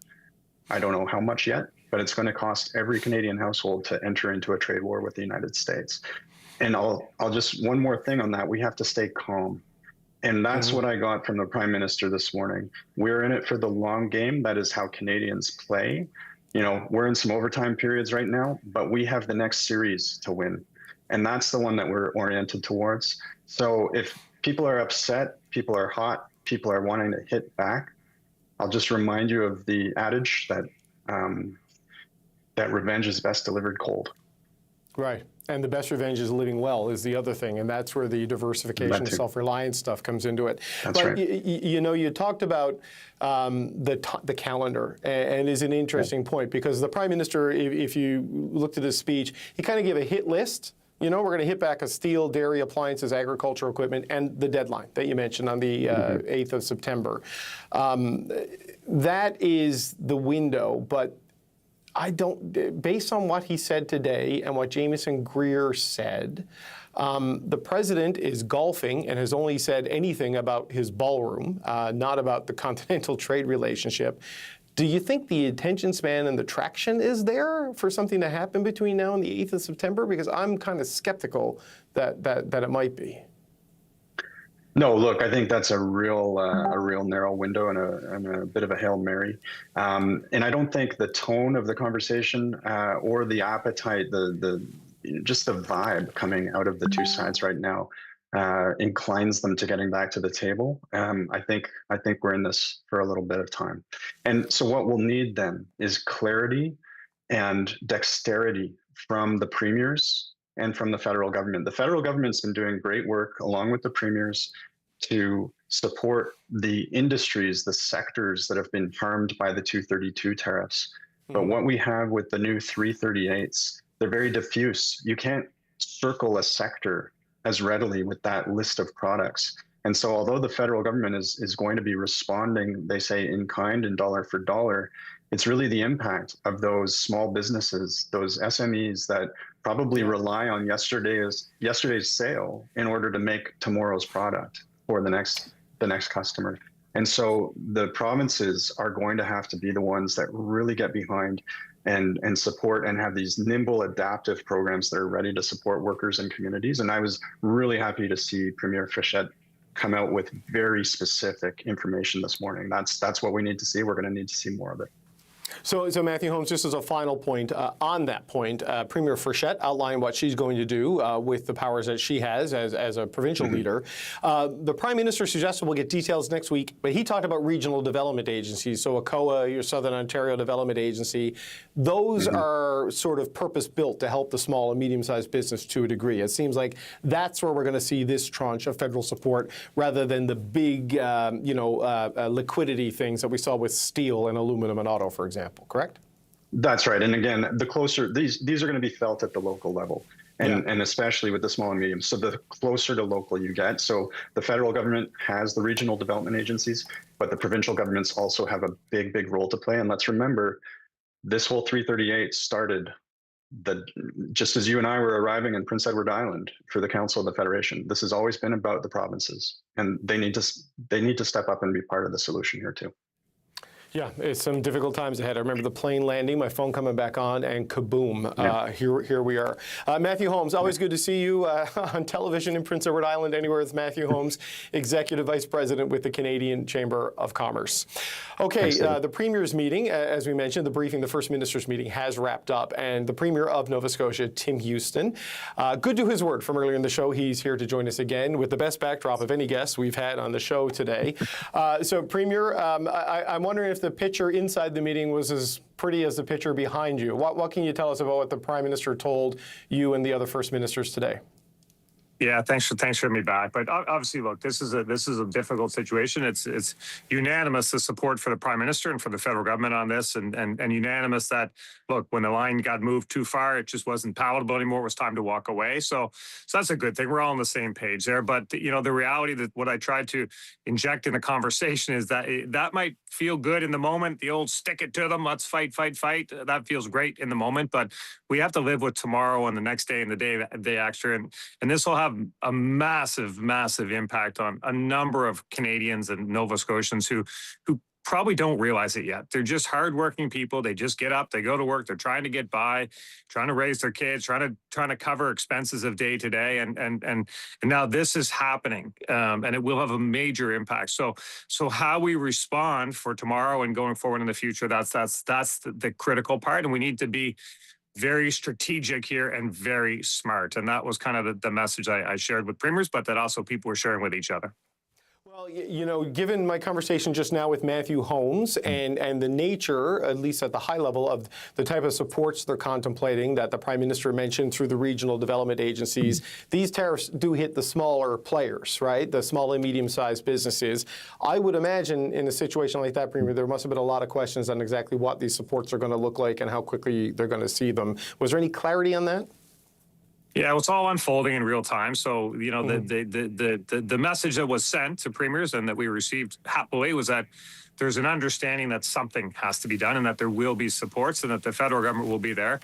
The provincial governments will be there too. We're going to do what we can. Unfortunately, we've been through this type of thing before with COVID, with the first round of tariffs, and we'll do what we can to support businesses, but the impacts are going to be significant for sure. So in terms of policies and supports, that's really important. But then the big thing is just stick to what we've been focused on about growing our economies, making sure we get rid of those interprovincial trade barriers, some of those are so sticky. I can't believe we still have some of them, but we do. We have to get rid of them. Trade ministers will meet this week, and I'm the trade minister for Nova Scotia also. So I'll be at that meeting, and I'll be pushing hard on my colleagues from across the country. I push on the premiers today, like, they have to go. We can't have barriers. We can't have tariffs within our own country. We're trying to deal with these threats from outside of our country. So interprovincial trade barrier is big, but getting projects going, I asked the federal government to look at any policies they have. We can't shoot ourselves in the foot here. We just have to remove policies that are counterproductive to development, to growth, because we need that development and we need that growth right now. Yeah, you and others are going to have to dip into your treasury to come up with some sort of support for your constituents and your businesses. And trade deals aren't supposed to cost you money, but here we are with CUSMA. But just on that internal trade question, I know you were Premier and Minister of Energy before, and now you're Premier and Minister of Internal Trade. Matthew Holmes with the Chamber of Commerce was just talking about that this is something that needs to move faster and flatten things internally. I mean, why has this not moved at the pace I think a lot of people were hoping and expecting? I know federally they legislated away their barriers. I know you and Doug Ford have been moving pretty fast on recognizing each other things, but still, it's there. Yeah, there's no more, there's no barriers or restrictions on Nova Scotia's part. I think Ontario's the same. Another number of provinces say they're there too, but it is like whack-a-mole. Like, you think you got it and then something pops up elsewhere, but it's our job as premiers when something pops up to pound those down too. And we're just dealing with the situation here. Just this weekend right now, there's a festival in New Brunswick. It's a medieval times festival, and they like to drink mead. It's a drink they had back in the day, I guess. So we have a company in Nova Scotia called Fireside Meadery. They had an order to sell to this festival in New Brunswick. I think their price to the festival was about $13,000. Well, when it came back, by the time that the Alcohol Commission, I think it's called Alcohol New Brunswick, I'm not sure, but the authority in New Brunswick said, well, that'll be $25,000, please. So they marked it up over 100%. This, what happened to the order then, of course, right? This shouldn't be happening. That's the whack-a-mole part. That's on the premiers when they hear about this foolishness that happens in the bureaucracy below us, to have the courage to stamp it out. And that's certainly what I want to do and will do in Nova Scotia. But we need that across the board, because we just can't have those types of things happening within our country when we're dealing with everything else in the world we're dealing with. So look, those types of things, I'll be pushing hard. Like, it just can't happen, folks. And premiers need to take responsibility for that. Tim Houston, of all the things I expected to be talking about today, trade limits on a Nova Scotia meat company, not on my list. But that is a good real-time example of small dollars in the big picture, but big money for that company, right? And that's kind of what we're dealing with here. Yeah. Big money for that company, but that's just one thing. It's happening everywhere, and it can't happen anymore. That's the message. Okay. We got the best meat. If you're looking for meat, you can come to I wish I'd known that on my vacation. I would have tried some meat when I was in Nova Scotia. Premier of Nova Scotia, Tim Houston, always good to see you, sir. Thanks for your time. Thanks for having me. Okay, free the mead. That's the next move here in Canada. Well, look, Prime Minister Mark Carney is promising a swift and strong response to new 50% tariffs that the U.S. has imposed on about $27 billion of Canadian goods. Carney is also pledging support for the sectors of the Canadian economy, mostly small businesses, that will bear the brunt of those tariffs. A couple of things. First, the people in these industries, particularly the industries that are being hit today by these 50% tariffs. Many of them are small, medium-sized businesses. They're in a wide range of industries spread across the country, concentrated Ontario, Quebec, British Columbia, by and large. That's not exclusive, but it's that. And they have very much been top of mind. Top of mind, it's one of the reasons why we work so hard and stretch so far to try to get a deal. Now, but not a deal at any price, not a deal on any timetable. So a couple messages for those people. The first is we're going to hit back. Okay, we're going to hit back, and we are going to provide tariff protection where we can, where it's relevant for some of those industries. Steel steel products and others is in some cases an example of that. We're going to provide full tariff protection there to prevent Americans businesses coming in and taking business. So that provides some. But more fundamentally, we will provide support, and we will do whatever it takes to support these businesses We'll be releasing details of this early next week alongside our tariff actions to support these businesses. And we will support these businesses for as long as it takes. In other words, beyond the life of this U.S. administration. Okay, so there's various mechanisms that we've worked up. We'll give all the details in a few days, but think of working through our regional development agencies, also working through the Business Development Bank of Canada, and those will be the focal points for a limited number of easy-to-use but very effective programs that are going to help these businesses work through this period, pivot as necessary, because part of what we're seeing is what the potential future limits are to the American market. Okay, that's Prime Minister Mark Carney speaking earlier today at his news conference announcing the reasons and the rationale for ending trade talks with the United States and what comes next. Someone paying close attention to this is Dan Kelly. He is the president of the Canadian Federation of Independent Business, and he joins me now. Dan Kelly, it's good to speak with you again, sir. I wish it was under happier circumstances. Your membership acutely affected by these tariffs that came in, a lot of small and medium-sized businesses. What are you hoping to hear in terms of supports from the federal government next week? Yeah, look, this is the big one for us. The earlier rounds of tariffs had a variety of direct effects, but more indirect effects. This one is smack in the center, hitting small and medium-sized companies. 40% of my membership that exports to the United States today, they're on the list, the 18-page list of new items that will be subject to a tariff. I'm encouraged that the federal government is talking about the impact of small businesses. Certainly that was one of the focuses as they went through the negotiations. And I'm encouraged that the Prime Minister has also talked about easy-to-use, simplified programs. But David, I got to tell you, the programs the federal government, the $25 billion that they've already dedicated to programs, they are garbage. Those programs have not worked. The regional development authorities, agencies across Canada are largely useless. In fact, almost all of them, by policy, said that no small and medium-sized companies would be eligible to apply for these earlier rounds of tariff relief measures, if you can believe it. So if you didn't have $2 million in sales or 10 employees, you're out. You don't get to apply. Hopefully that will change in this next round, but our experience with RDAs has not been a good one. Well, I mean, I have no idea if they're garbage or not. I mean, that's your assessment there. But the original round of tariffs, the sectoral stuff, they were aimed at big players. They were aimed at the big industrial auto sector, steel, aluminum. So naturally, that's where that aid would go, would it not? I appreciate that your members might have been caught in the wake of it all, right? The knock-on effects, like Windsor's, cafes and stuff, because of the drop in shifts in the auto sector.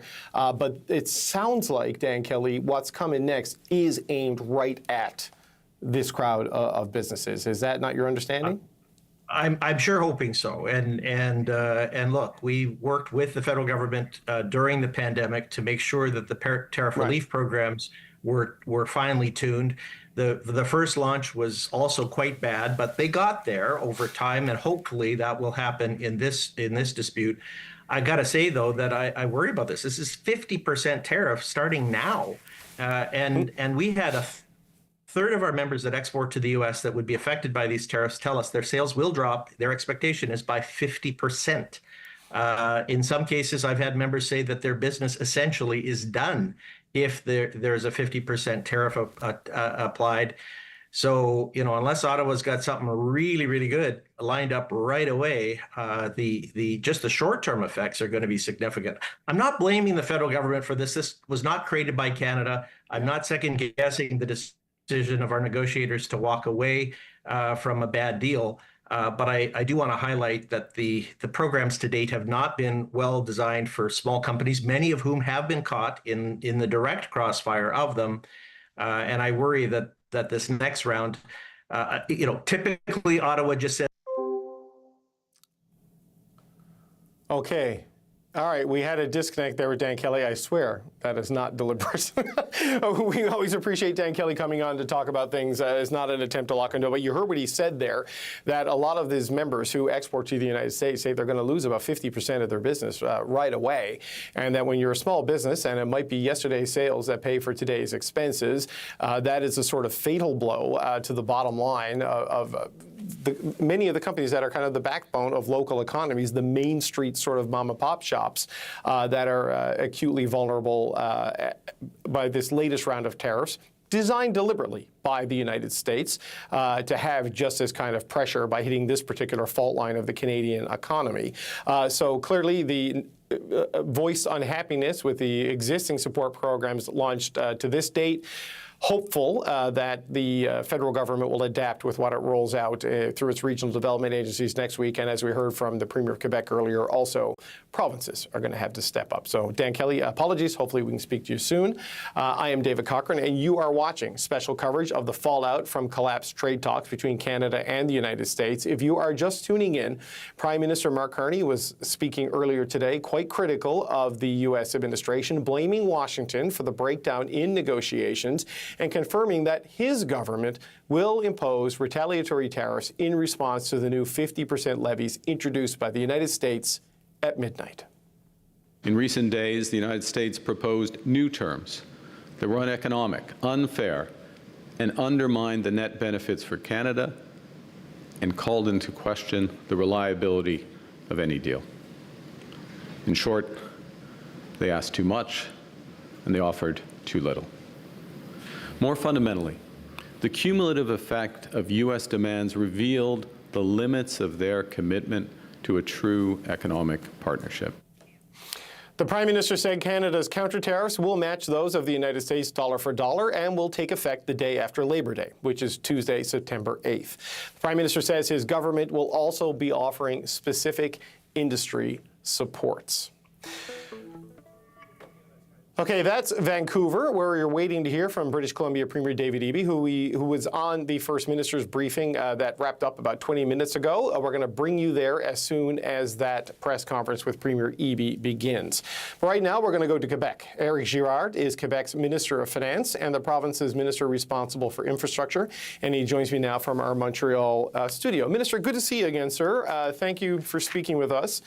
I wonder, as the person who's going to have to find the money to pay for these supports you're going to have to roll out in the coming weeks, what you make of the federal government's rationale for ending the trade negotiations. Culture, the French language, were key reasons, it seems.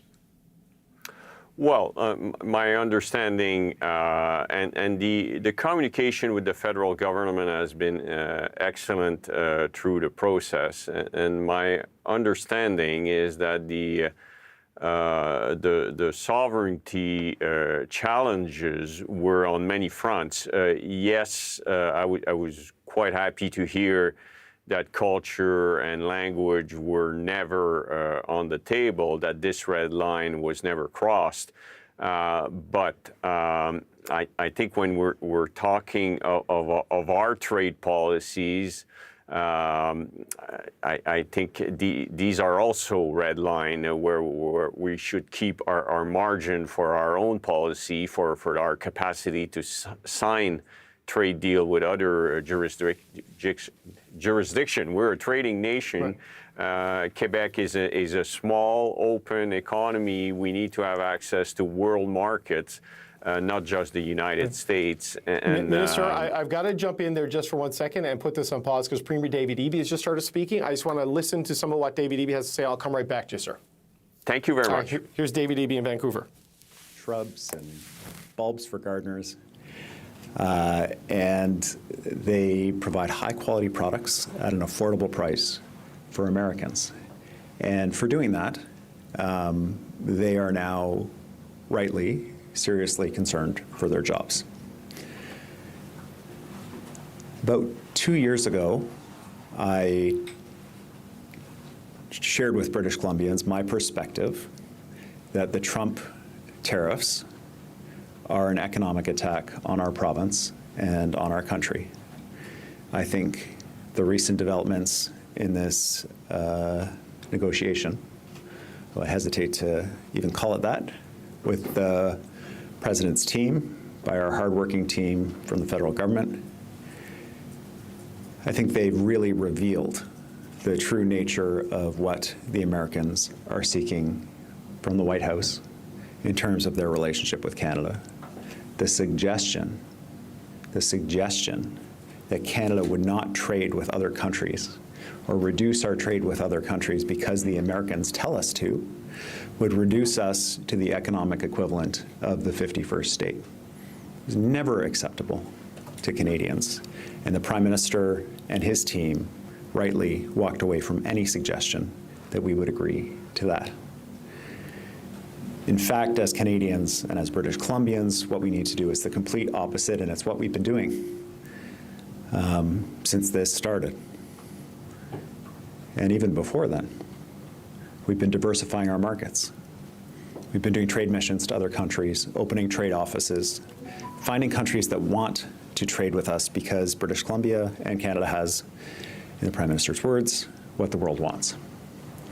We're proud of that in British Columbia, and it is how our province has been able to grow despite a full frontal attack from our closest trading partner and, up until this point, our closest ally in the world. I have shared with the Prime Minister my commitment to the national project that we are on behalf of British Columbians, that British Columbians will stand strong with Canada, that we will do our part, that we understand our advantages in terms of our geographic positioning, the resources we have, and our people, and that we will use this to the advantage of the entire country to ensure that we weather this moment. It is clear that the current U.S. administration cannot be trusted. You just can't trust Trump. Even if an agreement had been signed, how long would it have lasted? For long-term economic security for British Columbians and Canadians, we have to strike out on our own. We have to stand on our own 2 feet. That was as true 2 years ago when this unfair economic attack was launched on us by the United States as it is today. I am very proud with how British Columbians and Canadians have responded. I am devastated by the impact that this will have on hardworking families in British Columbia and across the country for no reason. And we will work hard to ensure that those British Columbians are supported and work with the federal government to ensure all Canadians benefit from living in this incredible country as we build the strong Canada that our kids deserve. With that, I'm happy to take any questions that you may have. Good afternoon. Thank you, everyone, for joining us here today. For media on the line, please press *1 to enter the queue for one question and one follow-up. I'll now turn it over to Travis with Global News. Thanks for this premiere. Wondering what this means for American liquor on our shelves. Thanks, Travis. My message to the Prime Minister and to the American ambassador and to American politicians who have asked has always been the same. That once forest families who work in the forest sector in British Columbia are treated fairly, that we would be happy to put American booze back on the shelves. Obviously, that is not the case. And as long as this economic attack continues on our softwood sector, as long as it continues on our economy here in British Columbia, the booze will not be going back on the shelves. It's not a complicated message. It's a straightforward message. And I would like to see an outcome where our forest products have the same access to the U.S. market as EU forest products. Even Russian forest products have better access to the U.S. market right now than Canadian forest products. And in that environment, the idea that we would be seeking U.S. liquor is absurd. Yeah, wondering what other retaliatory measures BC might have in mind. Are there any exports you're considering reducing or restricting, including electricity? Would you reduce sales to the U.S.? Well, every possible tool, every weapon that can be deployed by the federal government in this economic war that is being waged on Canada is on the table for British Columbia. We are doing our part to try to identify ways in which we can support the federal effort to respond to these unfair and punitive tariffs that are going to make life more expensive for Canadians and hurt BC families, hurt Canadian families. And we know the federal government is doing work as well to identify sectors that they would like to tariff to respond to the president's unfair actions against Canadians. Whatever we can do in BC to support, we will.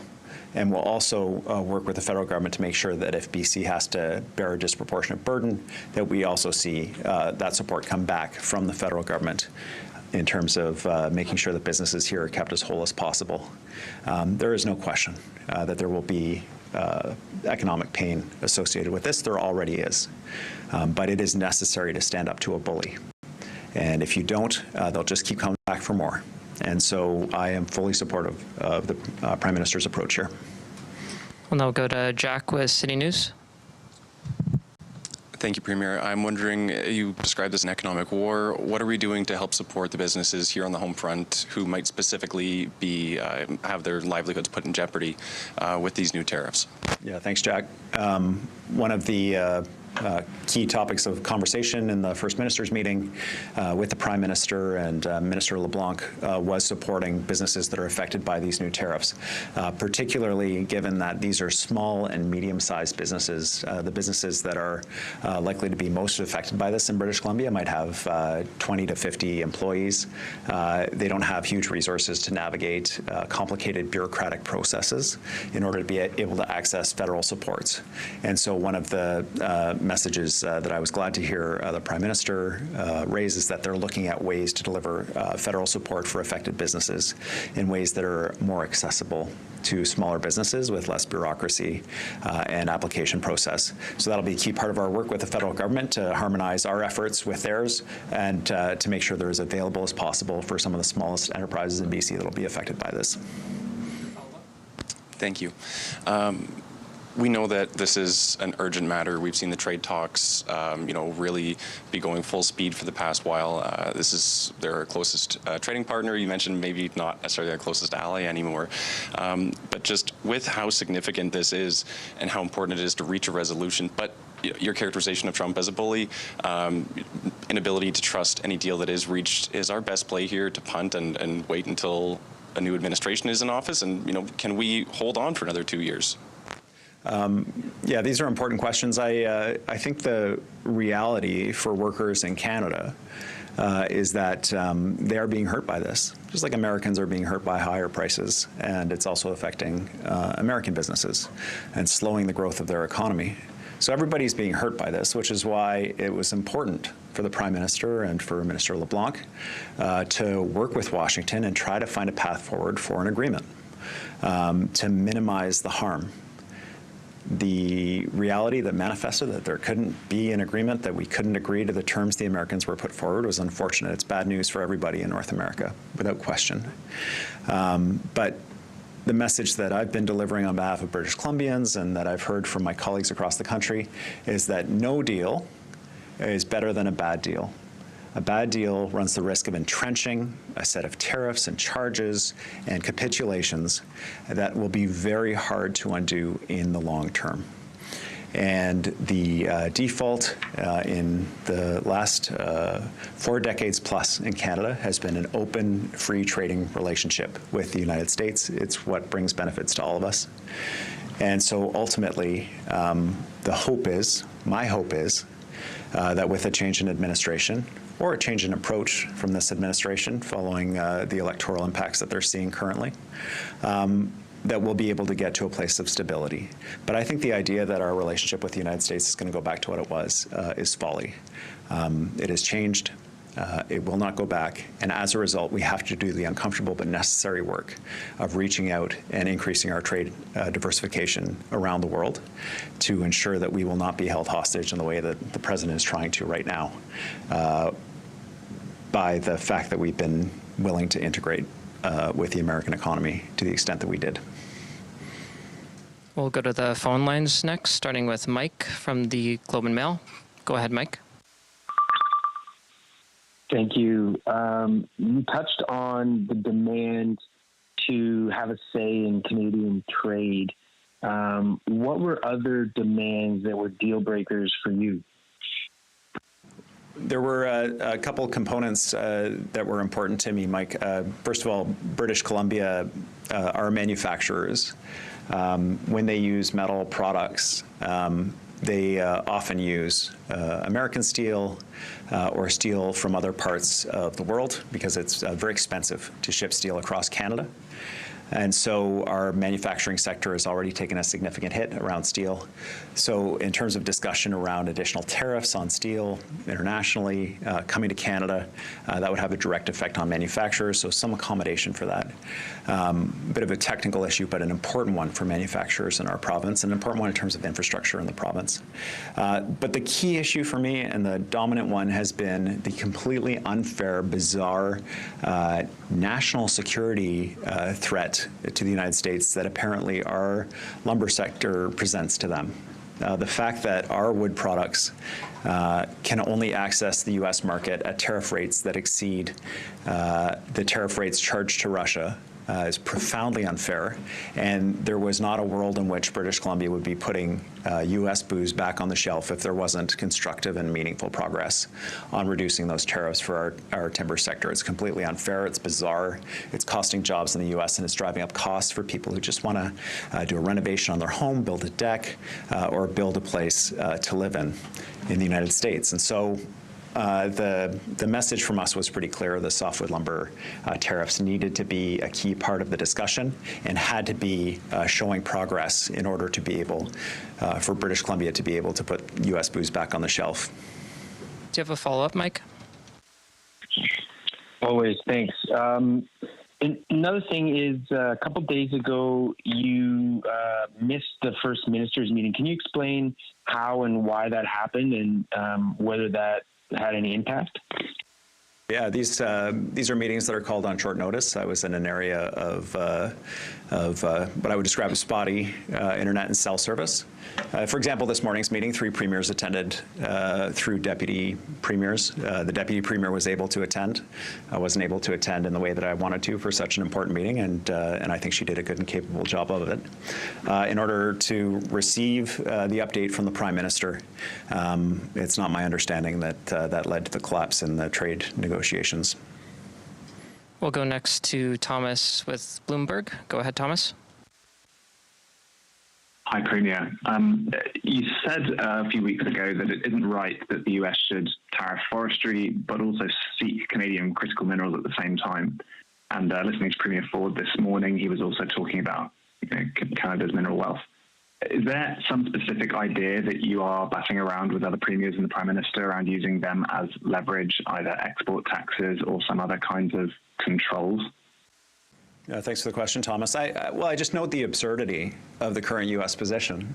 You know, the ambassadors up here holding meetings with mining companies, trying to find secure supply chains for American business that will feed in the rare earth elements, the minerals and metals that they need to be able to produce their products to grow their economy, and doing that at the exact same time as the president is attacking key sectors of the Canadian economy and the British Columbia economy.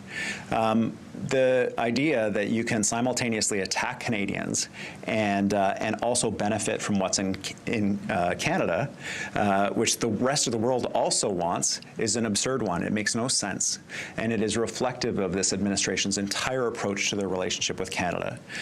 They want to have all the benefits of a relationship with Canada, but they also, want to punish Canadian workers, to bully us, to tell us who we can trade with. It is the definition of an abusive relationship.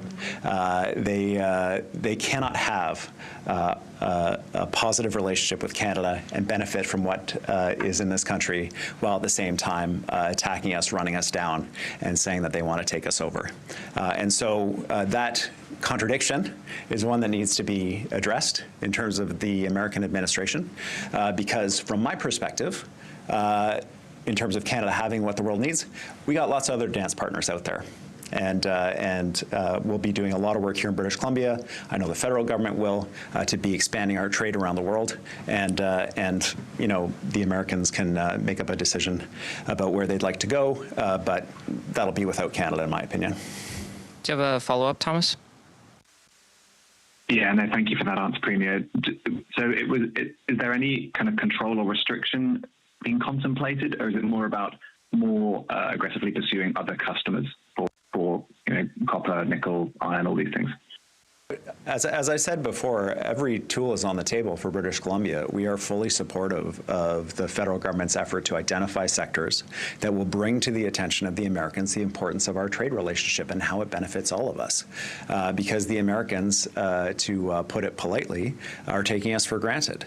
And they don't clearly understand how significant and entrenched our relationship is and how much they benefit from it. I'm full speed ahead in terms of how can British Columbia help? How can we pitch into this federal effort across the country to get the Americans' attention as they levy 50% tariffs on sectors in Canada that will cost jobs here and will cost Americans more money at the end of the day? And critical minerals are certainly part of that. We can't have a country that wants increased security and stability for themselves while creating instability and uncertainty in British Columbia and Canada. We'll go next. Okay, you'll be listening Alyssa. to British Columbia Premier David Eby giving his impressions of the state of the Canada-U.S. trade talks after a briefing with Prime Minister Mark Carney, making it clear that you can't benefit from Canada while attacking Canada and running us down, seeking stability for the American economy while creating instability in the Canadian economy, and saying it is absurd that U.S. booze will end up back on the shelves of British Columbia while this trade uncertainty and trade dysfunction persists. I do want to go back, though, to Eric Girard in Montreal. He is Quebec's Minister of Finance and the province's minister responsible for infrastructure. Minister, my apologies. This is live TV when Donald Trump does things. Thank you for your patience and willingness to stick around. You heard David Eby talking there that he is committed to the national project of doing everything they can to hold together and push back against Donald Trump. You and Premier Frechette were out today with Minister Dranville announcing a series of support programs for small and medium-sized businesses, because your economy is one of the most hammered by all of this in Canada. What's the cost to the government to do this and the cost to the economy to deal with this in Quebec? Well, the challenges are significant. We assume that before these 338 tariff, the effective tariff on the Quebec economy was in the order of 7%. The highest in Canada because we have the largest share of our economy that is tied to manufacturing. And with this, we would go all the way, with these new tariff, we would reach all the way to 11% effective tariff. And so this is significant. The program that we announced today were approved by Cabinet this morning. We were ready for worst case scenarios. These are liquidity measures. These are loans with no capital reimbursement for up to 2 years, no interest payment the first year, competitive interest payment the following years.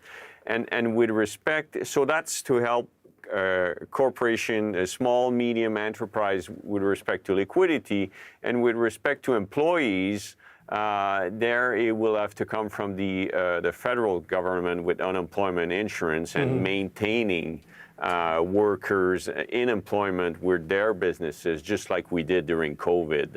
And these were excellent programs, and we will need to have a response that is up to the challenges.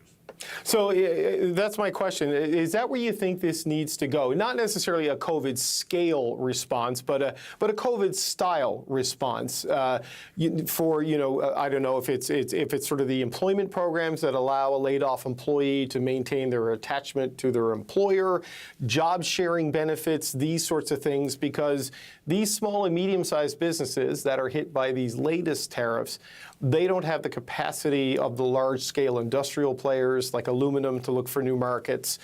These are the Main Street businesses, right? So does it need to be that kind of thing like what we saw in COVID, but on a smaller, more limited scale? I think what we've seen that was working really well during COVID is where, for example, if you an employer is reducing hours by half, he maintains full payment 100% salaries for his employees with the subsidy from unemployment insurance. Right. So the idea is if you reduce hour because you're losing access to the market, you keep full employment or full revenues for your employees. So that has worked well during the COVID, and so the learning by doing is because you are right that we did close 60% of the economy for a full 6 weeks during the COVID. This is not COVID, but the tools that we will use with respect to liquidity and supporting our workers are of the same nature.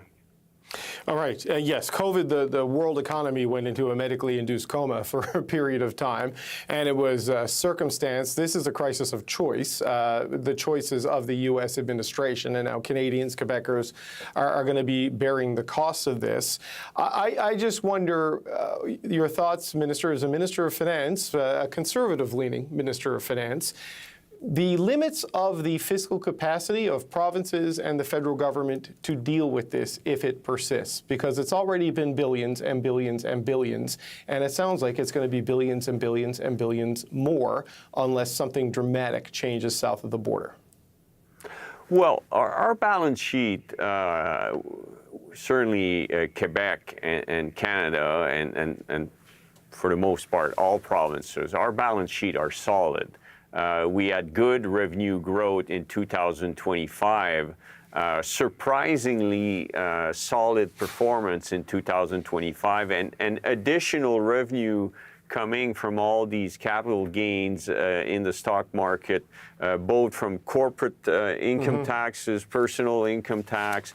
So we're getting in this new chapter of the crisis with improving public finance and a sound balance sheet. So I think what we have here is really to realize that it is the economy first. Public finance will have to take with some responsibility and always prudent management, but the number one priority is the economy and jobs, and public finance, the balance sheet will need to absorb these additional program to bridge to a better trade relationship with the U.S. And obviously, where we are now is not where we want to end up, but the bridge will come from the government balance sheet. Right. So, Minister, as a final point, you have to deal with the consequences of this trade war and, as best you can, support Quebec businesses and Quebec workers. But you're also headed into an election. I mean, your ability to campaign and manage this response at the same time, what kind of a challenge will the next 4, 5, 6 weeks present to you as the Quebec finance minister in a government that is seeking yet another term against maybe the front-running Parti Québécois? That's an interesting question. I think public service is a duty, a responsibility, and so we will face this trade attack from our neighbor first, number one priority, and if time permitting, we will campaign. I think the priority is to support our businesses, our workers, maintain our economy through this difficult period, and I'm trusting Quebecers to make the right choices on October 5th, and I have a lot of respect for their judgment. Quebec Finance Minister Éric Girard, thank you for your time today, sir, and thank you for your flexibility and sticking with us through the Premier's press conference. It's always good to talk to you, sir. Thank you. Thank you very much. All right, that's Quebec Finance Minister Éric Girard. You can see there on the side of the screen, we're waiting for Manitoba Premier Wab Kinew. It's one of those days where you're going to see a lot of flags and little boxes as we wait for people to come out and make some news. Standing by to watch all of this is Catherine Cullen, the host of CBC Radio's The House. She joins me now from Toronto. And Catherine, it's been a day, and it's only 3:30 here in Ottawa. Well, I do want to say something, David, about what we just heard from Éric Girard there, because I think one thing that stood out to me when Quebec Premier Christine Frechette was giving her news conference, the part of it we carried earlier, was the way she leaned in on the question of supports from the federal government, how important it was going to be to ensure that Ottawa did their job. And I think that does give us one little piece of how this is going to fit into the Quebec election campaign, right? It's when true. you're running against a separatist, you talk about the power of the federal government? Well, no, but also that you're going to be strong in your relationship with the federal government, which I know is an issue across the country, but of course it's particularly pointed in the case of Quebec. So I definitely think there's a bit of like a watch this space here. Something else, though, a very sort of different part of the provincial relationship that I think is really interesting. David Eby had a lot to say there. But one of the things that he said is, you know, it's a bad deal if it risks entrenching tariffs, charges, and capitulations. Let's rewind the tape a little bit and think about what this deal looked like on Wednesday or Thursday, where, according to what the Prime Minister has expressed to us, we hadn't had this sort of like last-minute switcheroo, if I may use the technical term, David. It does suggest that David Eby, who had been relatively quiet, and yes, was obviously out of reliable cell service, as he said, but that David Eby might have had some serious reservations about the deal itself, too, because it was clear that whatever this deal was going to look like, it was going to entrench some of these sectoral tariffs. Yes, at a lower level, which is ultimately advantageous to Canadian businesses.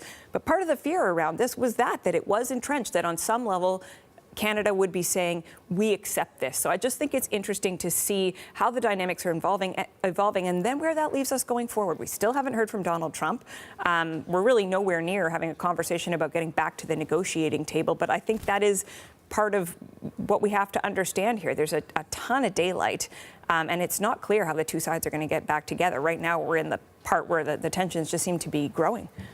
Yeah, it seems like everybody had some reservations about this deal. I think it's safe to say, right, Catherine? Even the people negotiating it. Because, you know, you have to trade some things off to get something. And it just got the balance, the ledger just never got to a point where Mark Carney could balance it and bring it back to his cabinet and the First Minister table and say, let's go. That was very clear. Well, and one of the people who was the most critical of what was happening is the person we are waiting for in that little box on everybody's screen, yes, indeed. Right? Manitoba Premier Wab Kinew, who said Trump is weak, that he felt that Canada could have fought more, and had some less than flattering things, frankly, to say about how the Prime Minister had handled the moment, saying that when it came to this question of asking the premiers to put American booze back on the shelves if a deal was reached, Kinew said that it was one step away from begging. Now, Tim Houston has said, listen, I was on that call. That doesn't seem to be the same call that I remember. I'm not quite sure what you're talking about. But Wab Kinew, you know, popular premier, charismatic, really carving out some interesting space for himself here. He's been, you know, really pugnacious in the way he talks about Donald Trump. But now there's been a certain amount of spillover, I would say, into the way that he is talking about how Mark Carney is handling this. Today, generally, the premiers sound quite conciliatory. It's Team Canada. It's all on the same page. So how exactly is he going to talk about this moment and how Canada should respond? It's going to be very interesting to watch. Yeah, it has been an interesting thing to watch them all come out with their individual perspectives on it. As Catherine said, we are standing by waiting for Manitoba Premier Wab Kinew, and we'll check in with Catherine Cullen again later today, I would believe. But right now we want to check in with Katie Nicholson, who has been watching all of this from Washington. So, Katie, still nothing from the president? Is it 36 holes today? Like, do we expect it? Has there been anything from the administration? Maybe a leisurely lunch. Yeah, I don't know. Okay. So what's going on? Nothing from the president as of yet. No reaction to Prime Minister Carney's comments, the retaliatory measures that he has sort of teased. Obviously, we don't know how that's going to play out just yet. That strategy is still sort of underway. We're going to hear about that in the next couple of days. But elsewhere on the socials, it's a bit like Democratic whack-a-mole, just Democrats, representatives, senators just popping up with heaping dissent on the fact that these 50% tariffs are now in place and anger at the Trump administration. So certainly something that is going to be used politically in the midterms, being used as a cudgel right now to go after them. I got to jump in, but only because Premier Kinew has come to the microphone. So here's Manitoba Premier Wab Kinew. He's going to give us his take on the latest on trade talks. Let's go to Manitoba. So we should never appease him, and we should fight back, which is what Canada is doing today. We can fight back against Donald Trump by buying from Canadian businesses, by supporting Canadian workers, and most importantly, by living up to our Canadian values. I can tell you right now that Team Canada is 100% united behind what the Prime Minister announced earlier today. Just over an hour ago, I got off a call with the Prime Minister and the other premiers, and there was a really, really strong sense of unity. And you've heard from many of those leaders by now. So I just wanted to say very, very clearly, the government of Manitoba is 100% behind the Prime Minister's direction to retaliate against Donald Trump's unjustified and immoral tariffs that are going to make life more expensive yet again for Americans. He's already made life more expensive with previous tariffs and his war in Iran, raising the price of gasoline for all of us. Now, we also support the idea that workers here and companies here in Manitoba and across Canada should not be the ones to bear the brunt. And so we're going to work together with the federal government to ensure that our economy stays strong. That's why just yesterday we're talking about our plans for the Port of Churchill.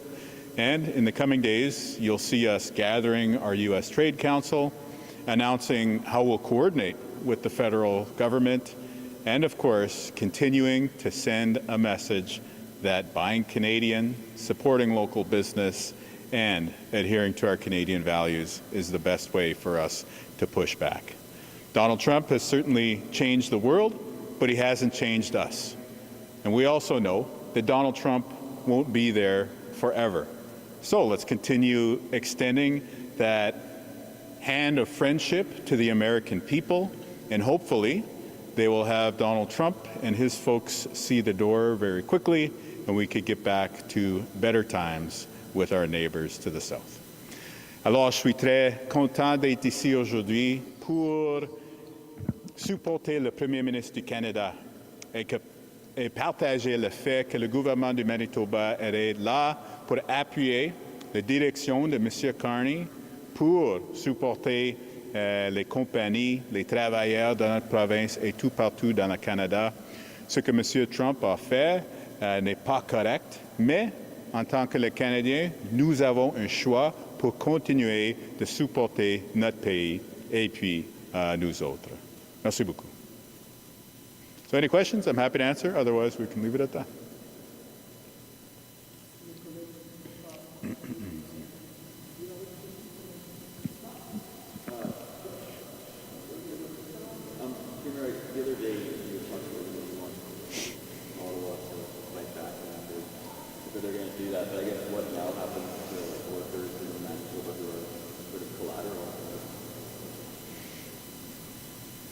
Workers in Manitoba are at the center of this. You heard from the Prime Minister today that the Americans wanted to tariff heavy vehicles, which we manufacture here. We have a steel plant in Selkirk.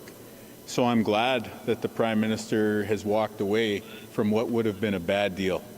We all can see the negative impacts that acquiescing or appeasing Donald Trump would have. These tariffs that he's putting on us because he's got some sort of need to try and look macho or whatever is completely wrong. And we as Canadians should never accept it. We should always push back. And so in the meantime, we'll work together with the federal government to make sure that industries that are facing this uncertainty are going to get the necessary supports. As you heard from the federal government earlier today, they'll be sharing some of that information in the coming days. For us, we're going to get our U.S. Trade Council, which is made up of local business and labor leaders and community leaders, together on Monday. We'll be analyzing the information that the federal government shares with us about their supports and the potential impacts through the week. And then, of course, we'll be sharing more info on how we can work together to support businesses here and across the province. When do you expect to have that? This week. Yeah, like we're supposed to hear the federal supports on Tuesday, so I think you'll hear from us. Likely it'll be similar to what you've seen before, things like tax deferrals, so that business owners can keep cash on hand to keep people working and to keep our economy moving. Do you see any other ways, like Manitoba, sort of retaliate? I know there's maybe the federal government sent retaliatory tariffs, but is there any other like that too? Yeah, definitely. I think the actions that the province has taken about procurement and keeping the American booze off the shelves have proven very effective. That has clearly gotten the attention of the Americans. They don't like it, so let's continue to drive that point and ensure that they feel that. In terms of future steps, I think we should look at what the federal government announced. We'll see the details of that this week, coming in September 8th, and so I think for us to coordinate that would be very, very important. But yeah, we've taken steps and we'll continue to maintain those. So the U.S. booze, we won't be ordering anytime soon in light of this attack on our country by Donald Trump. And when it comes to the procurement, we were sitting on a number of tenders, right? We were sitting on them. We were going to remove some preference away from U.S. business, right, if we actually had a deal here. But since Donald Trump has attacked our country today, well, we're going to keep tendering and saying we're going to prefer Canadian business to American business. We've already reduced the amount that we spend on U.S. companies by more than 80% last year. Did the Prime Minister talk at all in the UK about any potential future talks? Because there is some time before September 8th take on purpose after that buffer.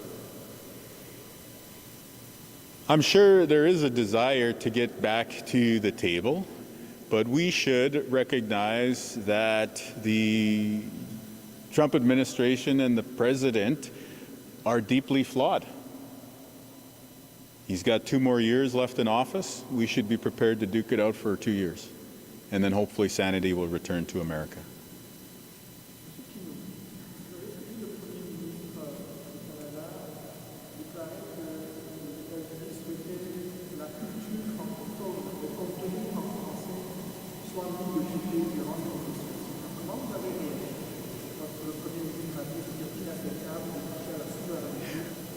Oui. Je suis d'accord. Il n'y a aucune raison que la langue française, que la culture. There is no reason that the French language, French culture, be it in Manitoba or elsewhere, should be an issue to negotiate. No. Francophones have fought for their rights, and it's not a question for Mr. Trump to change them. So we will always save the Francophone, the culture, the language, which is a fact constitutionally.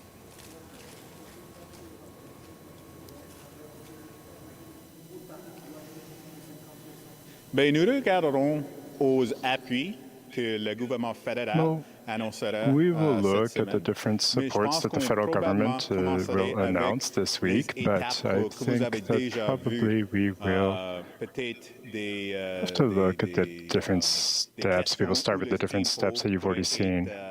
The matter of delaying tax payments or booking other measures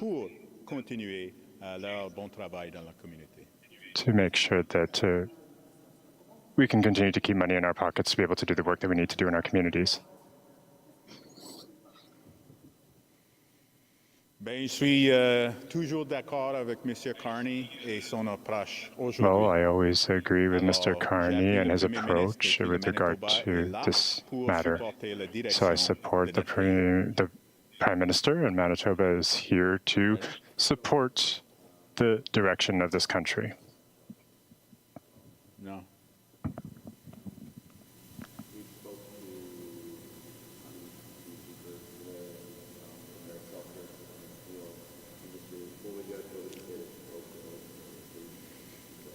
We're fighting for you.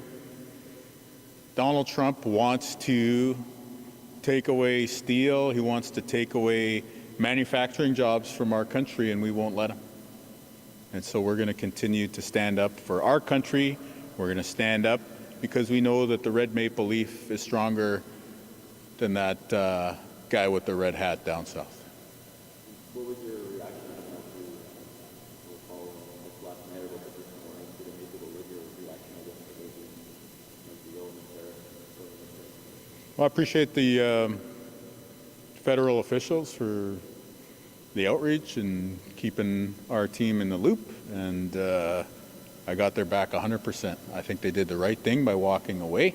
I think all Canadians are united in the pride that we feel for our country and the disappointment we feel for Donald Trump and his administration. But we also know that the American people will come through this and will come back to being good trading partners in the future. So it's our hope that we can continue supporting our businesses and economy for the next couple of years so that we can see a change from the American people who hopefully by now see that Donald Trump is the worst thing that's ever happened to your pocketbook in history. Gas prices are higher than ever because of the war in Iran. Prices at the grocery store are higher than ever because of his domestic policies. And now he continues to add to your cost of living woes by bringing in more tariffs, which is a tax on you. It's a tax on you as the American people. So again, I think everybody knows he's not trustworthy. He broke his promise on egg prices a long time ago, and now he continues to undermine any credibility that he had on the cost of living. And the worst part about it, even like the MAGA hat wearing American crowd should realize, is that he doesn't care. He's out there talking about like let them eat cake type of comments. He's not in touch. He doesn't care about the American people and the cost of living. He only cares about making his family richer. And so that's why I'm confident that in the medium term we'll be able to get the American people back on side, because Americans, obviously we got a little friendly rivalry all the time between our two countries, but I'm sure Americans will see through the nonsense that we're seeing from their administration right now. Does what's happened today add increased the urgency to break down how to implement trade barriers? Yeah, I think Manitoba's been leading the way, and we want to see more. I think you're going to see some of the other provinces probably lean more into that, which is great. Manitoba will be ready to meet them to increase the amount that we trade with one another, and then getting the big projects built. We've got a lot on the way with Manitoba Hydro, about $30 billion of investment planned by our Crown utility, beginning with the combustion turbines in Brandon. We've got the Port of Churchill, which we shared some really exciting news about year-round shipping yesterday. And then, of course, we've got the wind projects that we're partnering with Indigenous nations to build. So a lot of exciting things happening in Manitoba and much more to come. I'm wondering if in the meeting, like, do the premiers give the prime minister outline what he would like to see the deal in place? Everybody's got Prime Minister Carney's back today. We're all united, and we're also united in our disappointment in the American administration. American people are good people, but right now they're being led by some misguided people. Thanks, folks. Have a great weekend. Well, there is the eminently quotable Premier of Manitoba, Wab Kinew, giving his rather blunt assessment on where things stand, little over 12 hours since talks failed between Canada and the United States, about 15, 16 hours. And after meeting with the Prime Minister and most of Canada's premiers, 3 premiers were told weren't at that meeting today. Catherine Cullen, the CBC's Catherine Cullen, has been listening in on that with me. And boy, Catherine, not a lot of, nuance there. It was very blunt. We should never appease him, duke it out with the U.S. for 2 years, and hope sanity returns to America. And Donald Trump is the worst thing ever to happen to the American pocketbook. Fighting words from Wab Kinew. And I will say, in that specific way, his comments on Donald Trump, pretty consistent with what we've been hearing from Manitoba's Premier, who often, when I've heard him talk about Donald Trump over the course of the last several weeks, if not months, brings up the Epstein files. This is sort of par for the course with Wab Kinew, who doesn't pull his punches when it comes to Donald Trump. What I was struck by, I think, though, was 100%, right? He would say over and over again that Canada's premiers are 100% behind the Prime Minister.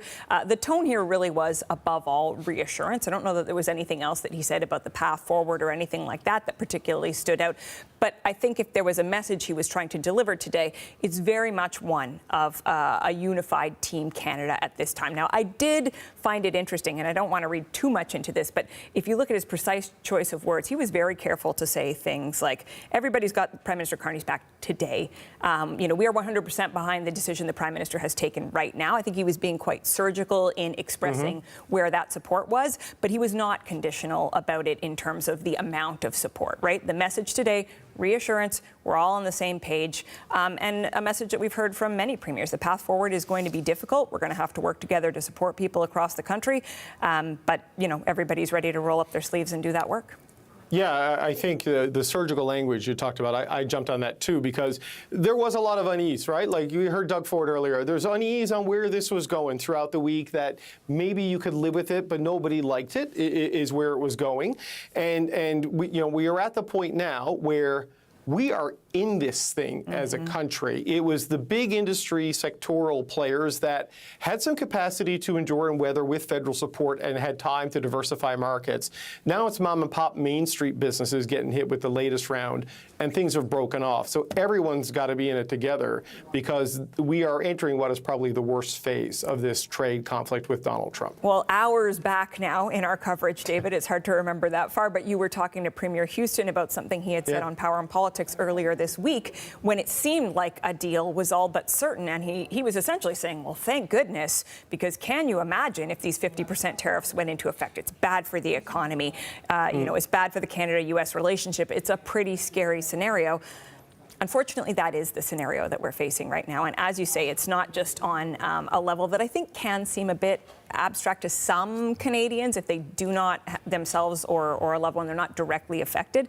Now it is these mom and pop shops. And so you're seeing this added level of Canadians, certainly the Canadian premiers, coming together, the Prime Minister setting out the path forward. But I do think of a bit of a Venn diagram here, where on the one hand, we have the message to the United States, the question about Canadian sovereignty. And on the other hand, our other bubble here is the economic pain. And as those two things overlap, right, the message the Prime Minister is going to put out today, and over time, the increased economic pain, as more and more those two things overlap, what is that going to look like? We can't know until we're there. But the reality, I mean, we're in it now, and we're only going to feel it more acutely in the days to come. Yeah, and the appetite for Canadians to wage that battle, saying we're willing to fight the pain, some of that is coming from people in a position of privilege where they'll not be affected by what actually is happening here. And also people are maybe letting their emotions get ahead of the reason at some point and not quite realizing just what this could mean, that cathartic, strategic tension that's going on, because this could be rough, even though the Prime Minister says they'll support businesses throughout the term of the president if they have to. Which is why I think this sovereignty piece that the Prime Minister introduced into the conversation today, David, is going to be an important part of the conversation, because both of those things are true. But if the question is, okay, but in order to get away from that pain, are you willing to hand over some of our ability to dictate our own trade relationships to Donald Trump? That is a line that will be hard for a lot of Canadians to cross. But again, if you've lost your job, if your groceries are even more unaffordable, this is very messy, very visceral stuff. No, it's an era of not great choices in every direction. Catherine Cullen, and by the way, thanks for jumping in on the translation there. I heard your voice. That was great. It was great that you could do that. It's the CBC's Catherine Cullen. All right, we're going to turn now to another CBC colleague here in Ottawa. That is JP Tasker. So JP, we just heard there from Wab Kinew, who given you good clips for the rest of your shift. What other reaction are we hearing from premiers about the collapse in these trade talks?